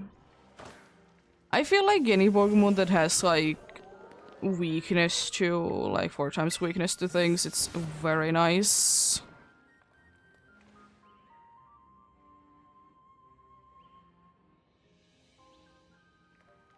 It's the first Surskid, which means that, you know, no more dew biters, of course.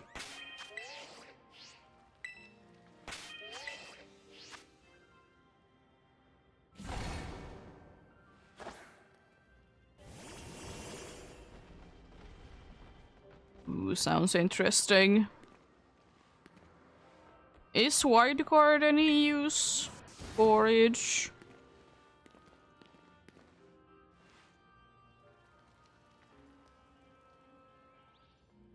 I know it has Place Kick, but is Wildcard any use for it indeed?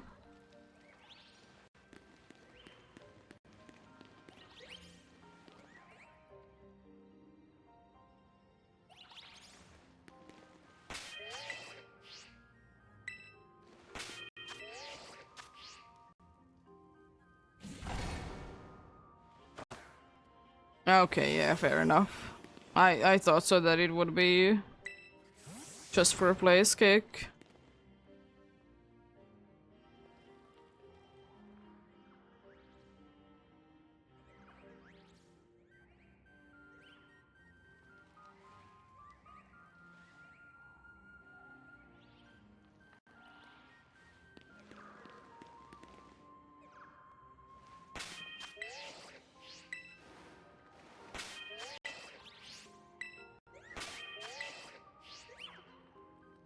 I'm not too far in, am I?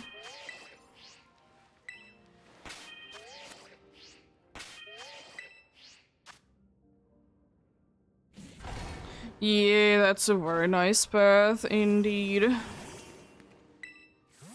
Overheat is kind of a bad move in its own way because it of course lowers your special attack, but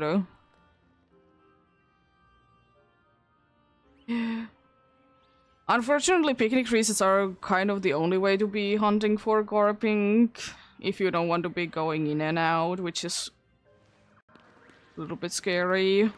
Gorping isn't really available in too many spots that it can be like isolated without even a sandwich, which is always nice.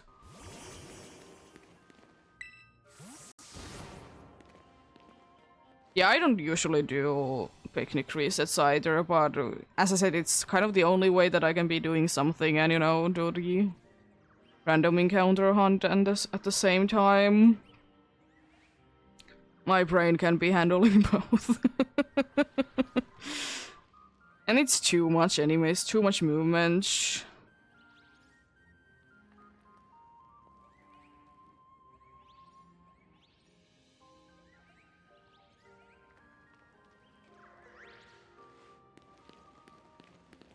Munchlax.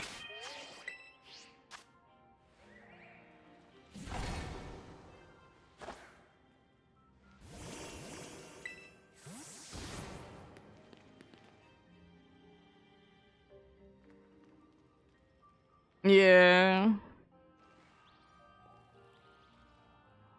The unfortunate thing is that if you're doing save paths, of course, is that NPCs are always gonna be working the same way. So whatever they pick now will be what they always will be picking. It's the only like bad thing really about them, so if they are not like doing the correct things, they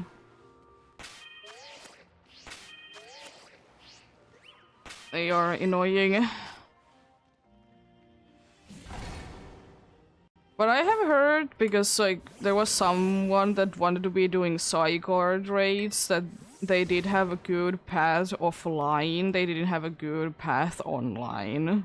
Like it did switch and they didn't like save in between. They didn't change the path, it just was different from multiplayer to single player. Limora? I didn't know that you can spawn in here.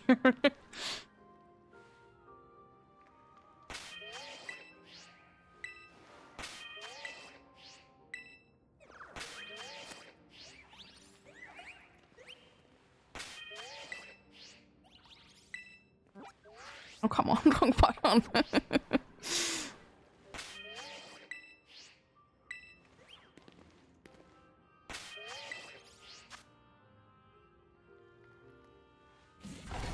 Because yeah, I remember that some of us tried to be doing that. Yeah, but just be keeping in mind that the path can be switching if you're doing it offline versus online. Because it has happened before. It's unfortunate, but do be what it do be indeed.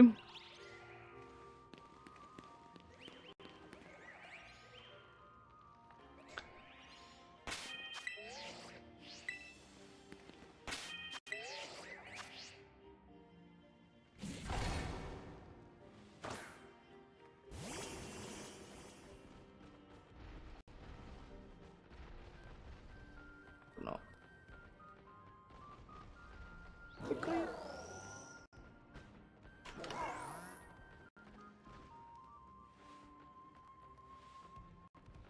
go.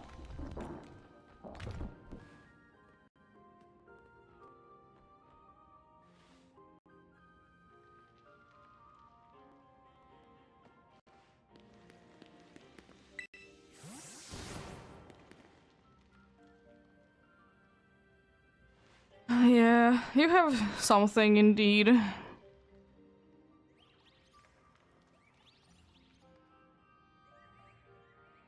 So that's always appreciated.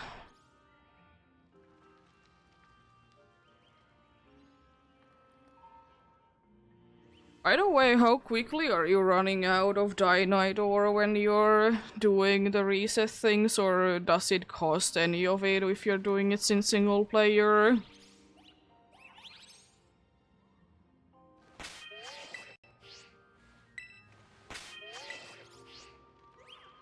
Because I don't know, I've only been hearing people doing them in multiplayer, so it's like costing Dynite ore if they are resetting things, because you're being mean to other players and stuff.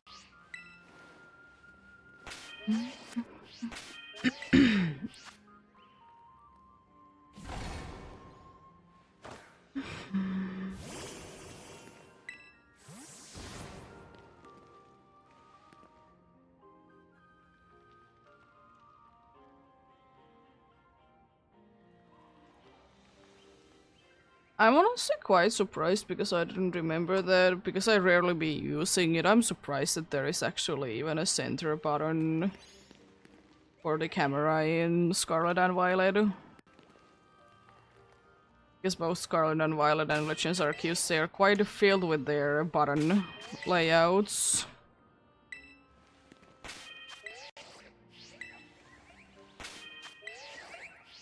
I was like expecting that there wouldn't actually be one.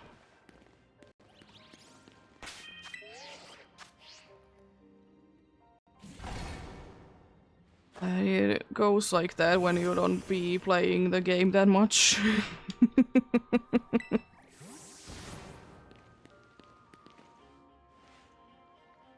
And also, like, most of the time, you know, I'll be playing with two Joy-Cons anyway, so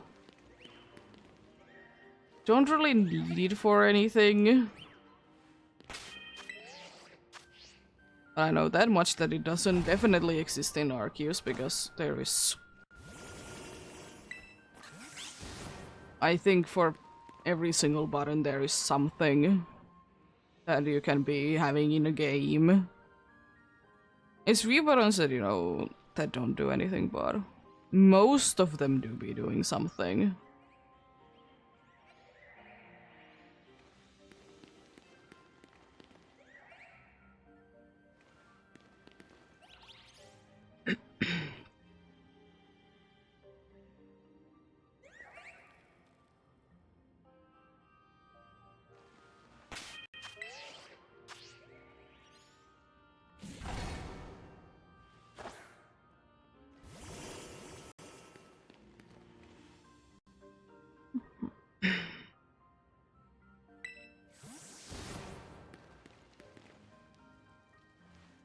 I'm wondering how many people are doing the Tatsugiri outbreaks, because I've heard few people have been doing them. Don't know how, like, interested people are in Tatsugiri.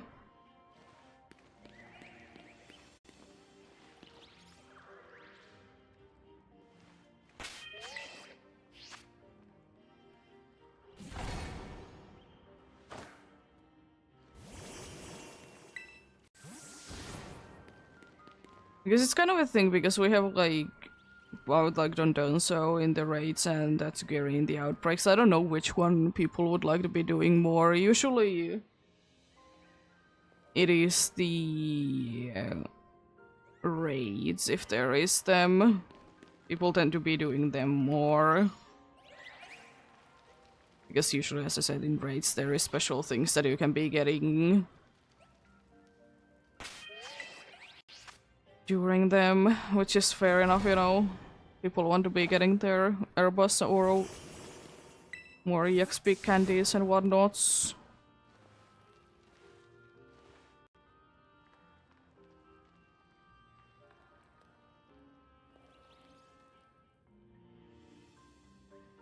I have heard I've heard and seen some people be hunting for like enough EXP candies, so they will be having 999 of each of the candies. Which is interesting, because it's so hard sometimes to be getting the smaller ones. But I guess if you want to be getting 999 of each of the items, then, you know, that can be interesting, or every item that you can. There is some items that you can't, of course, but there do be existing some that you can.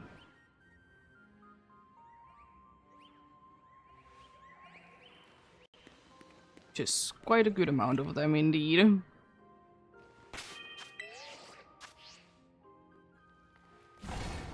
Which is very nice.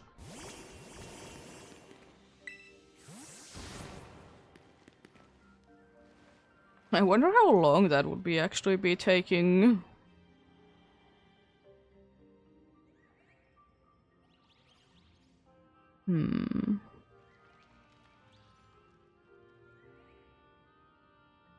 Because there's like some Pokeballs that are kind of hard to be getting to there. You know, the rare ones from the item printer. And also, like, you know, collecting the points in order for you to be able to do that as well. That also takes time.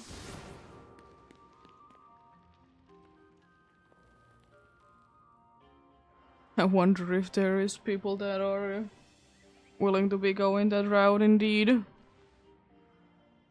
Like, another one is, like, farming for 999 of Herba Mysticas, or whatever is the amount that you can be getting for them. I'm assuming it's 999 because there's only few things that, you know, you can be getting there.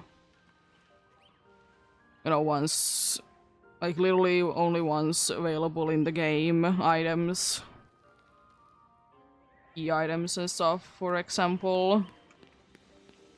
And there is a table of cloths that I'm quite certain. Yo, nice. What I've been getting in Pokemon Go.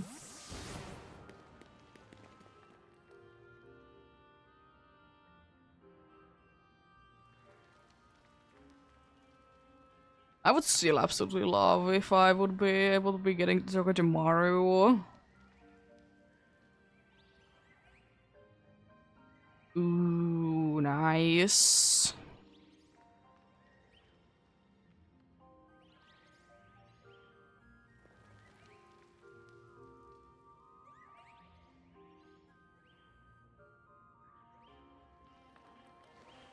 Congrats on those, indeed.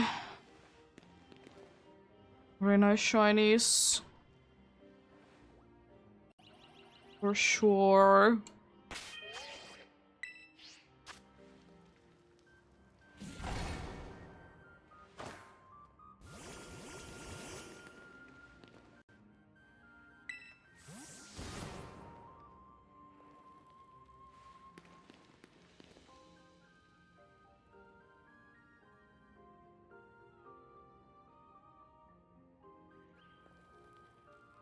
There honestly isn't too many shinies that I would be like to be getting in Pokemon Go, because there really isn't any exclusive ones to there that aren't like, you know, have been going off already and are not available right now. But, you know, shinies are nice nonetheless.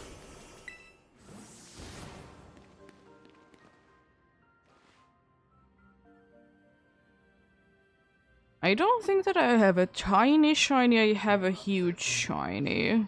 Or big shiny, whatever it is. I have a big shiny.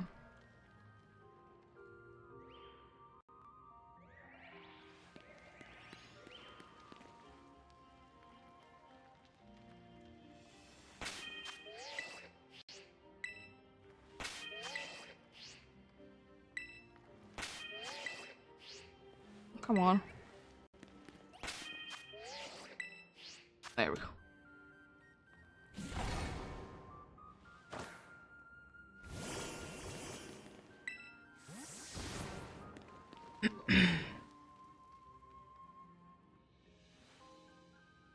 I don't have any Hondos or Nandos either. Indeed. One day. One day for sure.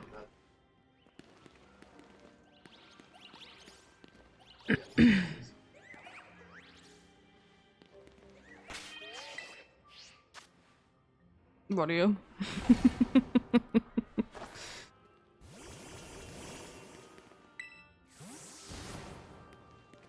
I did see a bunch of people did like get a ridiculous amount of Lucarios from the raid day. But you know, it makes sense, it's like very good odds and everything, so one would be expecting it, you know.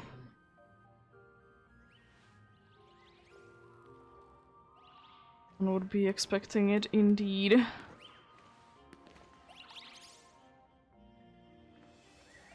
But still, you know, there is like,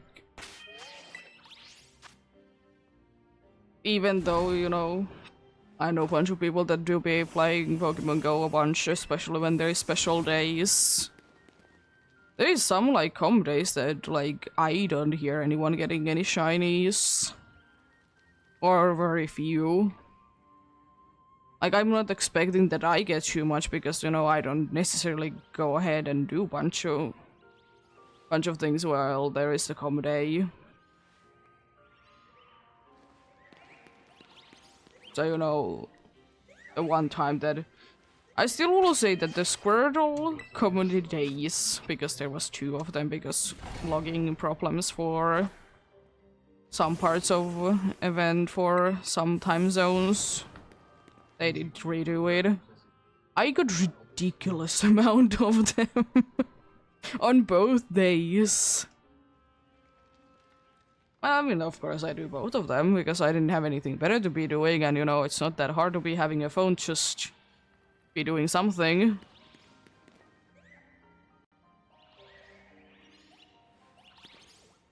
Oh, from the raid day?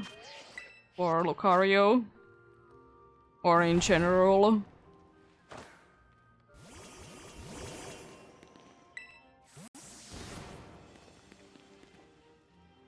Nice. Yeah, well, Nandos are hard to be coming by anyways, because there can be weather going about for that type at the time and everything.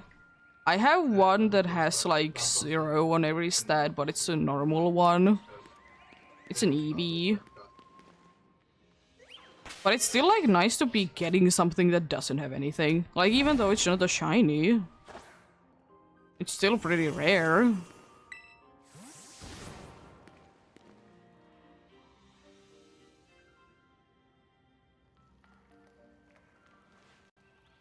But yeah.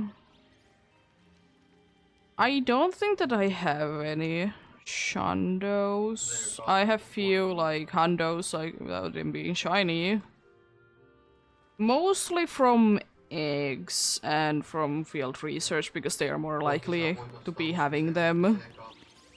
But I have like I think 2 from wild. And they weren't even, you know, they weren't even weather boosted. So that's pretty nice.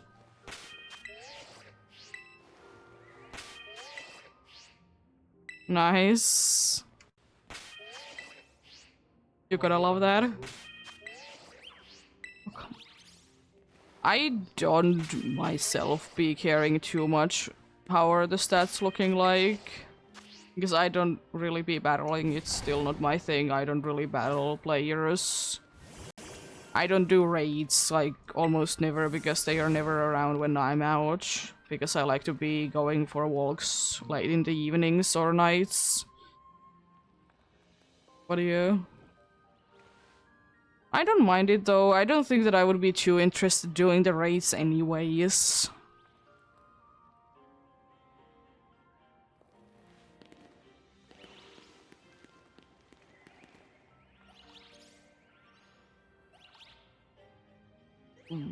Nice.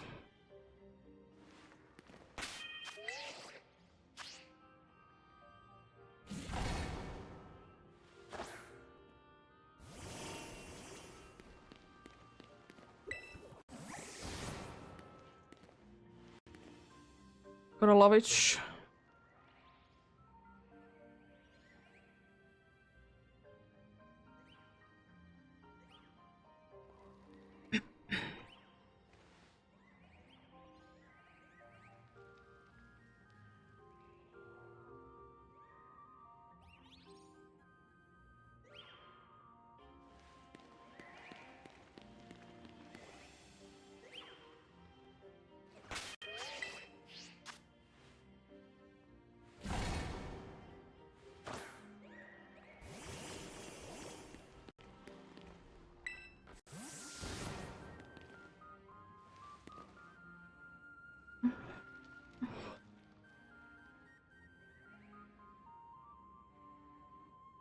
How so?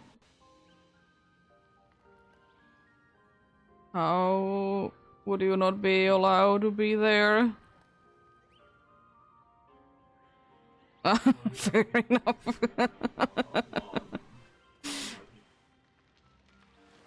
Fair enough.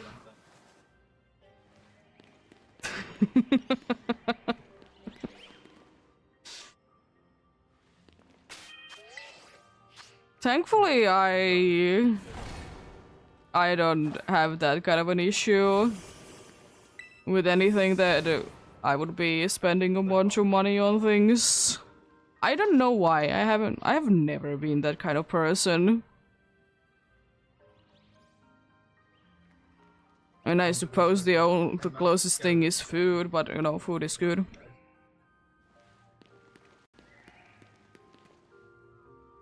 Yeah, there is very good plushes there, I'm not gonna lie. I wouldn't mind to be getting them, but at the same time, you know, I'm like, that's too expensive, I'm not gonna be getting it.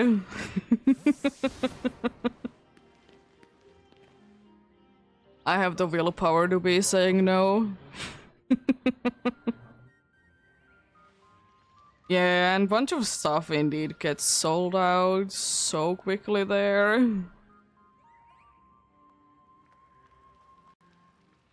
It's kind of interesting that Renugulus is one of them. Renugulus, whatever my thing. Because it doesn't seem like the most popular Pokemon, you know?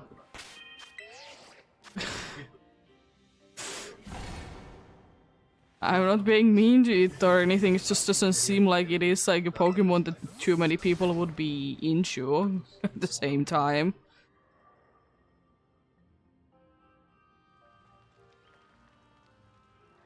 Nice.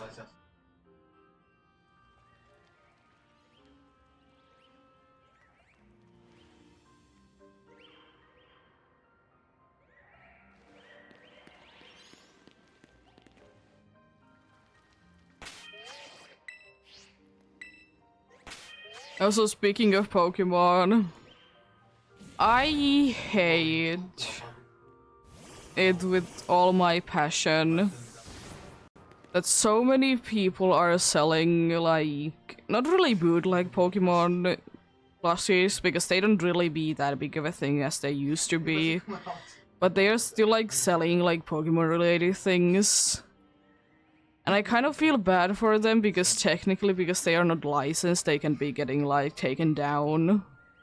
Even though they're making things themselves, but then again, you know, trademarks are a thing. You know, people be selling Pokemon stickers and whatnots. I've talked about that people get upset that they are getting like, their stores deleted by the company that owns the rights to whatever they are selling. You know? But you know, they own it. They can do it. So if you're, like, try to be profiting out of something that isn't your own, then, you know.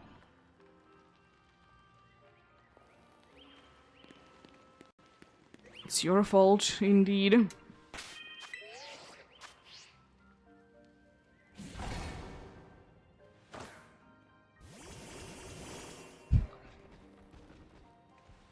I like them too. I would be liking to be getting more plushies of things, of games that I like, but the problem is that they cost a lot.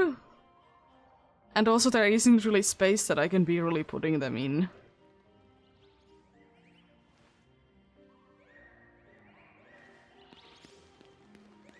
Also, we're gonna be having soon another break.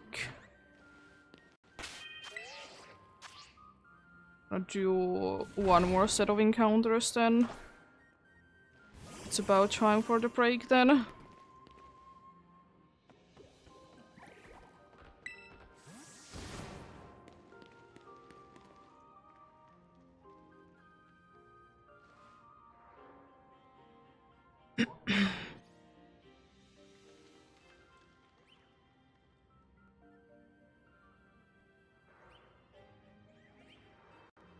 Can you please, thank you.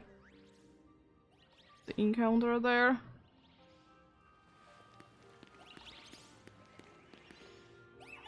Nothing. Yeah, we're gonna be leaving it there. Ads coming in soon.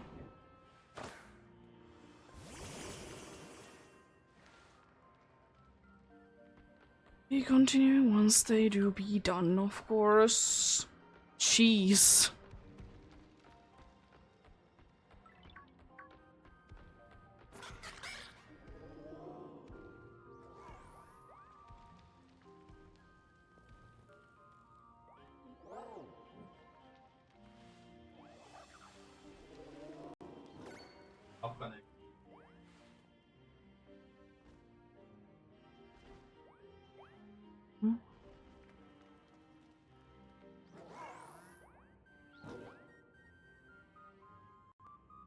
Tällainen olisi.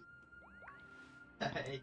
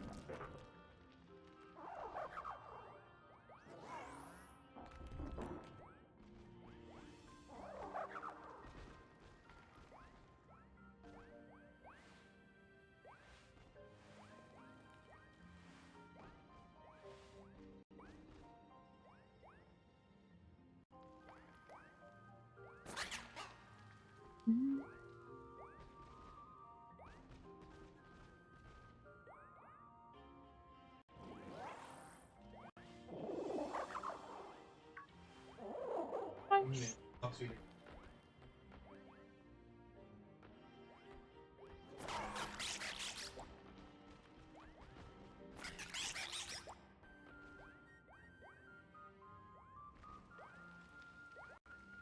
gonna be continuing soon indeed.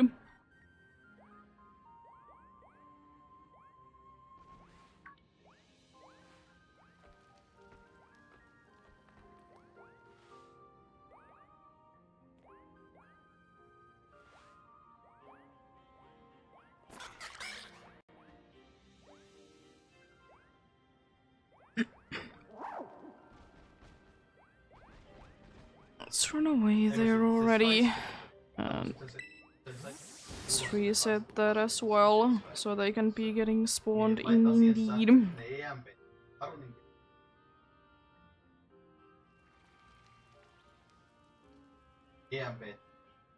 Hello, cat. How are you? Unfortunately, you can't be coming into the table. I don't have room for you. I wouldn't mind you to be on the table, it's just you don't have room. How about you would be making the plushie yourself? If you really want one, make one yourself. Favorite Pokemon of every generation.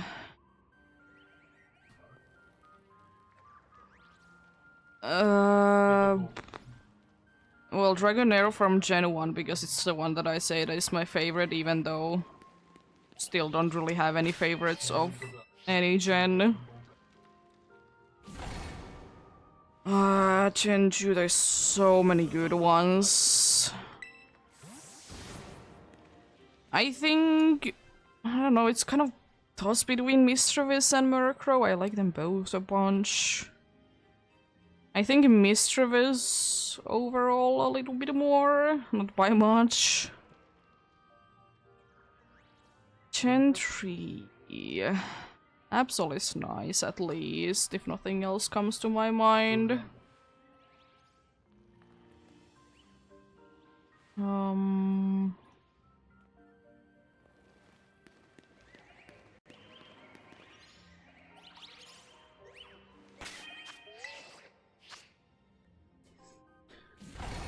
Is there anything else? I don't really know. Nothing comes to my mind. There is a lot of shinies that I like, but I don't necessarily like it as that much as a Pokemon. But I guess Absol is probably Gen 3. Gen 4 kind of at least starting with Piplup is a very nice one. I like Cresselia also quite a bit. Probably Piplup more though.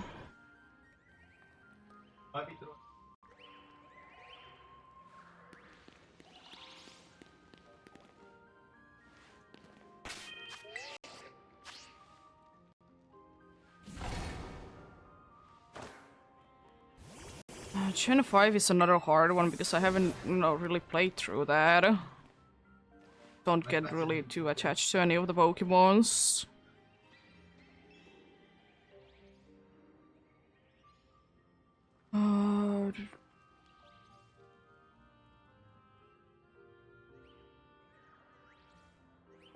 I mean, I do be liking Zwaddle. Zwaddle is a cool little bug. I don't know what it's about, but it's a cool bug. The only thing that really, stands out right now, because I'm not gonna be looking like a list for now.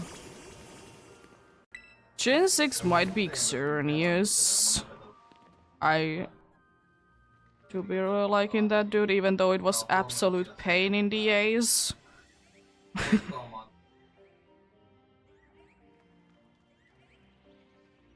Gen 7 is definitely Jangmo. Do be loving the little hard dude. Gen 8. Again, have a lot of nice ones, but if regional variants, definitely Galarian and Rapidash and Ponyta both. If just Gen 8 Pokemon for that, then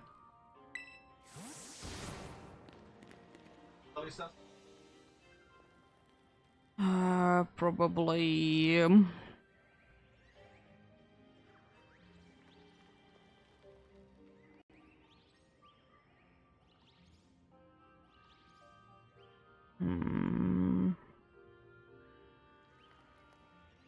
Not a hard one because there's so many good ones there. I think overall, like Applin, even though it's an absolute pain to be using as a battler, I really like that dude still.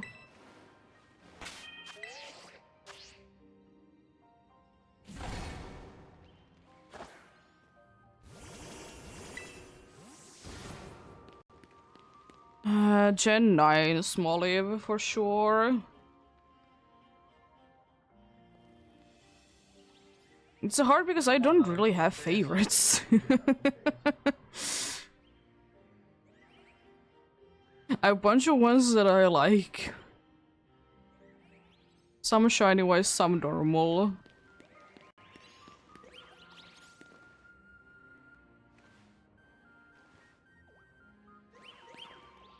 Se vitun.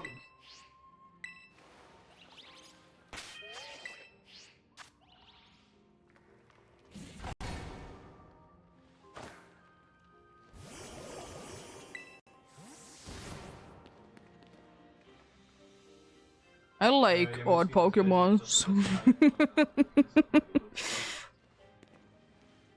That's for sure. I know that there's a bunch of Pokemons that people don't like. That I like. For one reason or another.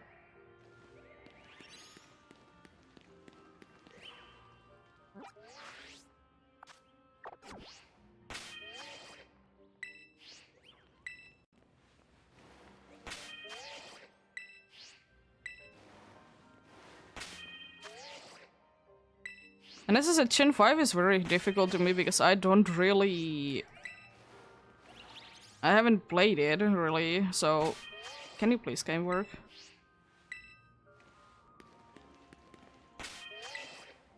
I haven't played through it, so I don't really have anything, and I haven't used through many of them.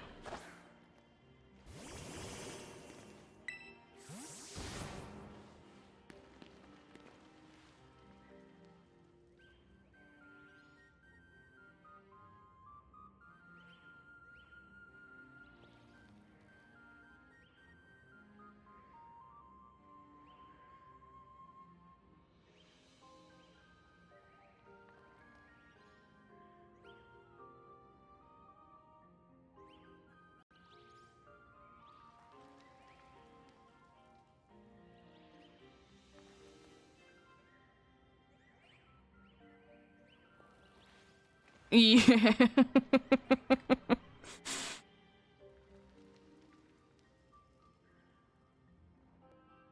Yeah, I don't really have favorites, but there's cool Pokemons.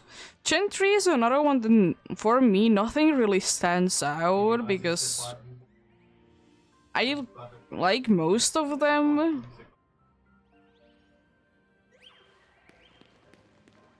but nothing still like really stands out to me.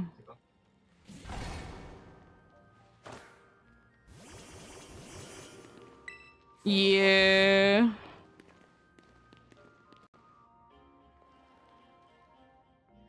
Too many cool Pokemons, indeed. But still, I will say that probably my least favorite Pokemon of all time. It's easy to be saying it's Snubbull because that dude is so annoying in the anime. And also stupid rare for no reason in Gen 2.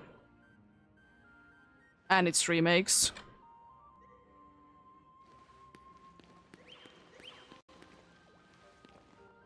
I don't mind Granbull, honestly. Snubbull I hate.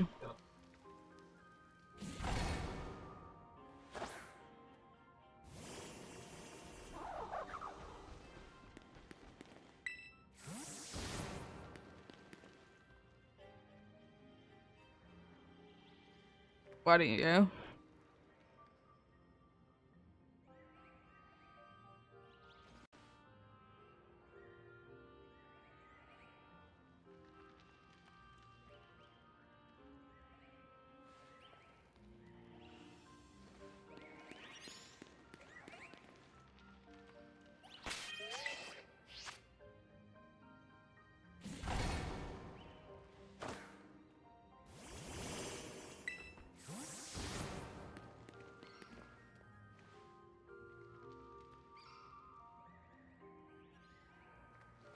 Speaking of gore, guys, that you did say, soon time for pumpkins more. On October. It is Halloween hunts indeed.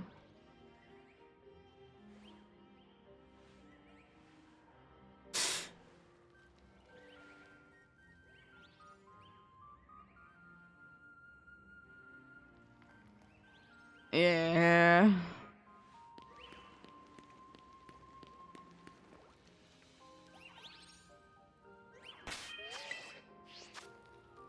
I will say that honestly, I don't really like that many legendaries. Like, sure they are cool that they are legendaries, but I don't really like too many of them.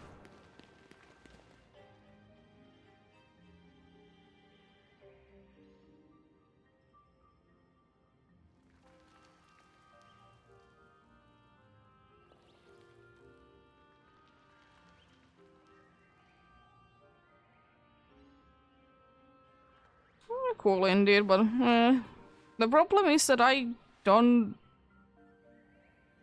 really like a Pokemon if I can't use it in battle.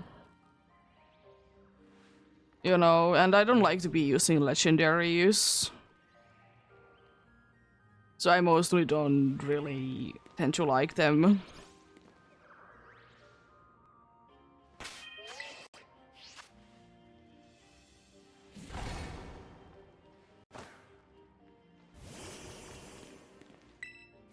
Survivor though be kind of cool. Would wish that it would be a little bit better in battling department though. It is unfortunately kind of disappointing. But then again, most of single stages are.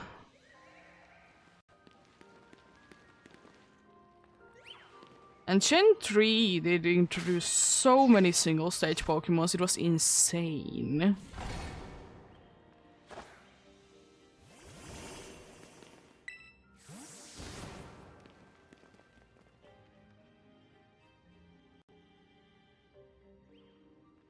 Yeah.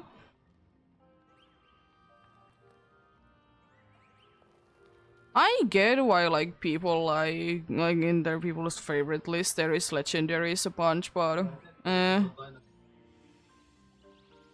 don't know. They just don't do it for me. And I don't know, I kind of feel like it's kind of stupid sometimes to be putting like your favorite Pokemon of the entire region to be a legendary. I did say that Xerneas is my favorite from Gen 6, but anyways. But like the entire list is like just legendaries from each generation. It's your favorite Pokemon. I mean, it's the same thing that I just think, in my opinion, as cool as shinies as Greninja, Rayquaza, and Charizard are, they're just so overrated. I'm kind of bored of them. And I don't really like them that much. Because it's just...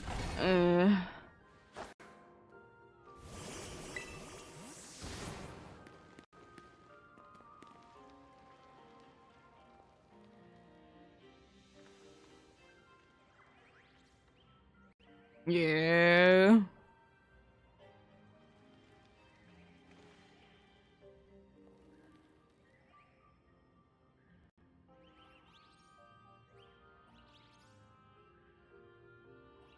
I like Glaceon too, but my only problem with Glaceon is the games. And in most games you can't be getting Glaceon until very late. It's not Glaceon's fault, it's just how the games are built.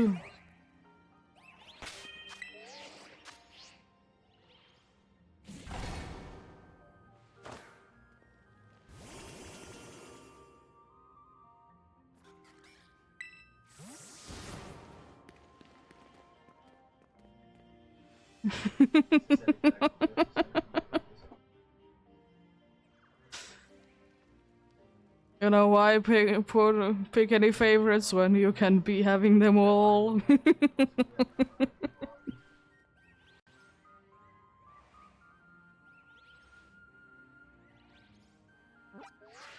Oh, wrong button.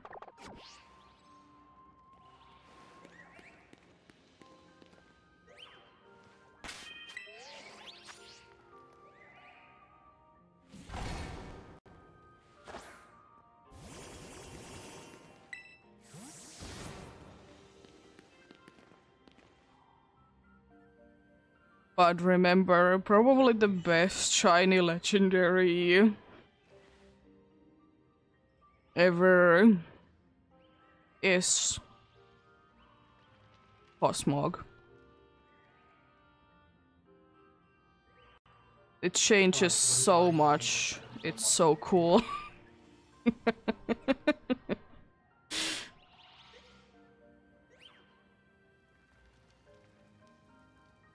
Yeah, it's nice, you know, when you do be finding, you know,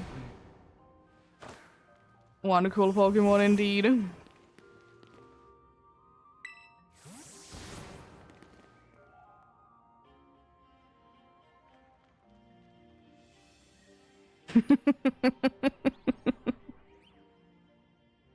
Yeah.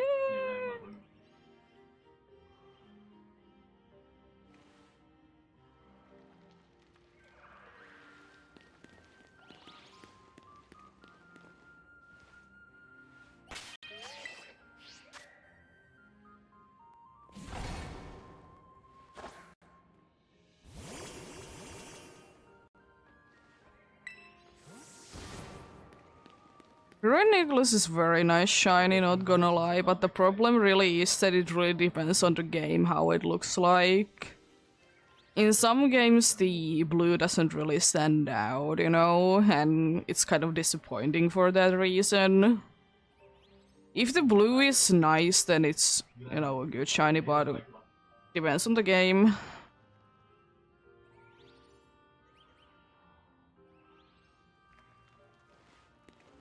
Because in some games it can be looking kind of grayish. And I like the like nice blue.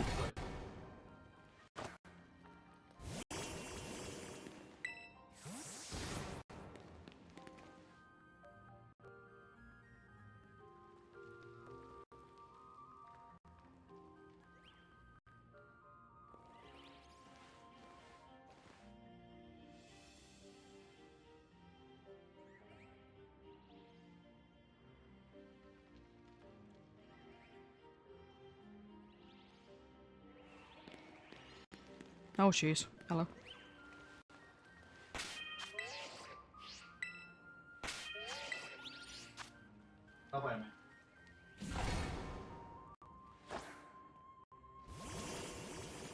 I hope that in the next Pokemon game, by the way, that caves are not gonna be blinding. I don't think that it's too much to be asking for, but I'm still hoping for that the next game that the caves are not gonna be blinding. I get it that, you know, it's a small, like, kind of dark area and, you know, light really fills it in, but jeez, sometimes it's a little too much.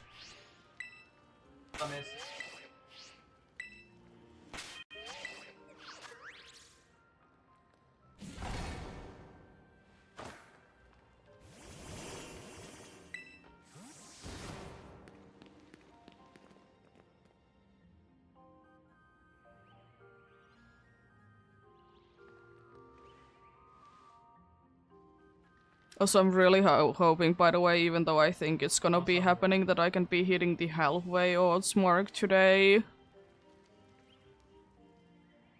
On the Ultra Sun. I might be stopping it there for the day if I hit that and then do like some other things on Scarlet Violet. Whatever thing. A game.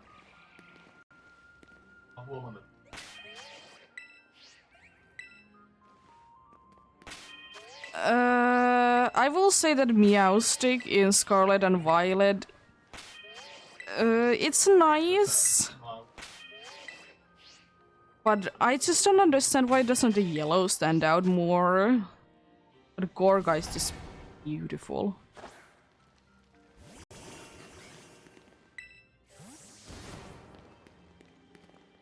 Gorgeist is very pretty. And I feel like Gorgeist would be like a shiny, that if it would be in Scarlet and Violet, like, it would be glowing, you know, because Jack-o'-lantern. And that would be so cool to see.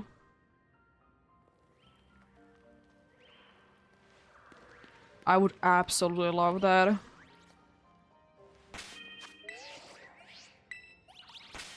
Guess I'm still gonna be going for the Pumpkaboo of every size and Gorgeist for every size with evolutions on, you know, October's before I get them. So far I've been doing only one per year, but first year I didn't really do it that much. I did start it very late, and the second year it did just take forever to be getting there. But yeah.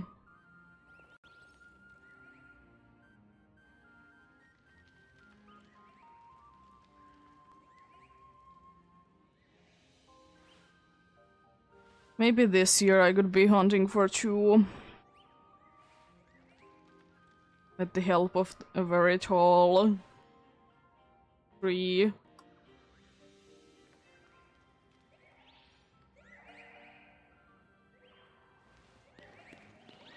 I feel like Legends CA is gonna be kind of like Legends Arceus, that most of, like, in this case, Kalos Pokemon are gonna be there. Because most of the Sinnoh Pokemons were in Arceus. And it's not like, you know, Legend CA would be having that much trouble because Kalos didn't introduce that many Pokemons. I feel like Unova would be kind of the only problematic one. For the reason that it was the generation that did add the most Pokemons. But I feel like something like Kalos that has, like, such few Pokemons that they did introduce, it's quite likely that they are gonna be there.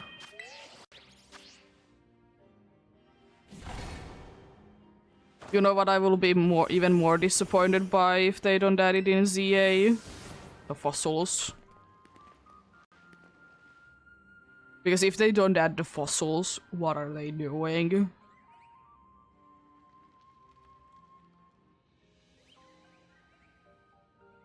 Because that would be the first time, I think, that I would be actually using, like, one of my favorite fossils, aka Omora Aurorus, on my team. Because I really like them. I like them over Tyrantrum. Even shiny-wise. You be pretty.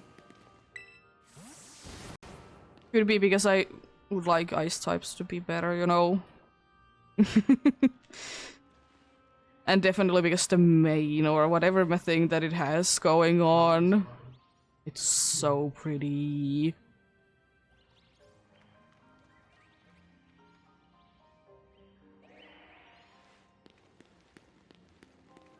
It's so pretty. I love it.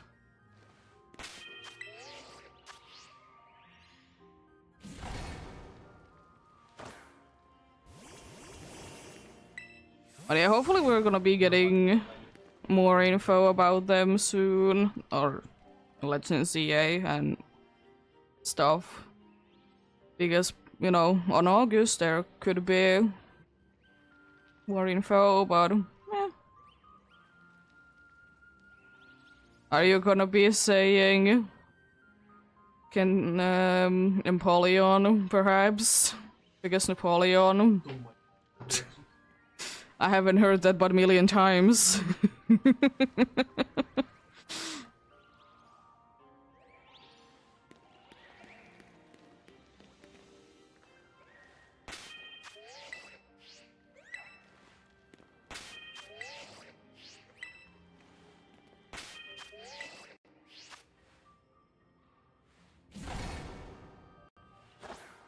Could be doing always something interesting with the...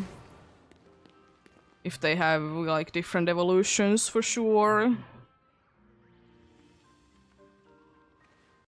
Yes, I'm kind of hoping that they would be getting regional variants. starters that are gonna be there.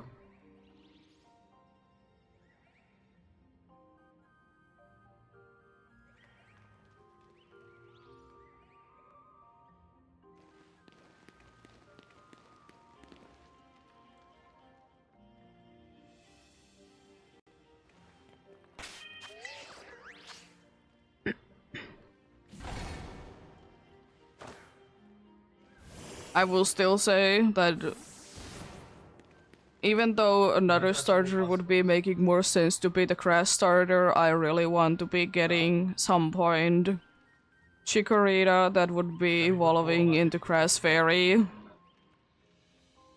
I know Serperior is the one that people are thinking to be there, but I really want Chikorita to be getting a Crash Fairy evolution.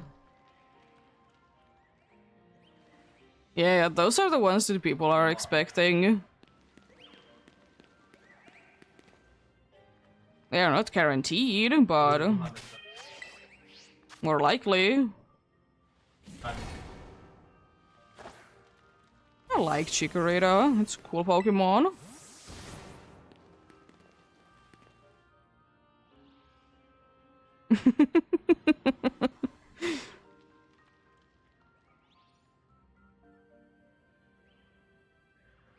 But the starter choices could be quite interesting though overall because they could be getting regional variants. So they might be picking kind of random ones in that sense.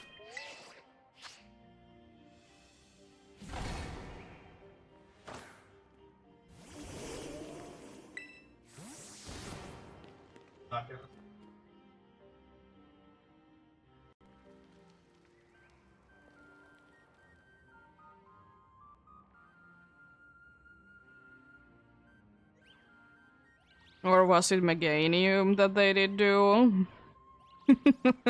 Instead. I haven't heard about the Chikorita raid.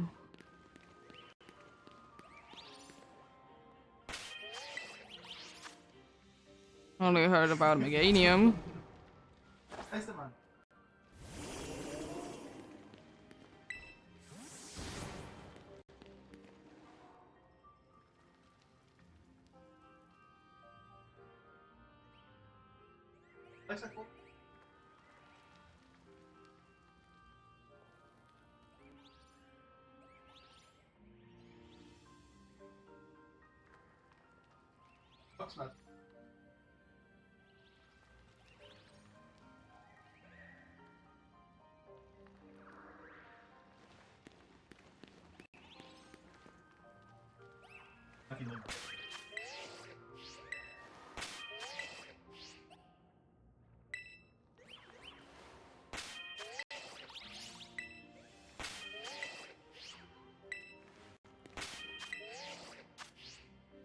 Yeah, thanks for stopping by, appreciate it indeed.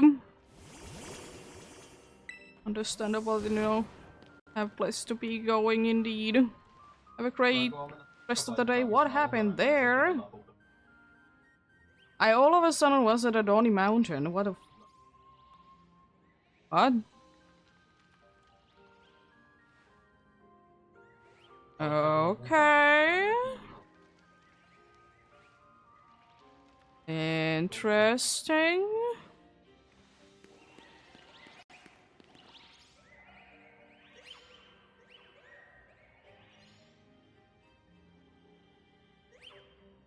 Okay, game. Interesting. It's going quite well, Chicken Warrior. How are you doing yourself?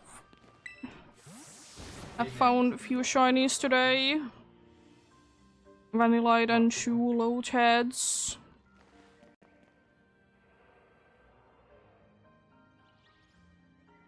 I'm going for Garbink as well, and something on Brooklyn Hill if can be getting that done.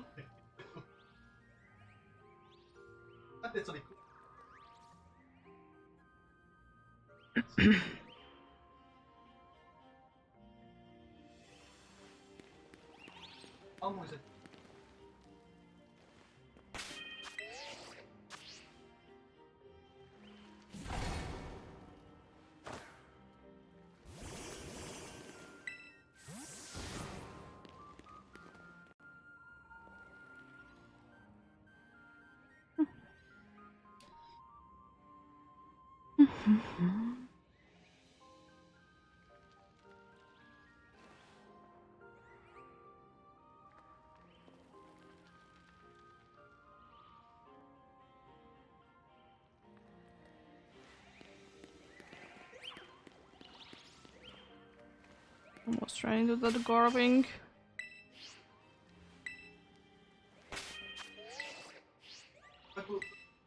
Nice.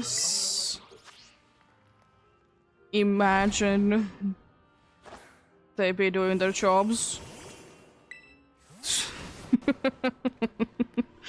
Nah. They're quite good in here. You know, if they are busy, they are busy. But yeah. Can sometimes definitely be taking a while though, but it's nice.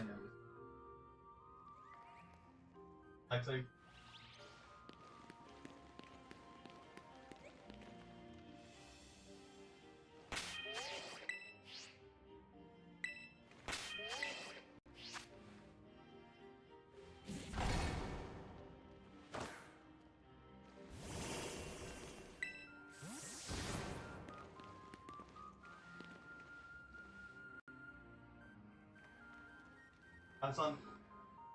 Mistä? Aivan varmasti ajattelen.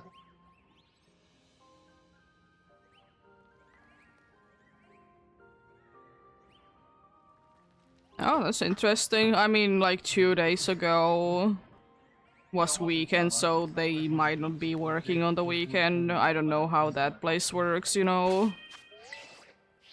You know, not every place works on weekend, but yeah, that's nice. If they didn't have anything else that they need to be doing, then, you know, why not? Yeah. Thankfully, most of the time, if we would be need to be, if we have ever needed to be getting something fixed, it was like fixed usually in a week, which is nice. The only thing that did take a little bit longer was our oven situation, but it was just because the company did. Or the company that, you know, the dudes did, like, order the new oven from it, they just didn't do anything. And I wouldn't be mad, but, you know, if I were told that it's gonna be fixed in a week, I'm gonna be making a phone call after the week has passed. You know? Like, otherwise I wouldn't really be minding waiting, but if you're gonna be saying to me, like, a time, then, you know, I'm expecting it then. It did come the next day when I did call, though, so... Which was kind of good, because, you know, we were kind of... would have been otherwise out of literally town.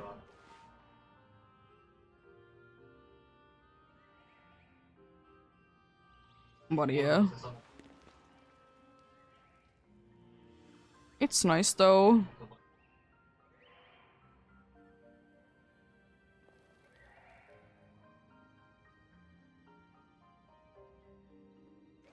Oh, jeez. Yeah.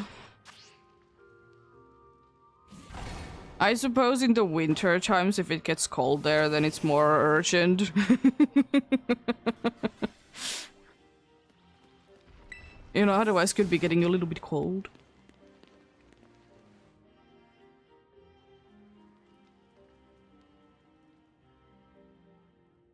But yeah.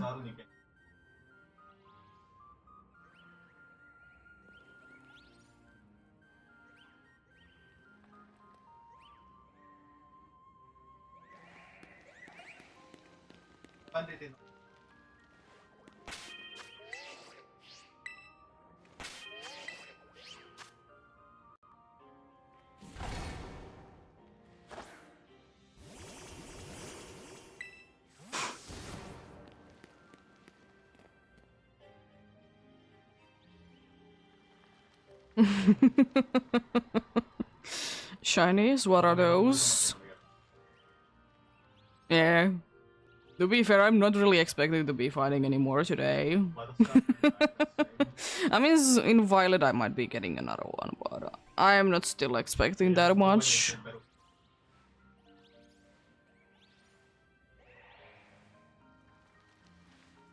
What is getting shinies? Yeah. Bidoof is a nice shiny. I like it more what it looks now compared to what it used to look like. I didn't like how it looked on older generations myself. It's a lot nicer nowadays. You haven't said it before that you'll really like it indeed.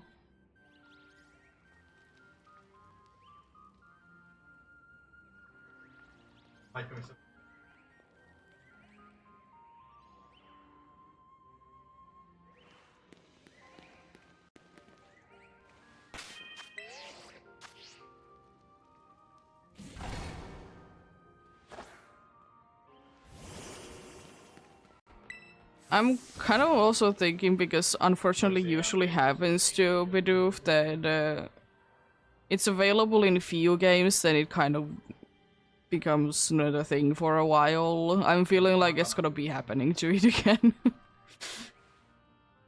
Unfortunately.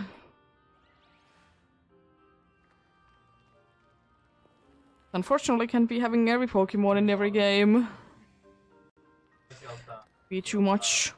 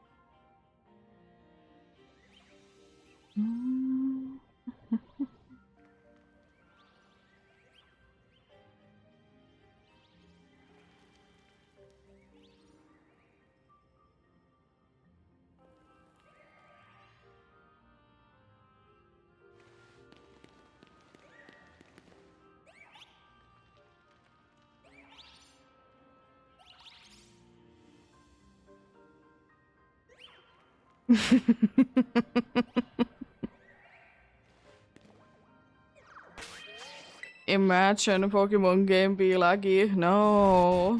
Can't be.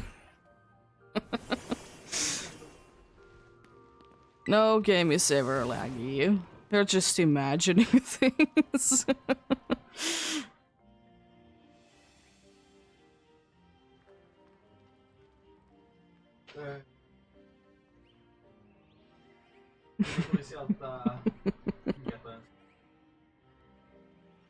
Well, maybe.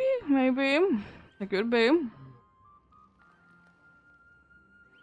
I mean, I haven't still be having that much Joy-Con drift.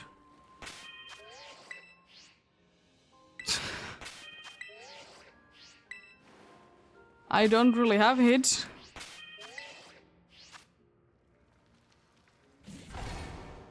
On this pair of Joy-Cons, I don't have it at all. And I've been using these for soon 3 years.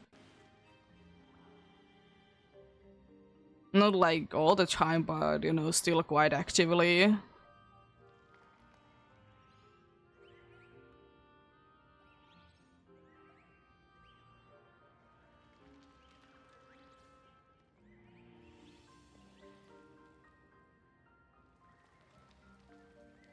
But then again, it is the situation though that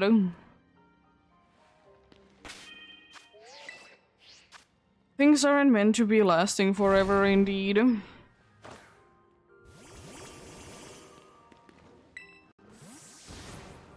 They're not, indeed.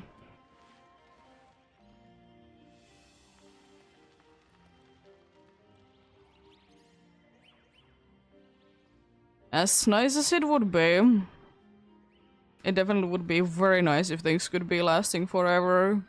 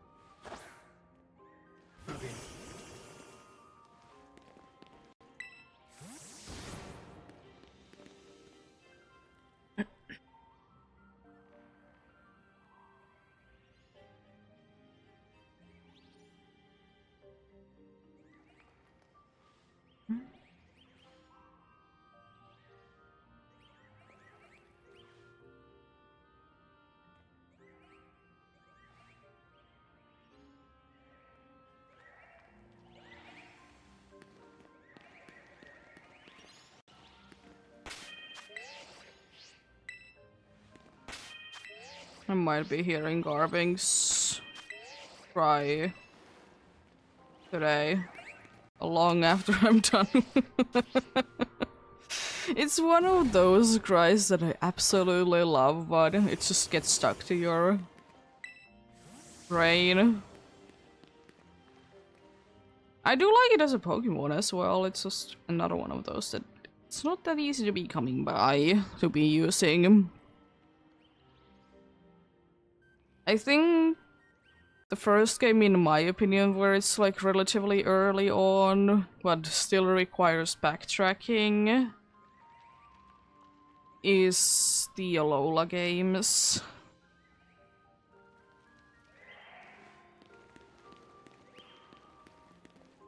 And it's in quite a hidden area, if you ask me, as well. Hiding in a place where there's Sableyes that are trying to be eating them.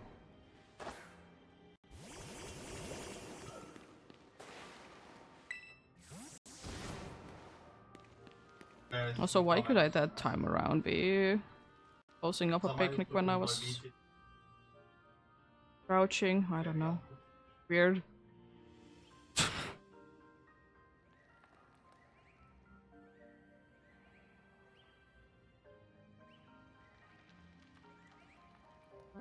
I guess because I was in the sliding thing. Or strange.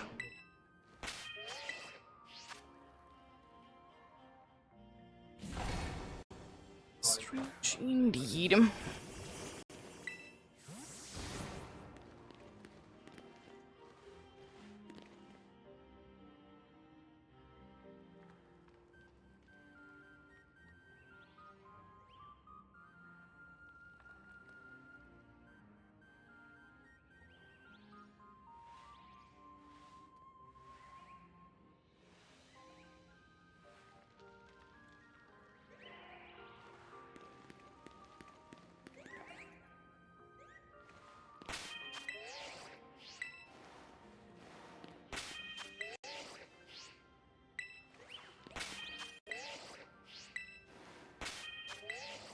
Oh, come on. Thank you. Actually, I don't know. I was kind of thinking, maybe, no, 45 minutes is a little too little. I was kind of thinking that I'm kind of gonna be soon done with the amount that I want to be getting done in the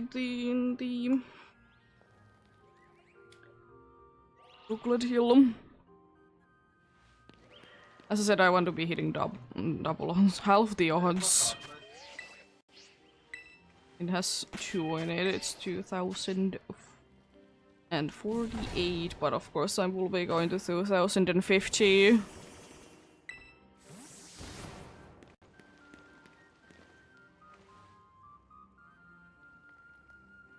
gonna be taking that long indeed. And surprisingly today my finger isn't really hurting from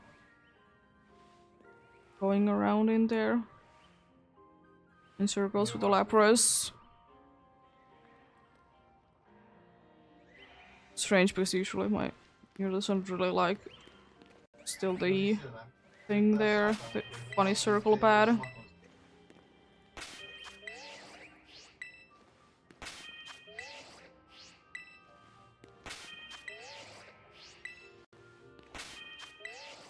Come on. There we go.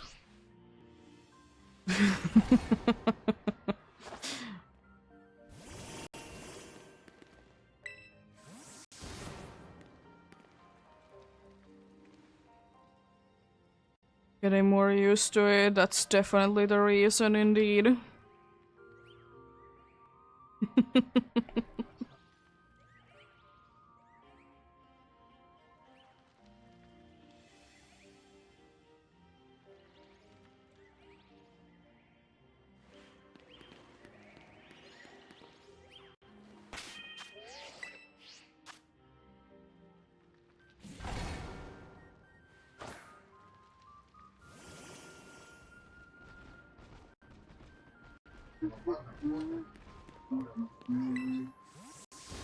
I can see through the ceiling. Ceiling is just a suggestion.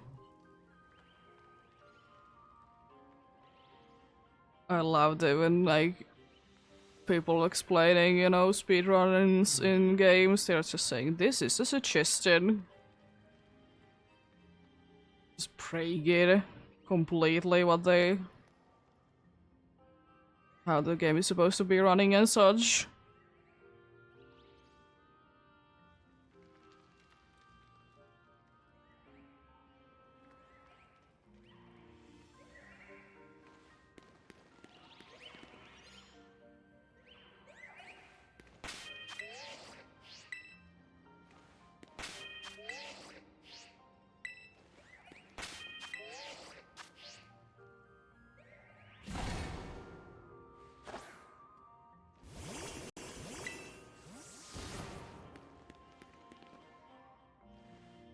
But still remember though, even though there might not be enough space in here, you can be making picnic on the top of the entire region. Highest point of Paldea, specifically. You can be doing a picnic there and your Pokemons can be falling down the entire mountain. And that's safe. But no, you're too close to the wall, it's dangerous. And gimme go as a person. Love it. Honestly, I haven't been too much bothered by today about the fact that the game is mean and doesn't let me do picnics. I'm absolutely fuming when it happens.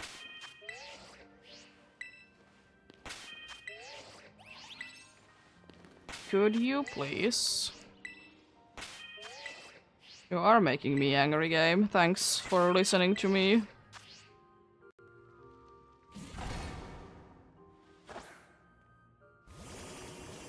If I could only be putting down like a flag or something that where I need to be standing. Imagine how easy that would be. You'd be just putting down a flag.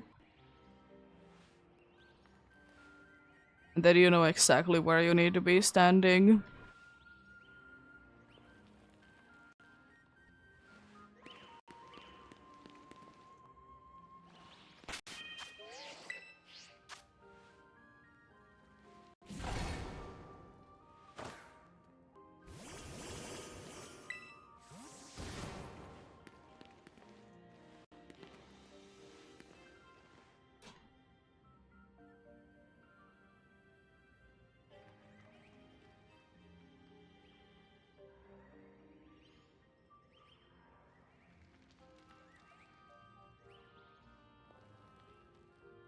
Emerald Plains. Actually,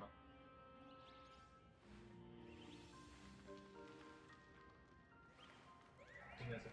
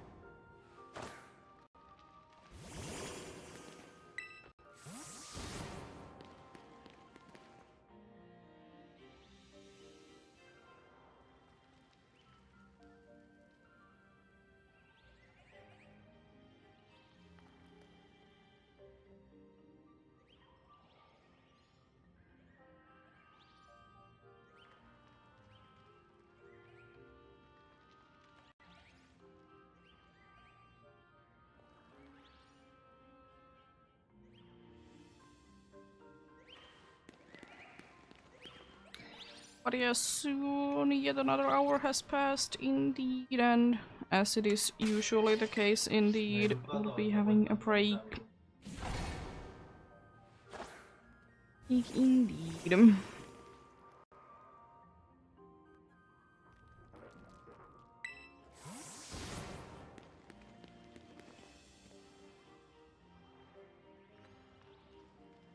Troll around 3 minutes indeed.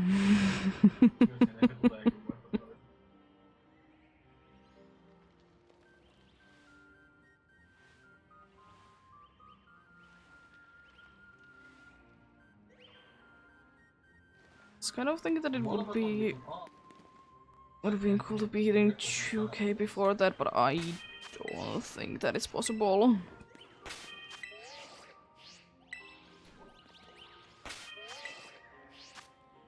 To be what it to be indeed, of course.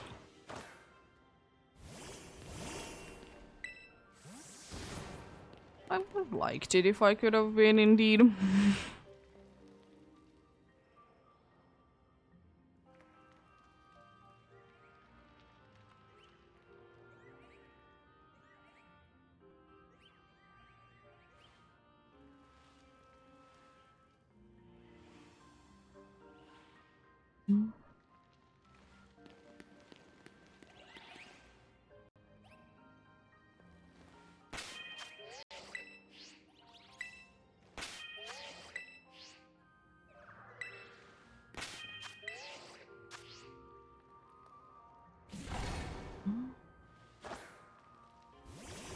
We could be getting to 1990 though.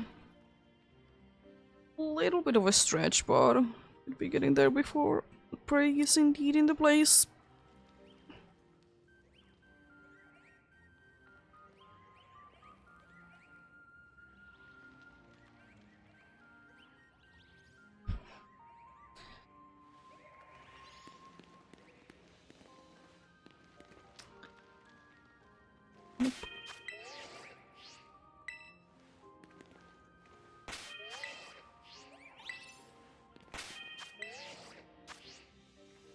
Also, I will say one thing that sometimes bothers me with games is when they have like things that, you know, reset daily. But then like they are very inconsistent and have like bunch of different times when things are resetting. Like some might be like 2 hours apart and you're like, why couldn't they both be happening at the same time?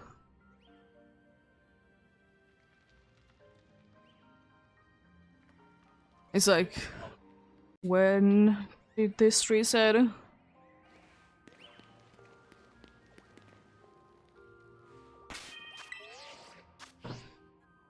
Like, imagine if there would be a different time in Scarlet and Violet when the raids reset and when the outbreaks would be resetting.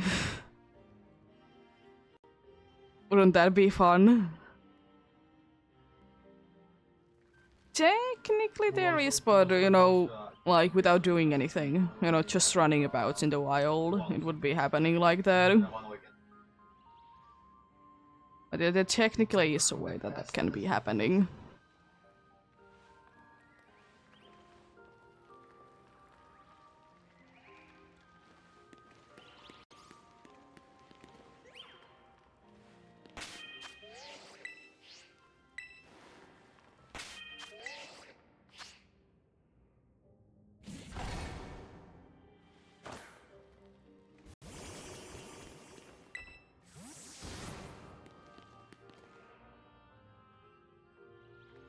Unfortunately, this is gonna be the... Oh, these are gonna be the last encounters before we're gonna be having the break, so I didn't get where I wanted. Close. Yes, indeed. And yeah, please, thank you. Let's be getting the encounter. Not a polywag. We can be checking out those zooms on them. Always hilarious with them.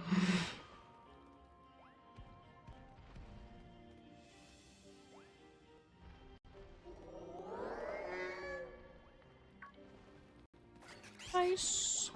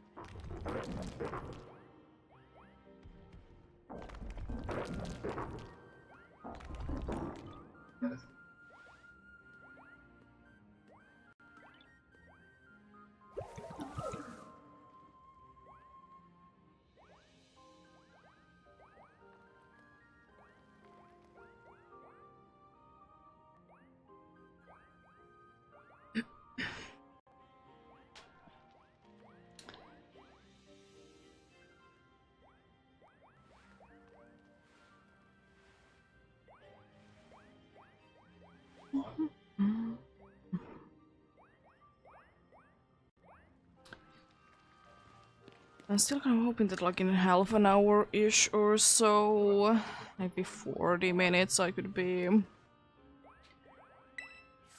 going ahead and getting things done. We'll see, we'll see. See, indeed. Take something.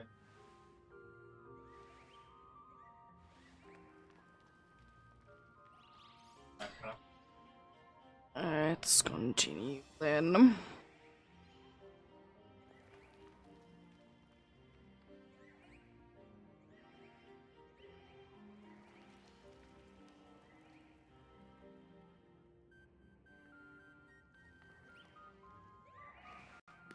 should be nicely spawned in here, the dudes.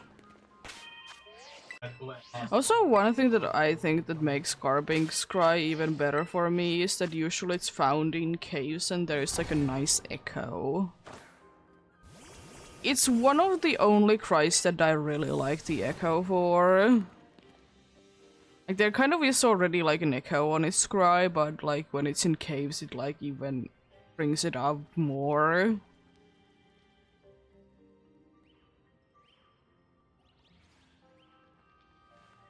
Like it.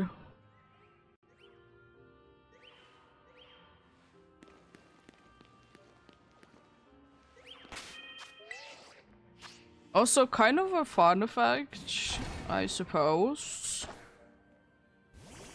is that like receiving a Pokemon like the little Chingle, at least it is the case in the Goldenrod, the like with it where you can be getting Abras and stuff that I have been going for to be testing things out, is that that sound effect is quite close to Legends Arceus' shiny sound.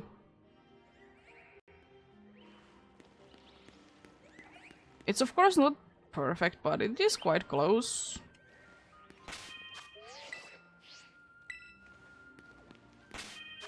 But then again, Pokemon, it do be quite often than not be repeating, you know, cries. I mean, like sound effects and stuff, which is very nice because, you know, can be hearing the same thing again and again, indeed. It's not perfect, but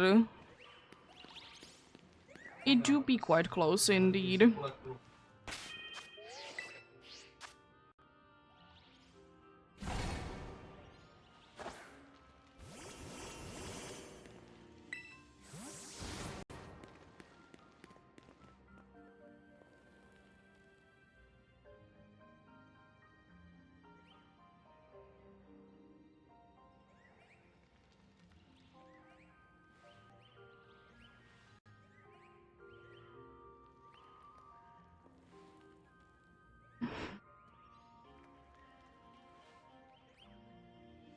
Nice.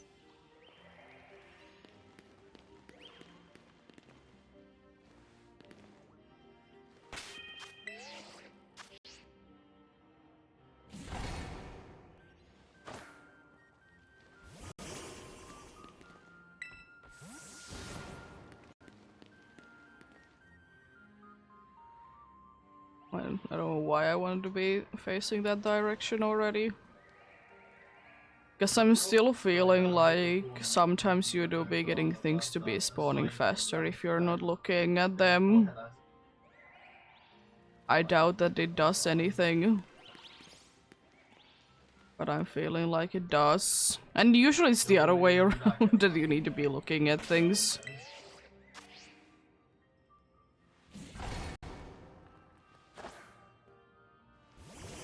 Because, you know, usually what's rendered in is more what's in front of you, like camera-wise, not like where your character is facing.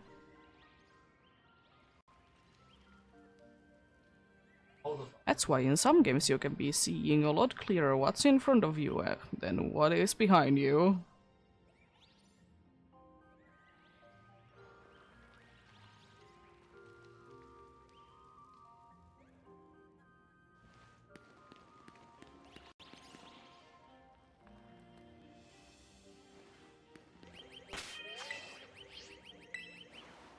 Thank you, Carping.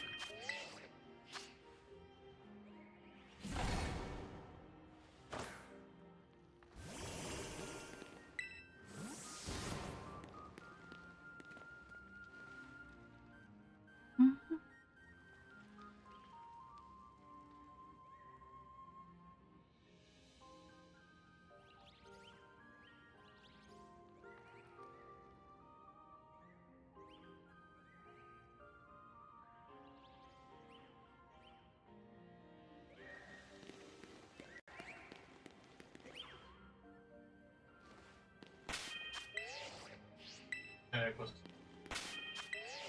Could you?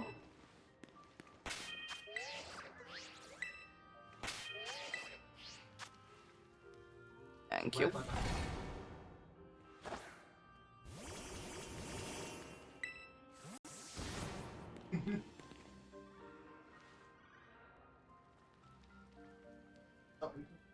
En tiedä.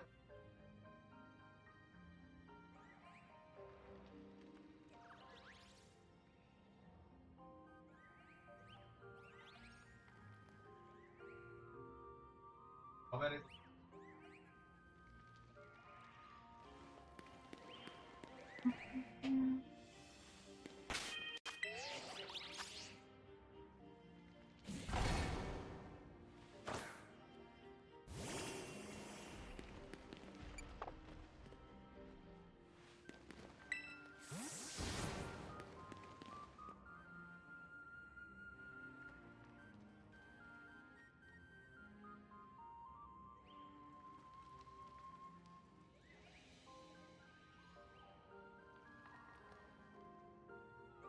Yeah. Honestly, I think that there would be more useful things that you could be pulling out of thin air than the table.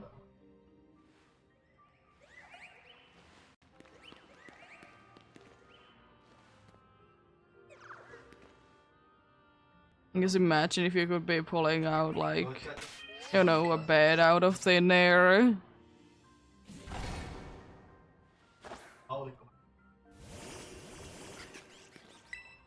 I mean, it doesn't have a full meal, there is ingredients, but you need to be making them yourself. And also those ingredients are in your backpack in this game.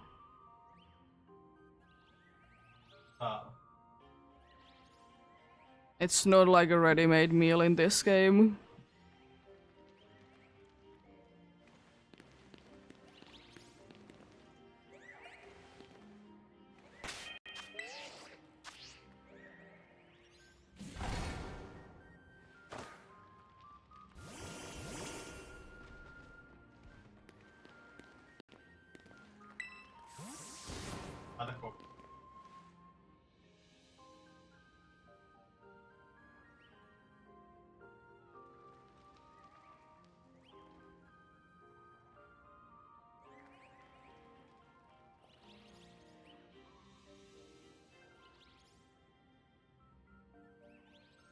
I mean, also in Sword and Shield, you can be almost immediately be building. You can be almost immediately building a tent. And I will say that much that it's not that easy.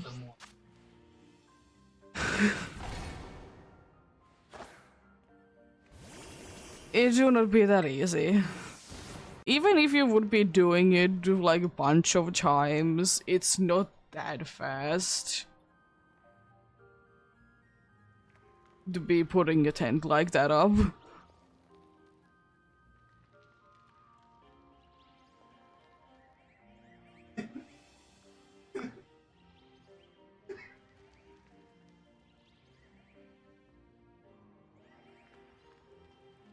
There we go.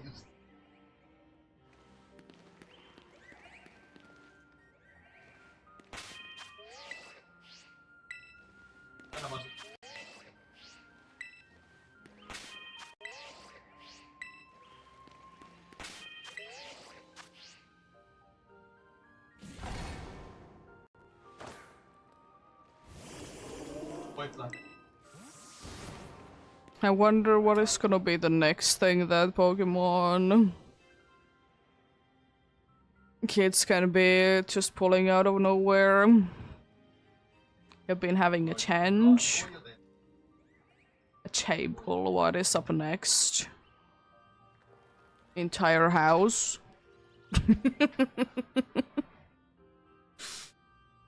It's 2k done.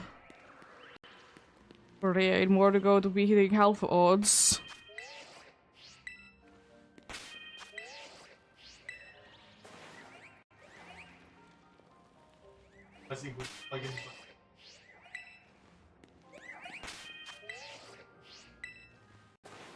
Oh, come on. Stop sliding. Thank you. I hate that sometimes it's like, yeah, slide. It's fun. I always want to be sliding. How is the dude's, you know, shoes still be fine after you have been sliding for so long?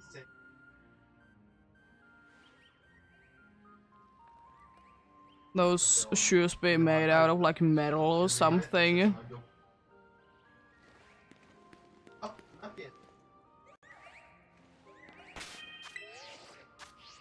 Because they are lasting quite a bit, I say that much.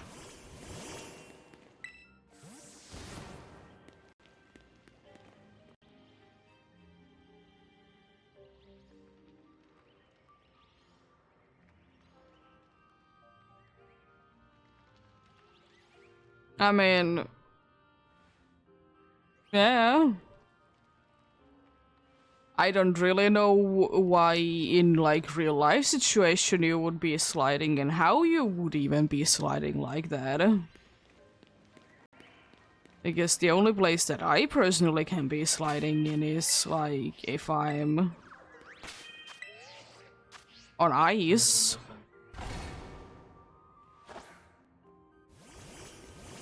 And I'm not doing that because, jeez, it would be dangerous.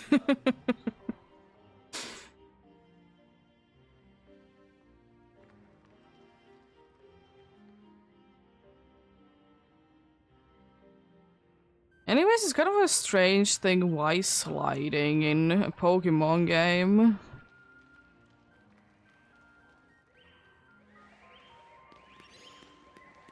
It just, I don't know, doesn't make the most amount of sense to me.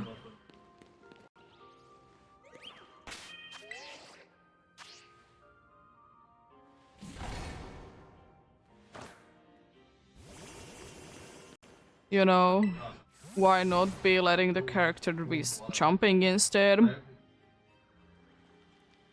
Would the dude be able to jump high? No, most likely, but jumping though.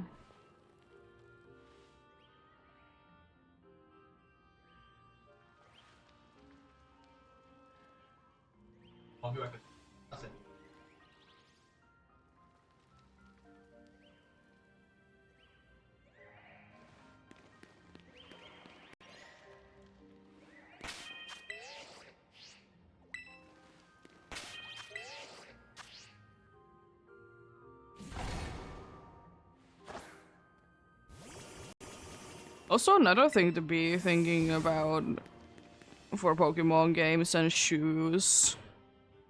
How did they invent shoes in the way that every single shoe can be running shoes? You know, in the older games, you need to be always waiting until you get running shoes in order to be running, so... How did they fit the technology into every shoe now?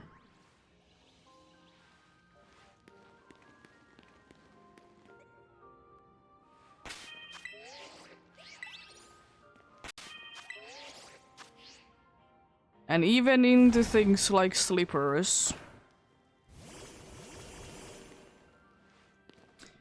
Where there doesn't really seem to be a way that they can be fitting such a device there.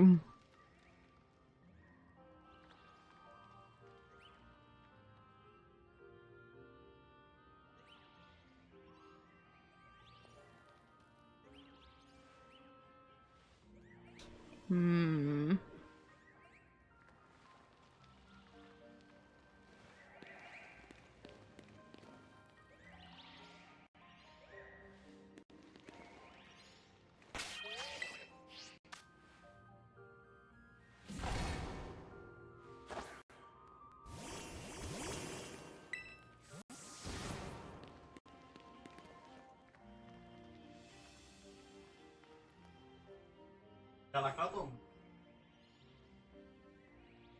I was kind of thinking the same about like backpacks or whatever things that you're wearing in Pokemon that, you know, can be hitting everything there.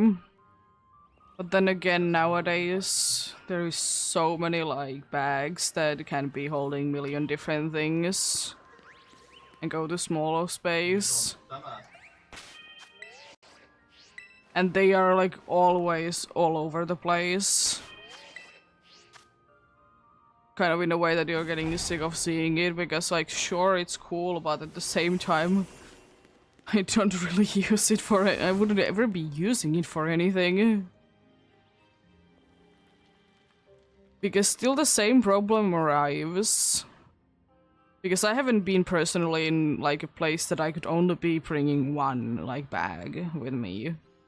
I've never been in a place like that.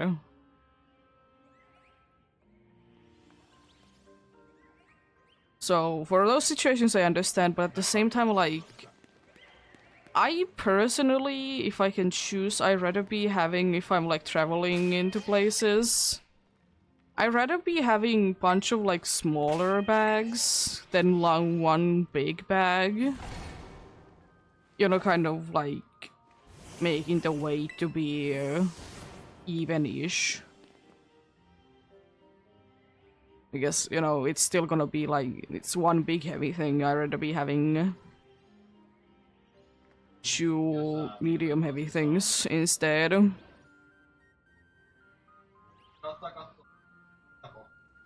also it's nice to be having, you know, more space for if you want to be buying a bunch of things when you're traveling as well. I don't usually buy too much, things like that. But you know, if I would like to, I would like to be having space for it.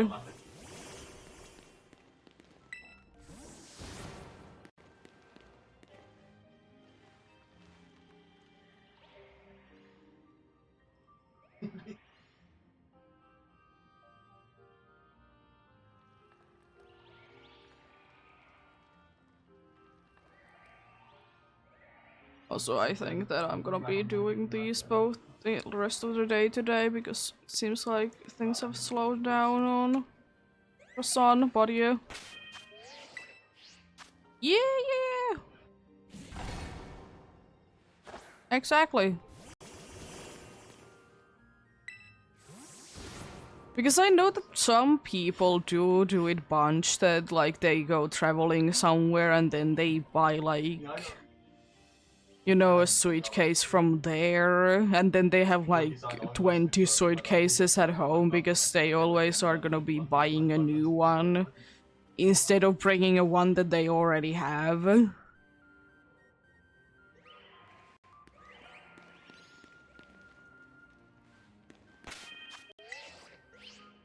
it's just like, why and how?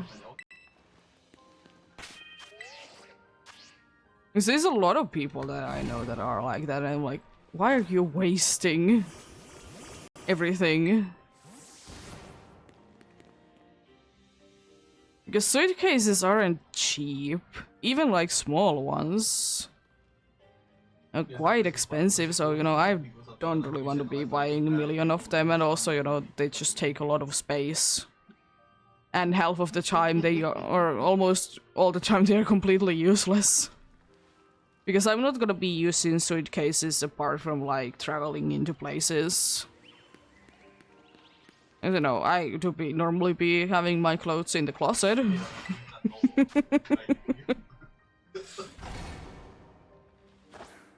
I did used to use suitcases like quite often when I did used to visit my dad when I was still living with my mom. But after that, I have not really used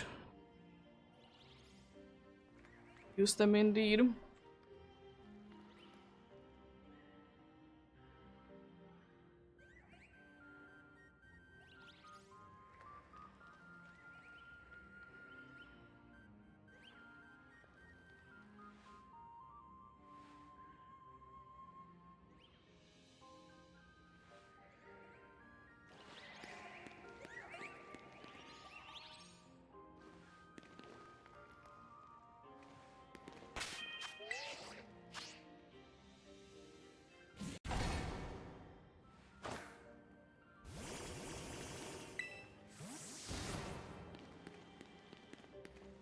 Also, another thing that I have never understood really when you are traveling, why are you always buying like I love the place that you are visiting shirts?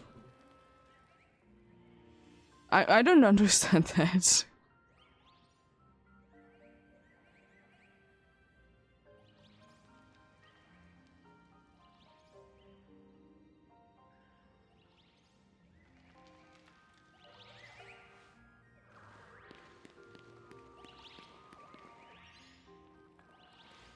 I mean, it's one of those things that, you know, every single place is selling, of course, but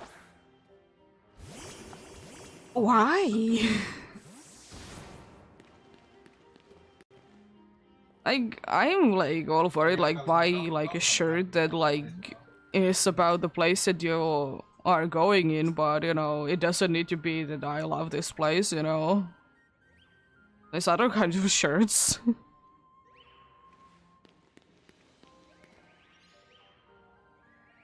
And also because they always have like the same designs and it's kind of like it's such a boring design. Yeah, exactly, get a landmark or something, like just not like just like the place because I if you like the place so much, go ahead and live there, you know.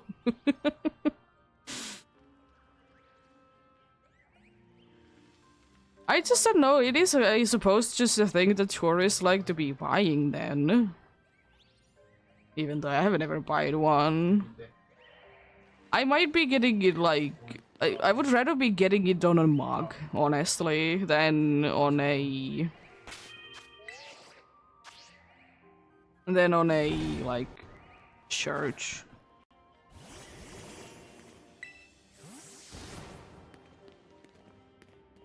Because to be fair, I personally don't like to be wearing too many shirts that have, like, writing on them. I don't really understand them.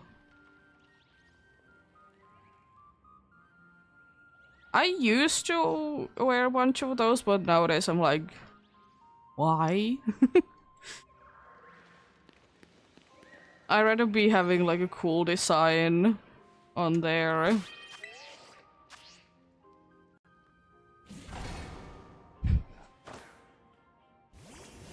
Than just like kind of random text.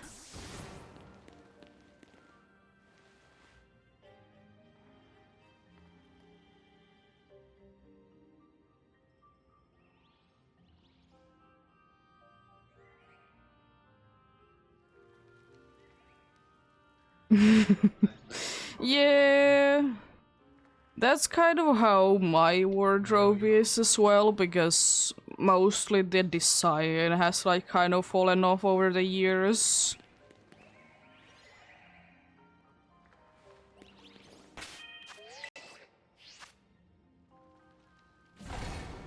But yeah. It is honestly, like, I don't know, it is in my opinion kind of hard nowadays to be buying like one color t-shirts because people always want to be getting designs on them. At least in here, it's hard to be finding those.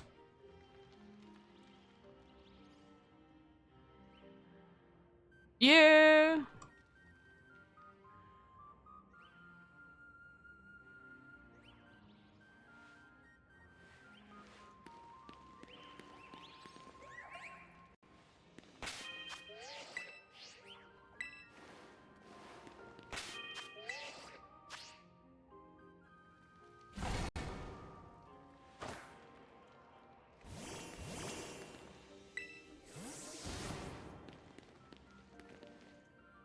But you're getting like, you know, in quotes, fancy clothes. Do you like things it's, you know, understandable? I have few as well. I just don't like to buy too many of them even though they look nice because I just don't use them that often, so for me I just see that it's a waste of money.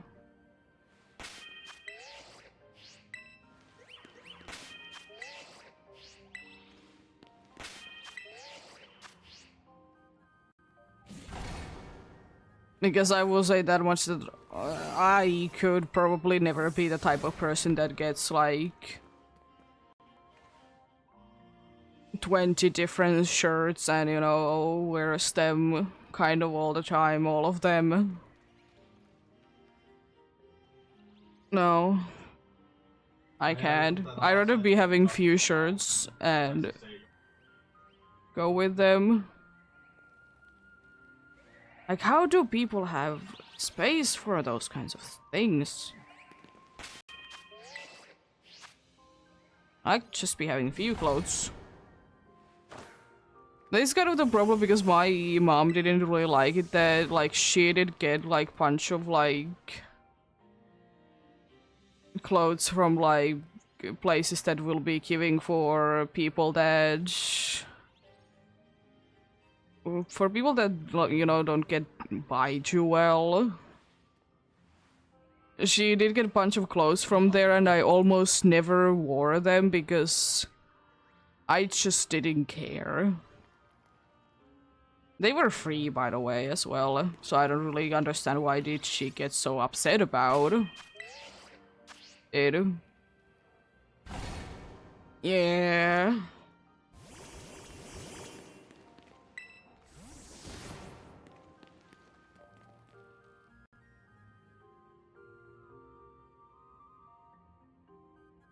And I will say personally, even though I know that some people disagree, I don't understand why you need to be changing all clothes every single day. Like, let's say that you're just hanging out at home.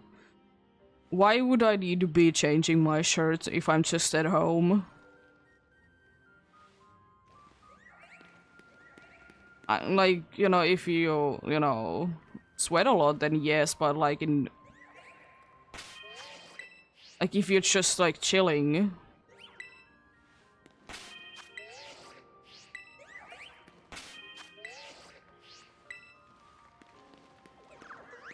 Oh, come on.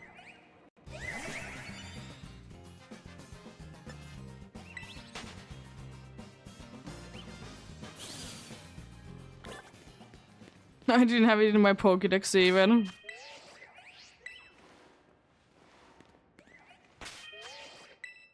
Yeah.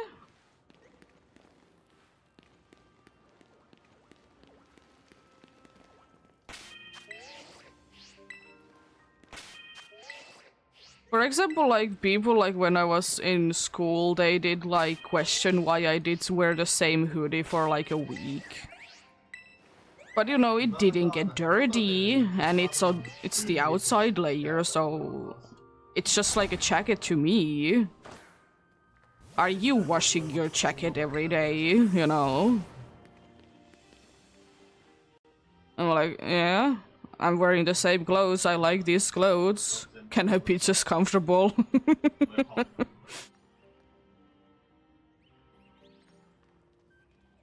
But yeah. Like,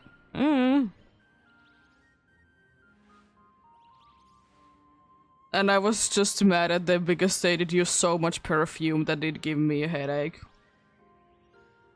Because that I never understand why you're wearing so many products or so much of one product that you're smelling so bad.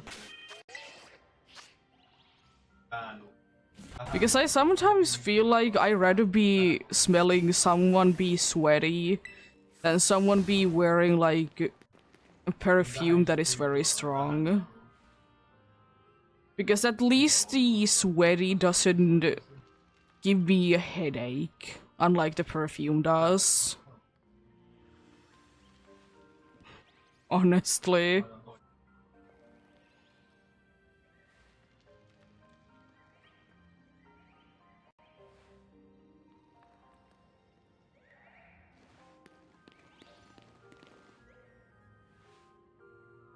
And I will say, in my opinion, school is, like, such a weird place for wearing fancy clothes.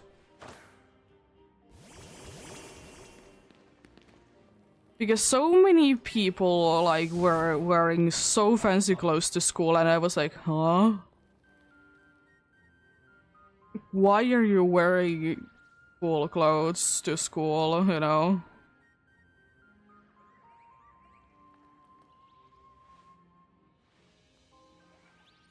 Well, each to their own, I suppose.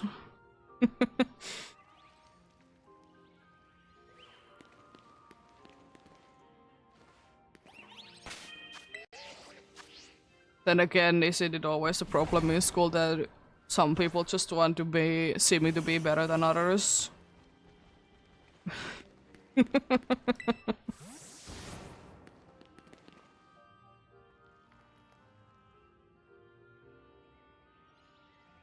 Because I will say that much, as cool as like something like a fancy bag is, like expensive one specifically, I honestly couldn't care less that you have it.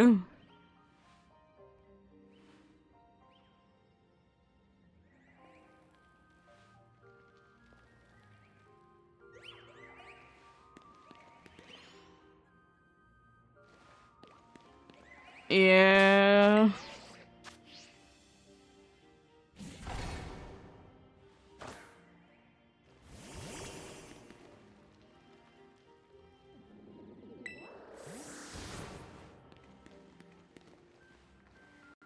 Like, I have seen, like, few times fancy bags from people when I've been, you know, in about, and I'm like, cool.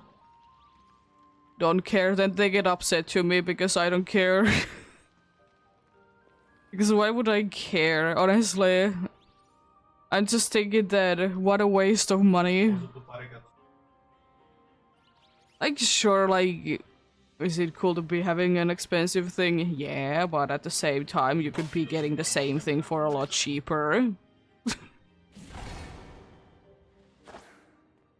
So, I don't care.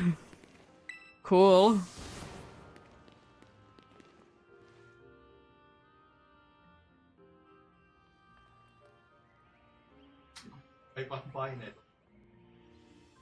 It's the same thing for me, that if I feel like the thing is gonna be breaking in a year or two, I don't want to be spending bunch of money on it. And if it's like not a one that I use like all the time as well.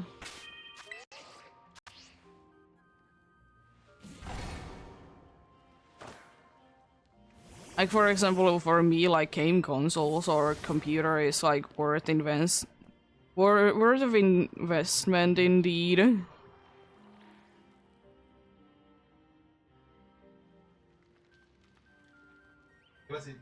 Because I use them for clothes. I don't care. If I can be getting like a plain shirt for like 10 euros, and you buy a plain t-shirt for 100 euros, you're the fool one.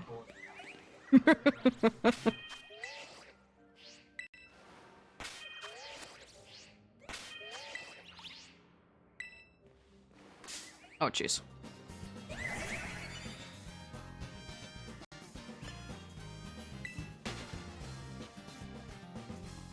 Yeah.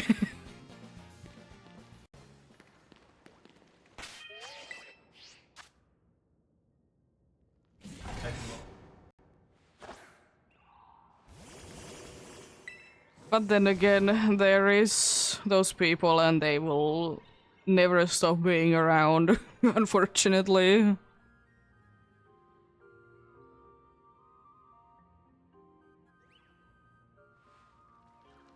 Because the thing is as well, like, would I rather be living in a mansion that has like 30 rooms that I'm not using? Or would I rather be having a house that I'm using most of the rooms? Because I don't get it why you're buying a mansion if you're not using like half of it.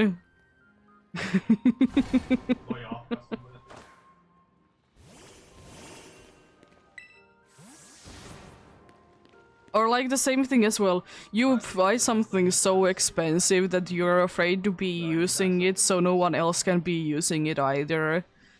I don't remember, like, there has been, like, bunch of, like, house tours and everything that, like, people are saying that I did buy this expensive couch, but no one can use it because it can be getting dirty. Then why are you buying it?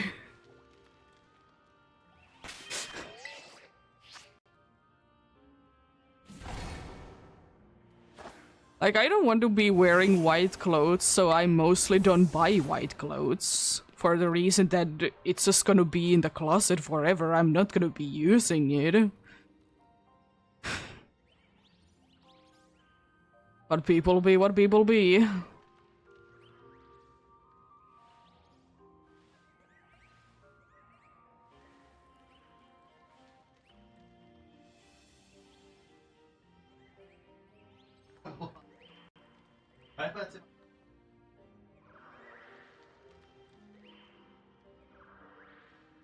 Yeah, I get it. Like, if you like, I'm completely down to that. That if you are, if you have like actually use for the rooms, go ahead and buy it. But if you're just gonna be buying a place just because it's expensive, it's stupid. And most people honestly just don't care. And they want people to be caring that they have it, you know. So best thing to be doing is that you don't care. They get upset.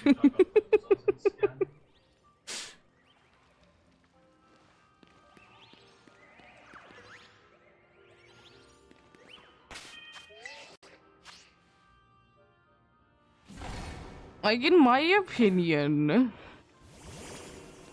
depending on, of course, like, how do you work and stuff, if you just, like, work from, like, if you work in a workplace, I feel like, you know, if you have kids, get a room for each of the kids, maybe an extra, like, for a playroom, and of course one for yourself. But, like, having too much extra is too much extra. But if you work from home, maybe you want to be having few extra rooms for like an office.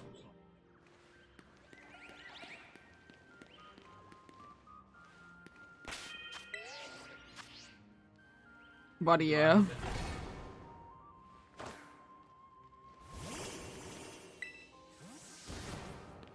One thing that kind of annoyed me that when I did see it, because I don't honestly remember who it was because I didn't care about it at all.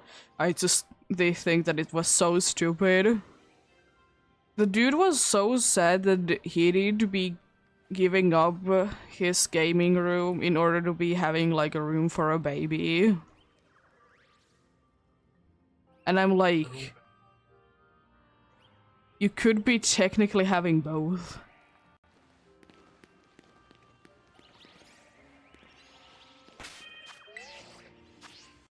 Like, if you really want to be having your gaming room and, you know, the baby's room, just, I don't know, build a wall in between.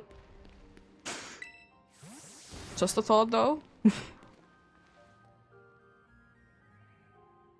And, like, most of the time, like, half of the, like, gaming rooms are, like, just empty space. So, splitting the room up to 2 parts wouldn't be that bad. To be fair, I will say that much, like, having a specific room for a baby isn't that big of a thing in here. Usually, like, at least, like, how it did go in my family, that it was the case that whoever was the baby was sleeping in the same room that parents were sleeping in. We didn't, like, have, like, separate rooms. We did have separate rooms, like, when we did get, like, older. Like, when we needed our own rooms, more or less. But I don't just get it. But in some places it's a thing. I know that. In here, I don't think so. And I don't know, like, why make a baby room? I get it, like, having things out of the way, but in my opinion, if I will ever be having a baby, I will be with it, you know. I'm not gonna be leaving it to its own room, because having its own room feels like you're gonna be putting the baby in its own room and it's gonna be there all alone, you know? Because even if the baby is sleeping, I'd rather be having it, like, nearby. You know, check on it every once in a while.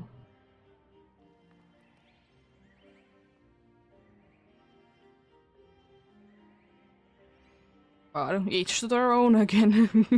Nothing wrong with anything, it's just how I would be doing things.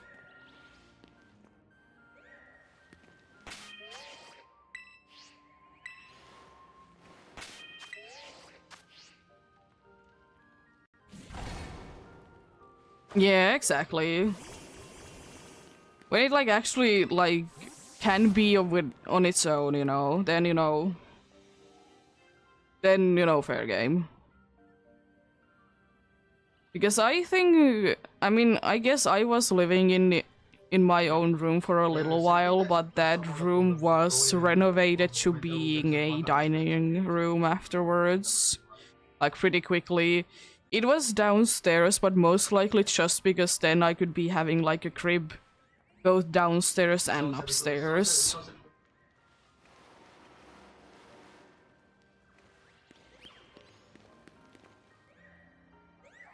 But if I remember correctly, my younger brother was mostly just with our, like, in the parents' room.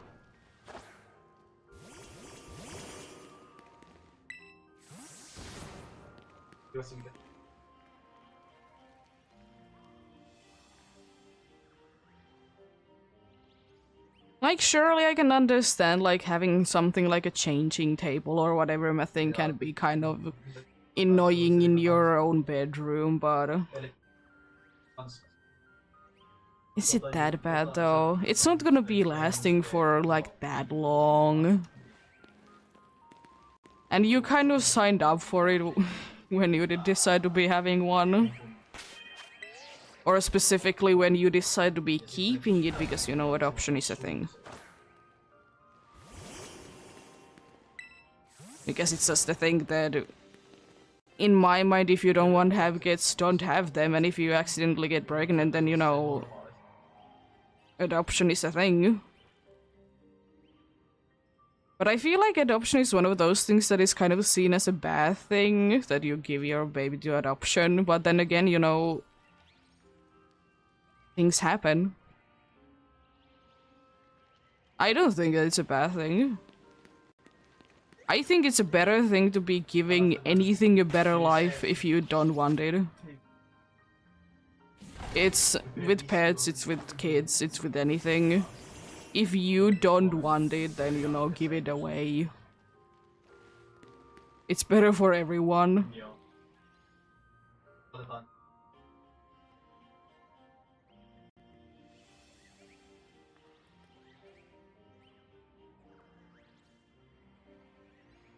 That's why I do be getting always upset when people are doing the credit card thing with their pets and then they are, like, listing all the things that the pet costs. And I'm like, yeah, and?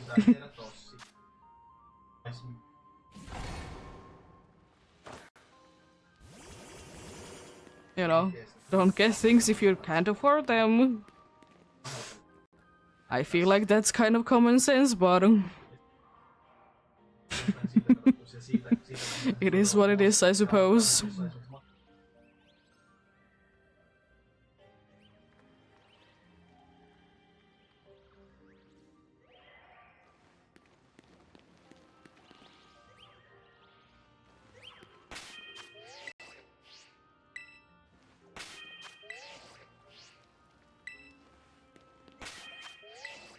But anyways, I'm gonna be doing a few more encounters at least on the ultrasound, and then I'm gonna be done with those encounters. I might be continuing a little bit on just Violet, but I don't think that long indeed.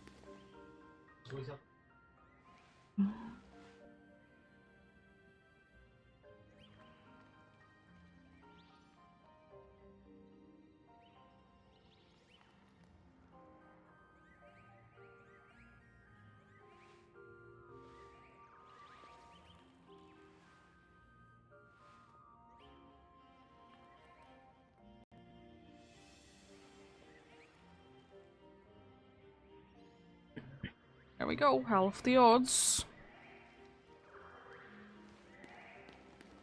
Sure good.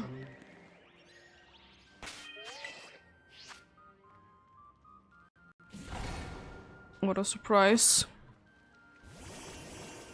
That's one of the more common ones.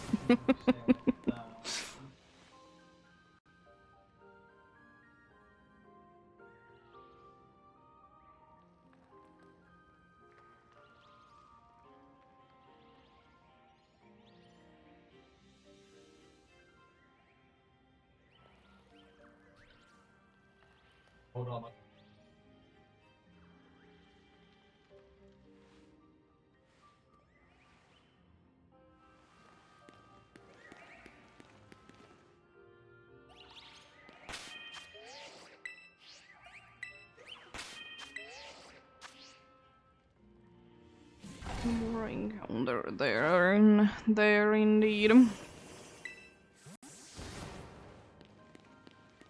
I could have definitely been done with ultrasound faster today, but you know, shinies. 2 load heads indeed. And I guess the vanillite as well, but you know, it was kind of expected. I didn't expect to be finding honestly anything in the load head one. Glad that I did, of course. Also check out most likely the last carbinks for the day as well, and that's a polywag. As usual, self indeed. I kind of want to be giving the outbreak a chance that I did go to. Not the Ololomola because it's bad of spot. This Psyduck, cool. This one in here. Gonna run around there for a little bit. Probably like, I don't know, 10 minutes. Something like that. Would like to be getting it, you know. It would have been a good spot, but the problem was that it was too much with the other hunt going about. As I said, most likely on Wednesday, when I will be continuing that surfing hunt, is that I'm probably gonna be doing DAs at the same time. I can be doing both.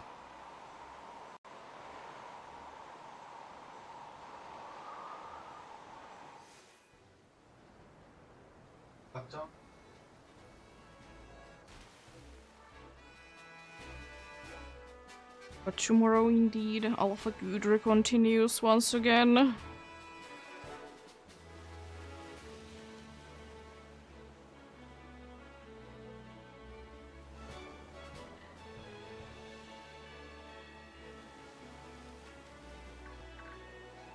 You know what would be kind of cool? Be able to chill Tynamo without actually encountering it. And also, I didn't know that Tynamo is aggressive.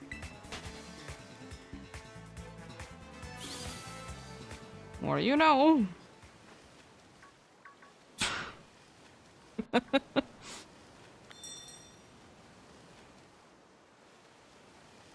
I didn't think honestly that it would be, you know, aggressive. It just doesn't seem like a Pokemon that would be. You seem big. You are big. Oh yeah, Arcutus. I definitely will be seeing when one of those is shiny. Especially if they're just like hiding underwater. Hmm.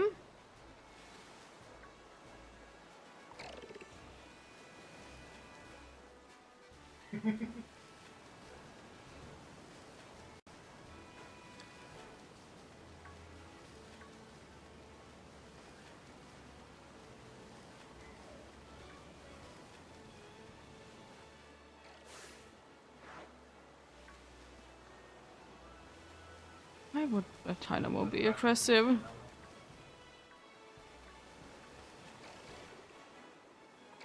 I would be seeing it more of as a chill Pokemon.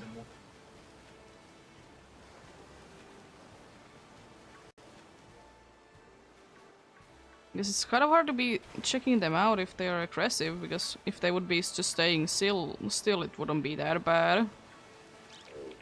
Even though the shiny is annoying to be seeing.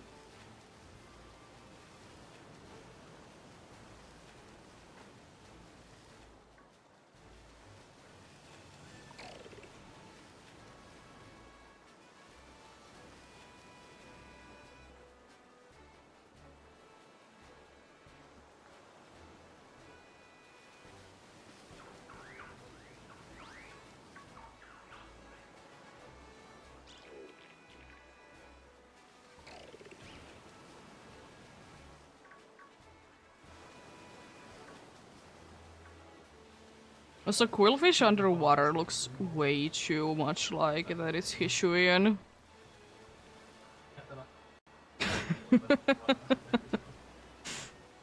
It doesn't look as blue, but happens indeed.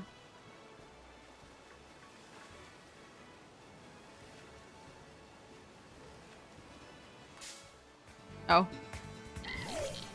Hello?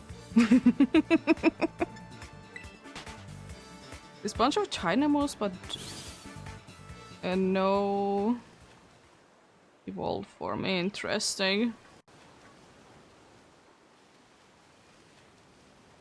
Interesting.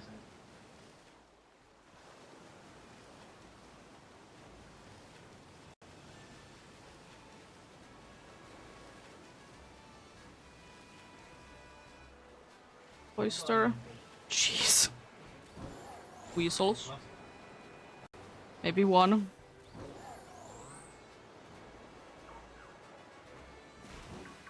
I could definitely just go up and down if I want to, because that is working quite nicely. And thankfully this is like a wall that doesn't want to be stupid. It doesn't like randomly just want to be hopping off.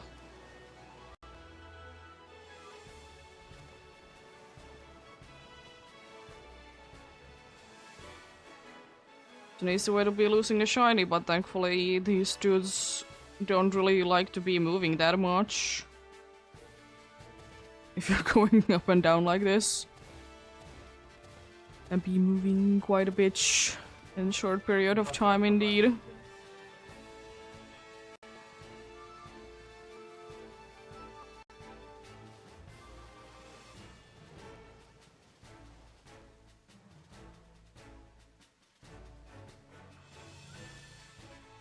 Kind of like a picnic reset for indeed. For the water ones. I mean, technically you can be doing picnic resets. You can be clicking on the picnic and then, you know, go back to your spot that is safe to be in. That is determined by the game. And then, you know, jump back down in this case. There should be new encounters or new Pokemons then. Why Dynamos? I've seen enough of them. There was a com day not too long time ago. I've seen enough of them.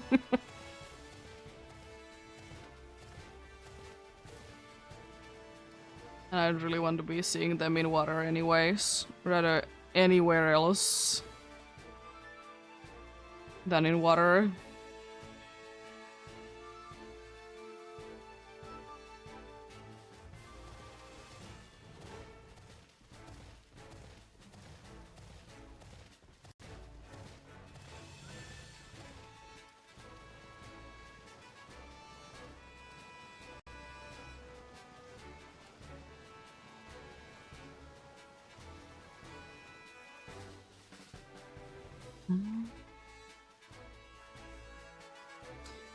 I'll leave it there until the break is over, indeed.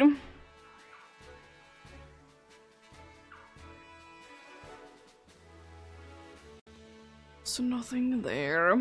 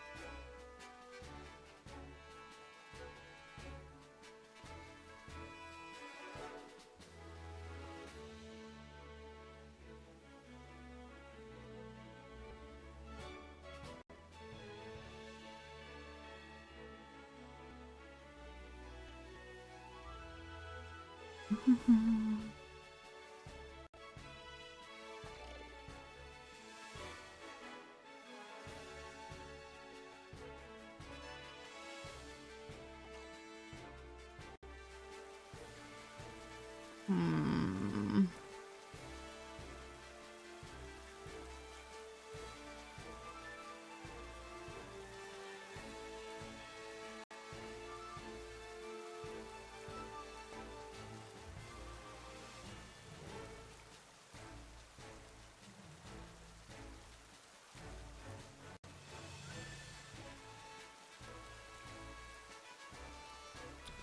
I'm gonna go ahead and get up and be getting down soon then. Since Edge should be over soonish.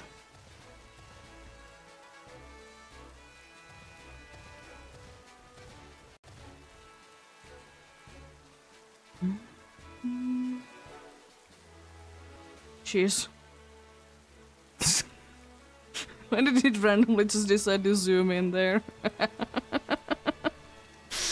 You gotta love the game. Who doesn't love weird things in games, indeed?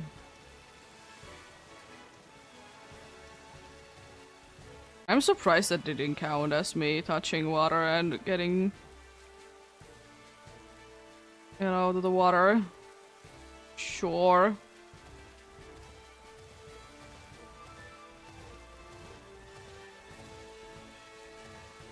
You know what would be kind of cool to be seeing in this game, though?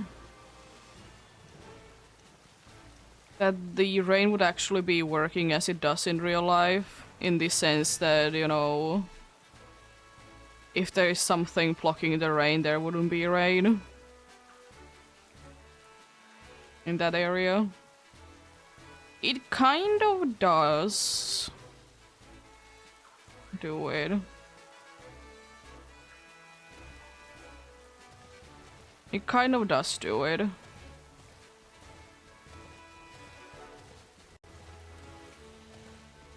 But not into an extent.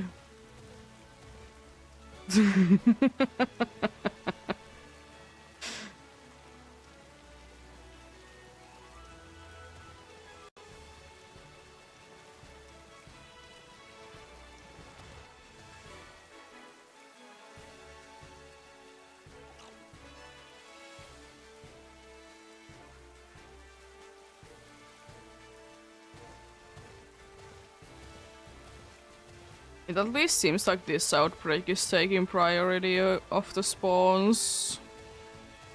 Because not every outbreak do it. Some outbreaks they don't get priority over everything. I like to be having like that outbreaks would always be working in the way that they are having priority over spawns.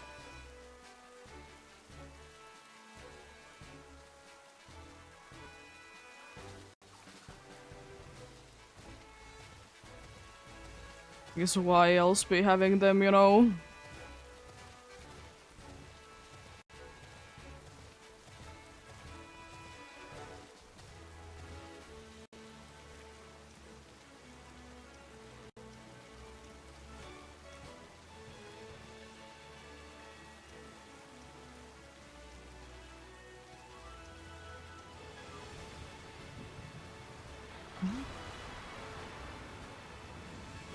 I all of a sudden hear rain.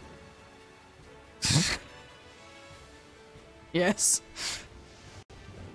Oh, it started thunderstorm, I suppose. That's fair enough. All of a sudden, rain. Sounds.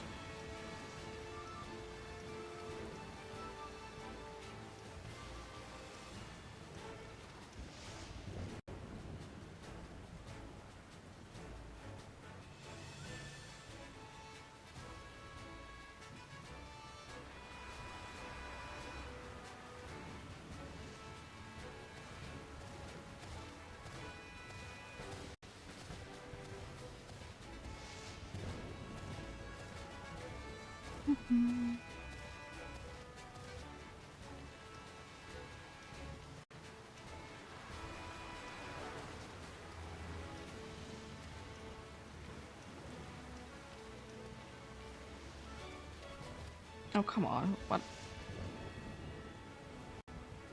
Why are you going from side to side? I'm pressing down.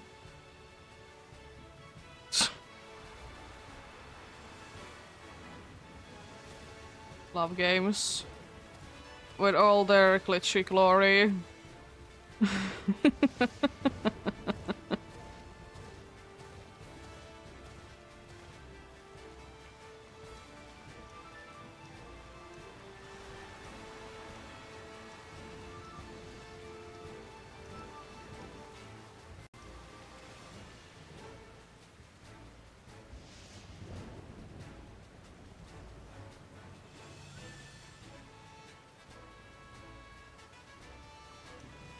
I'm pressing up. Excuse me. I hate that the camera has something to do like what direction you're going when you're climbing. Because I feel like if you're climbing, up should always be up. But, you know, why would a game be working that way? If you're looking down, down is up.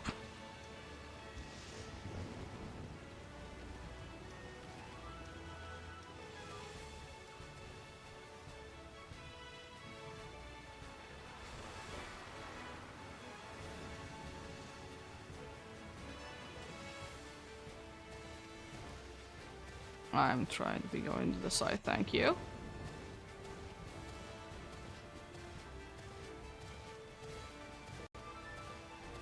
I would wish that there would be like a power up that you could just be going high up in the air, respawn everything, and then go back down like a Raleigh scale.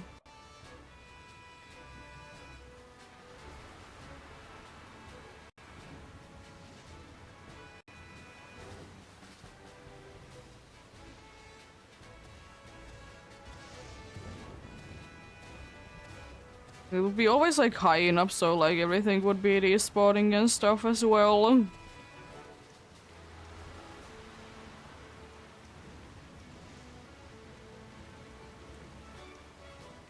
But imagine having good features in games.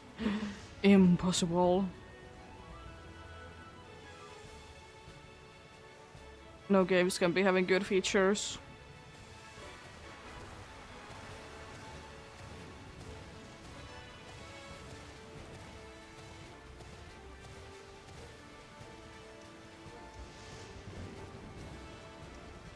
This is honestly quite a lengthy thunderstorm. Usually thunderstorms don't last like any time.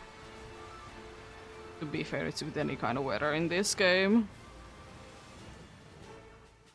As soon as I say something, of course. It was quite a good good few minutes though. Like, people have been chiming about how long do weather usually be lasting, and it's usually like 2 minutes if it's like thunderstorms, snowstorms, whatever things. I'm climbing the mountain to be getting rid of the spawns. Spawning in new ones.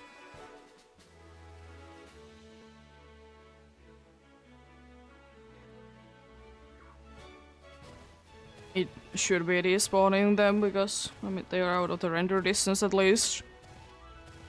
Yeah. I mean, for some reason you can't be making a picnic in the middle of the ocean.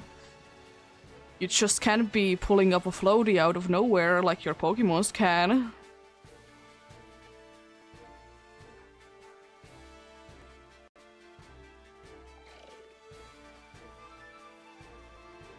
Yeah, I know. Disappointing.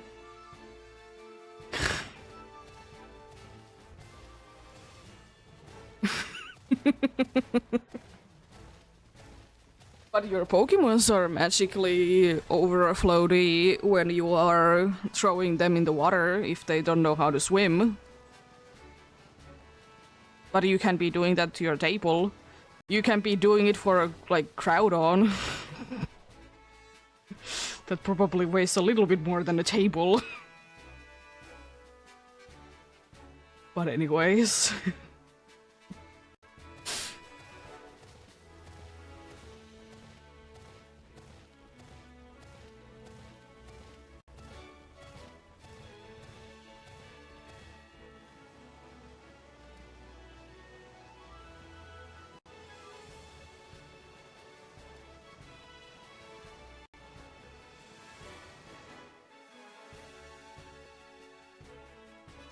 That closure looks big. Jeez. Why is this closures? I don't remember. Which way do the names go?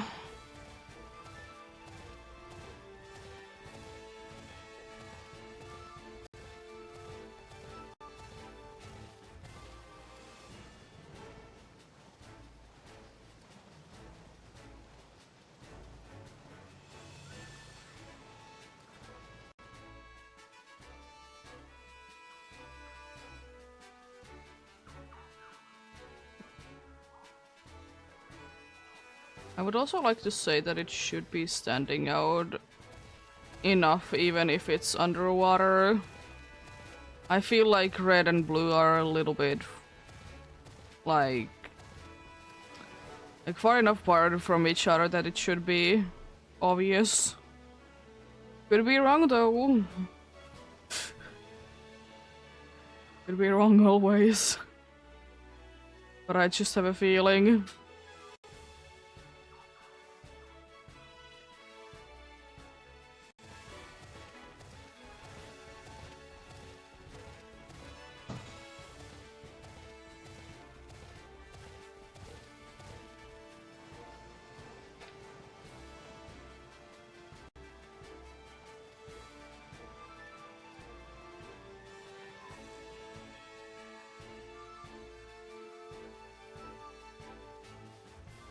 Oh, is that close to the wall?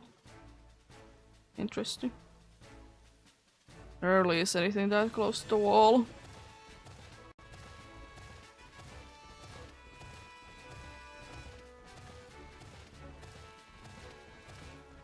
I'll do this for a few more minutes, then I think I'm done for the day indeed. I said Alpha Gudra tomorrow indeed. Hello? Are you actually gonna be— I don't think that you can be getting into battle with me even though you want to. I'm, you know, just barely high enough, also you look very small.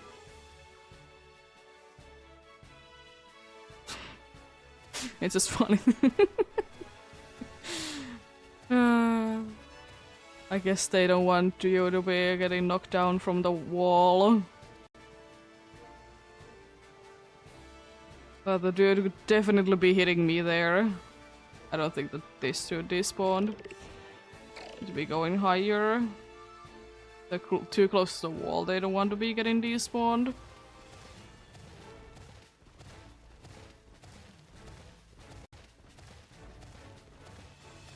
That's why I did go so high up, because you never know.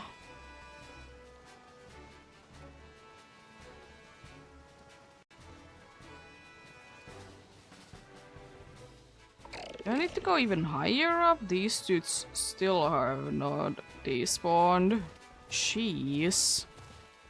Or are they like acting weirdly because they did get aggressive? I don't know.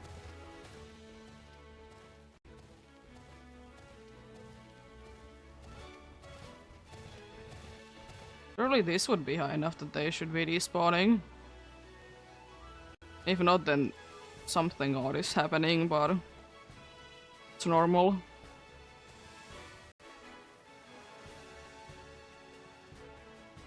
Here we go. Oh, I'm assuming that they did actually despawn.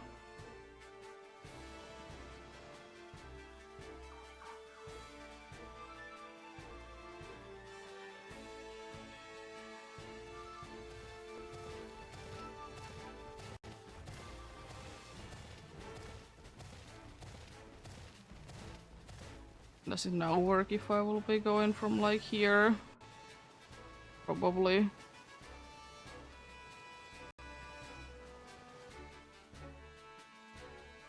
Yeah, I try not to be making them angry then. Maybe then they don't really glitch out.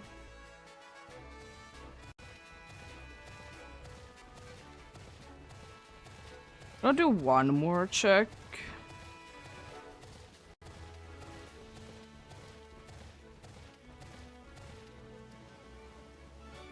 Hopefully up this time almost then. Can pretty much guarantee, you know, response altogether.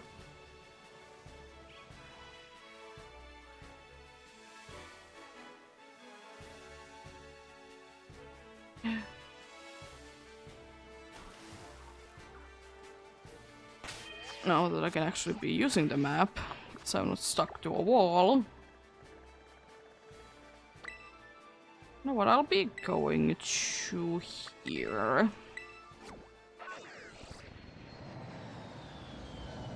Yep, not too bad day today. Didn't find anything in Brooklight Hill, but you know, some other shinies did show up, 3 to be exact actually. Just pretty lucky.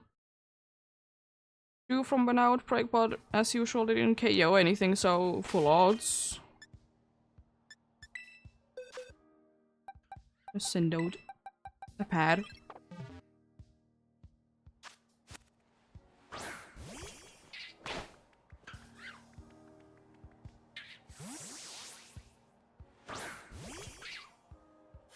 There we go. Oh, the little sounds.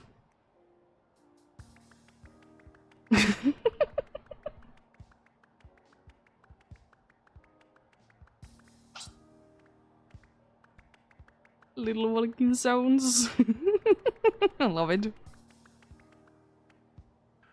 Cool little Pokemon indeed.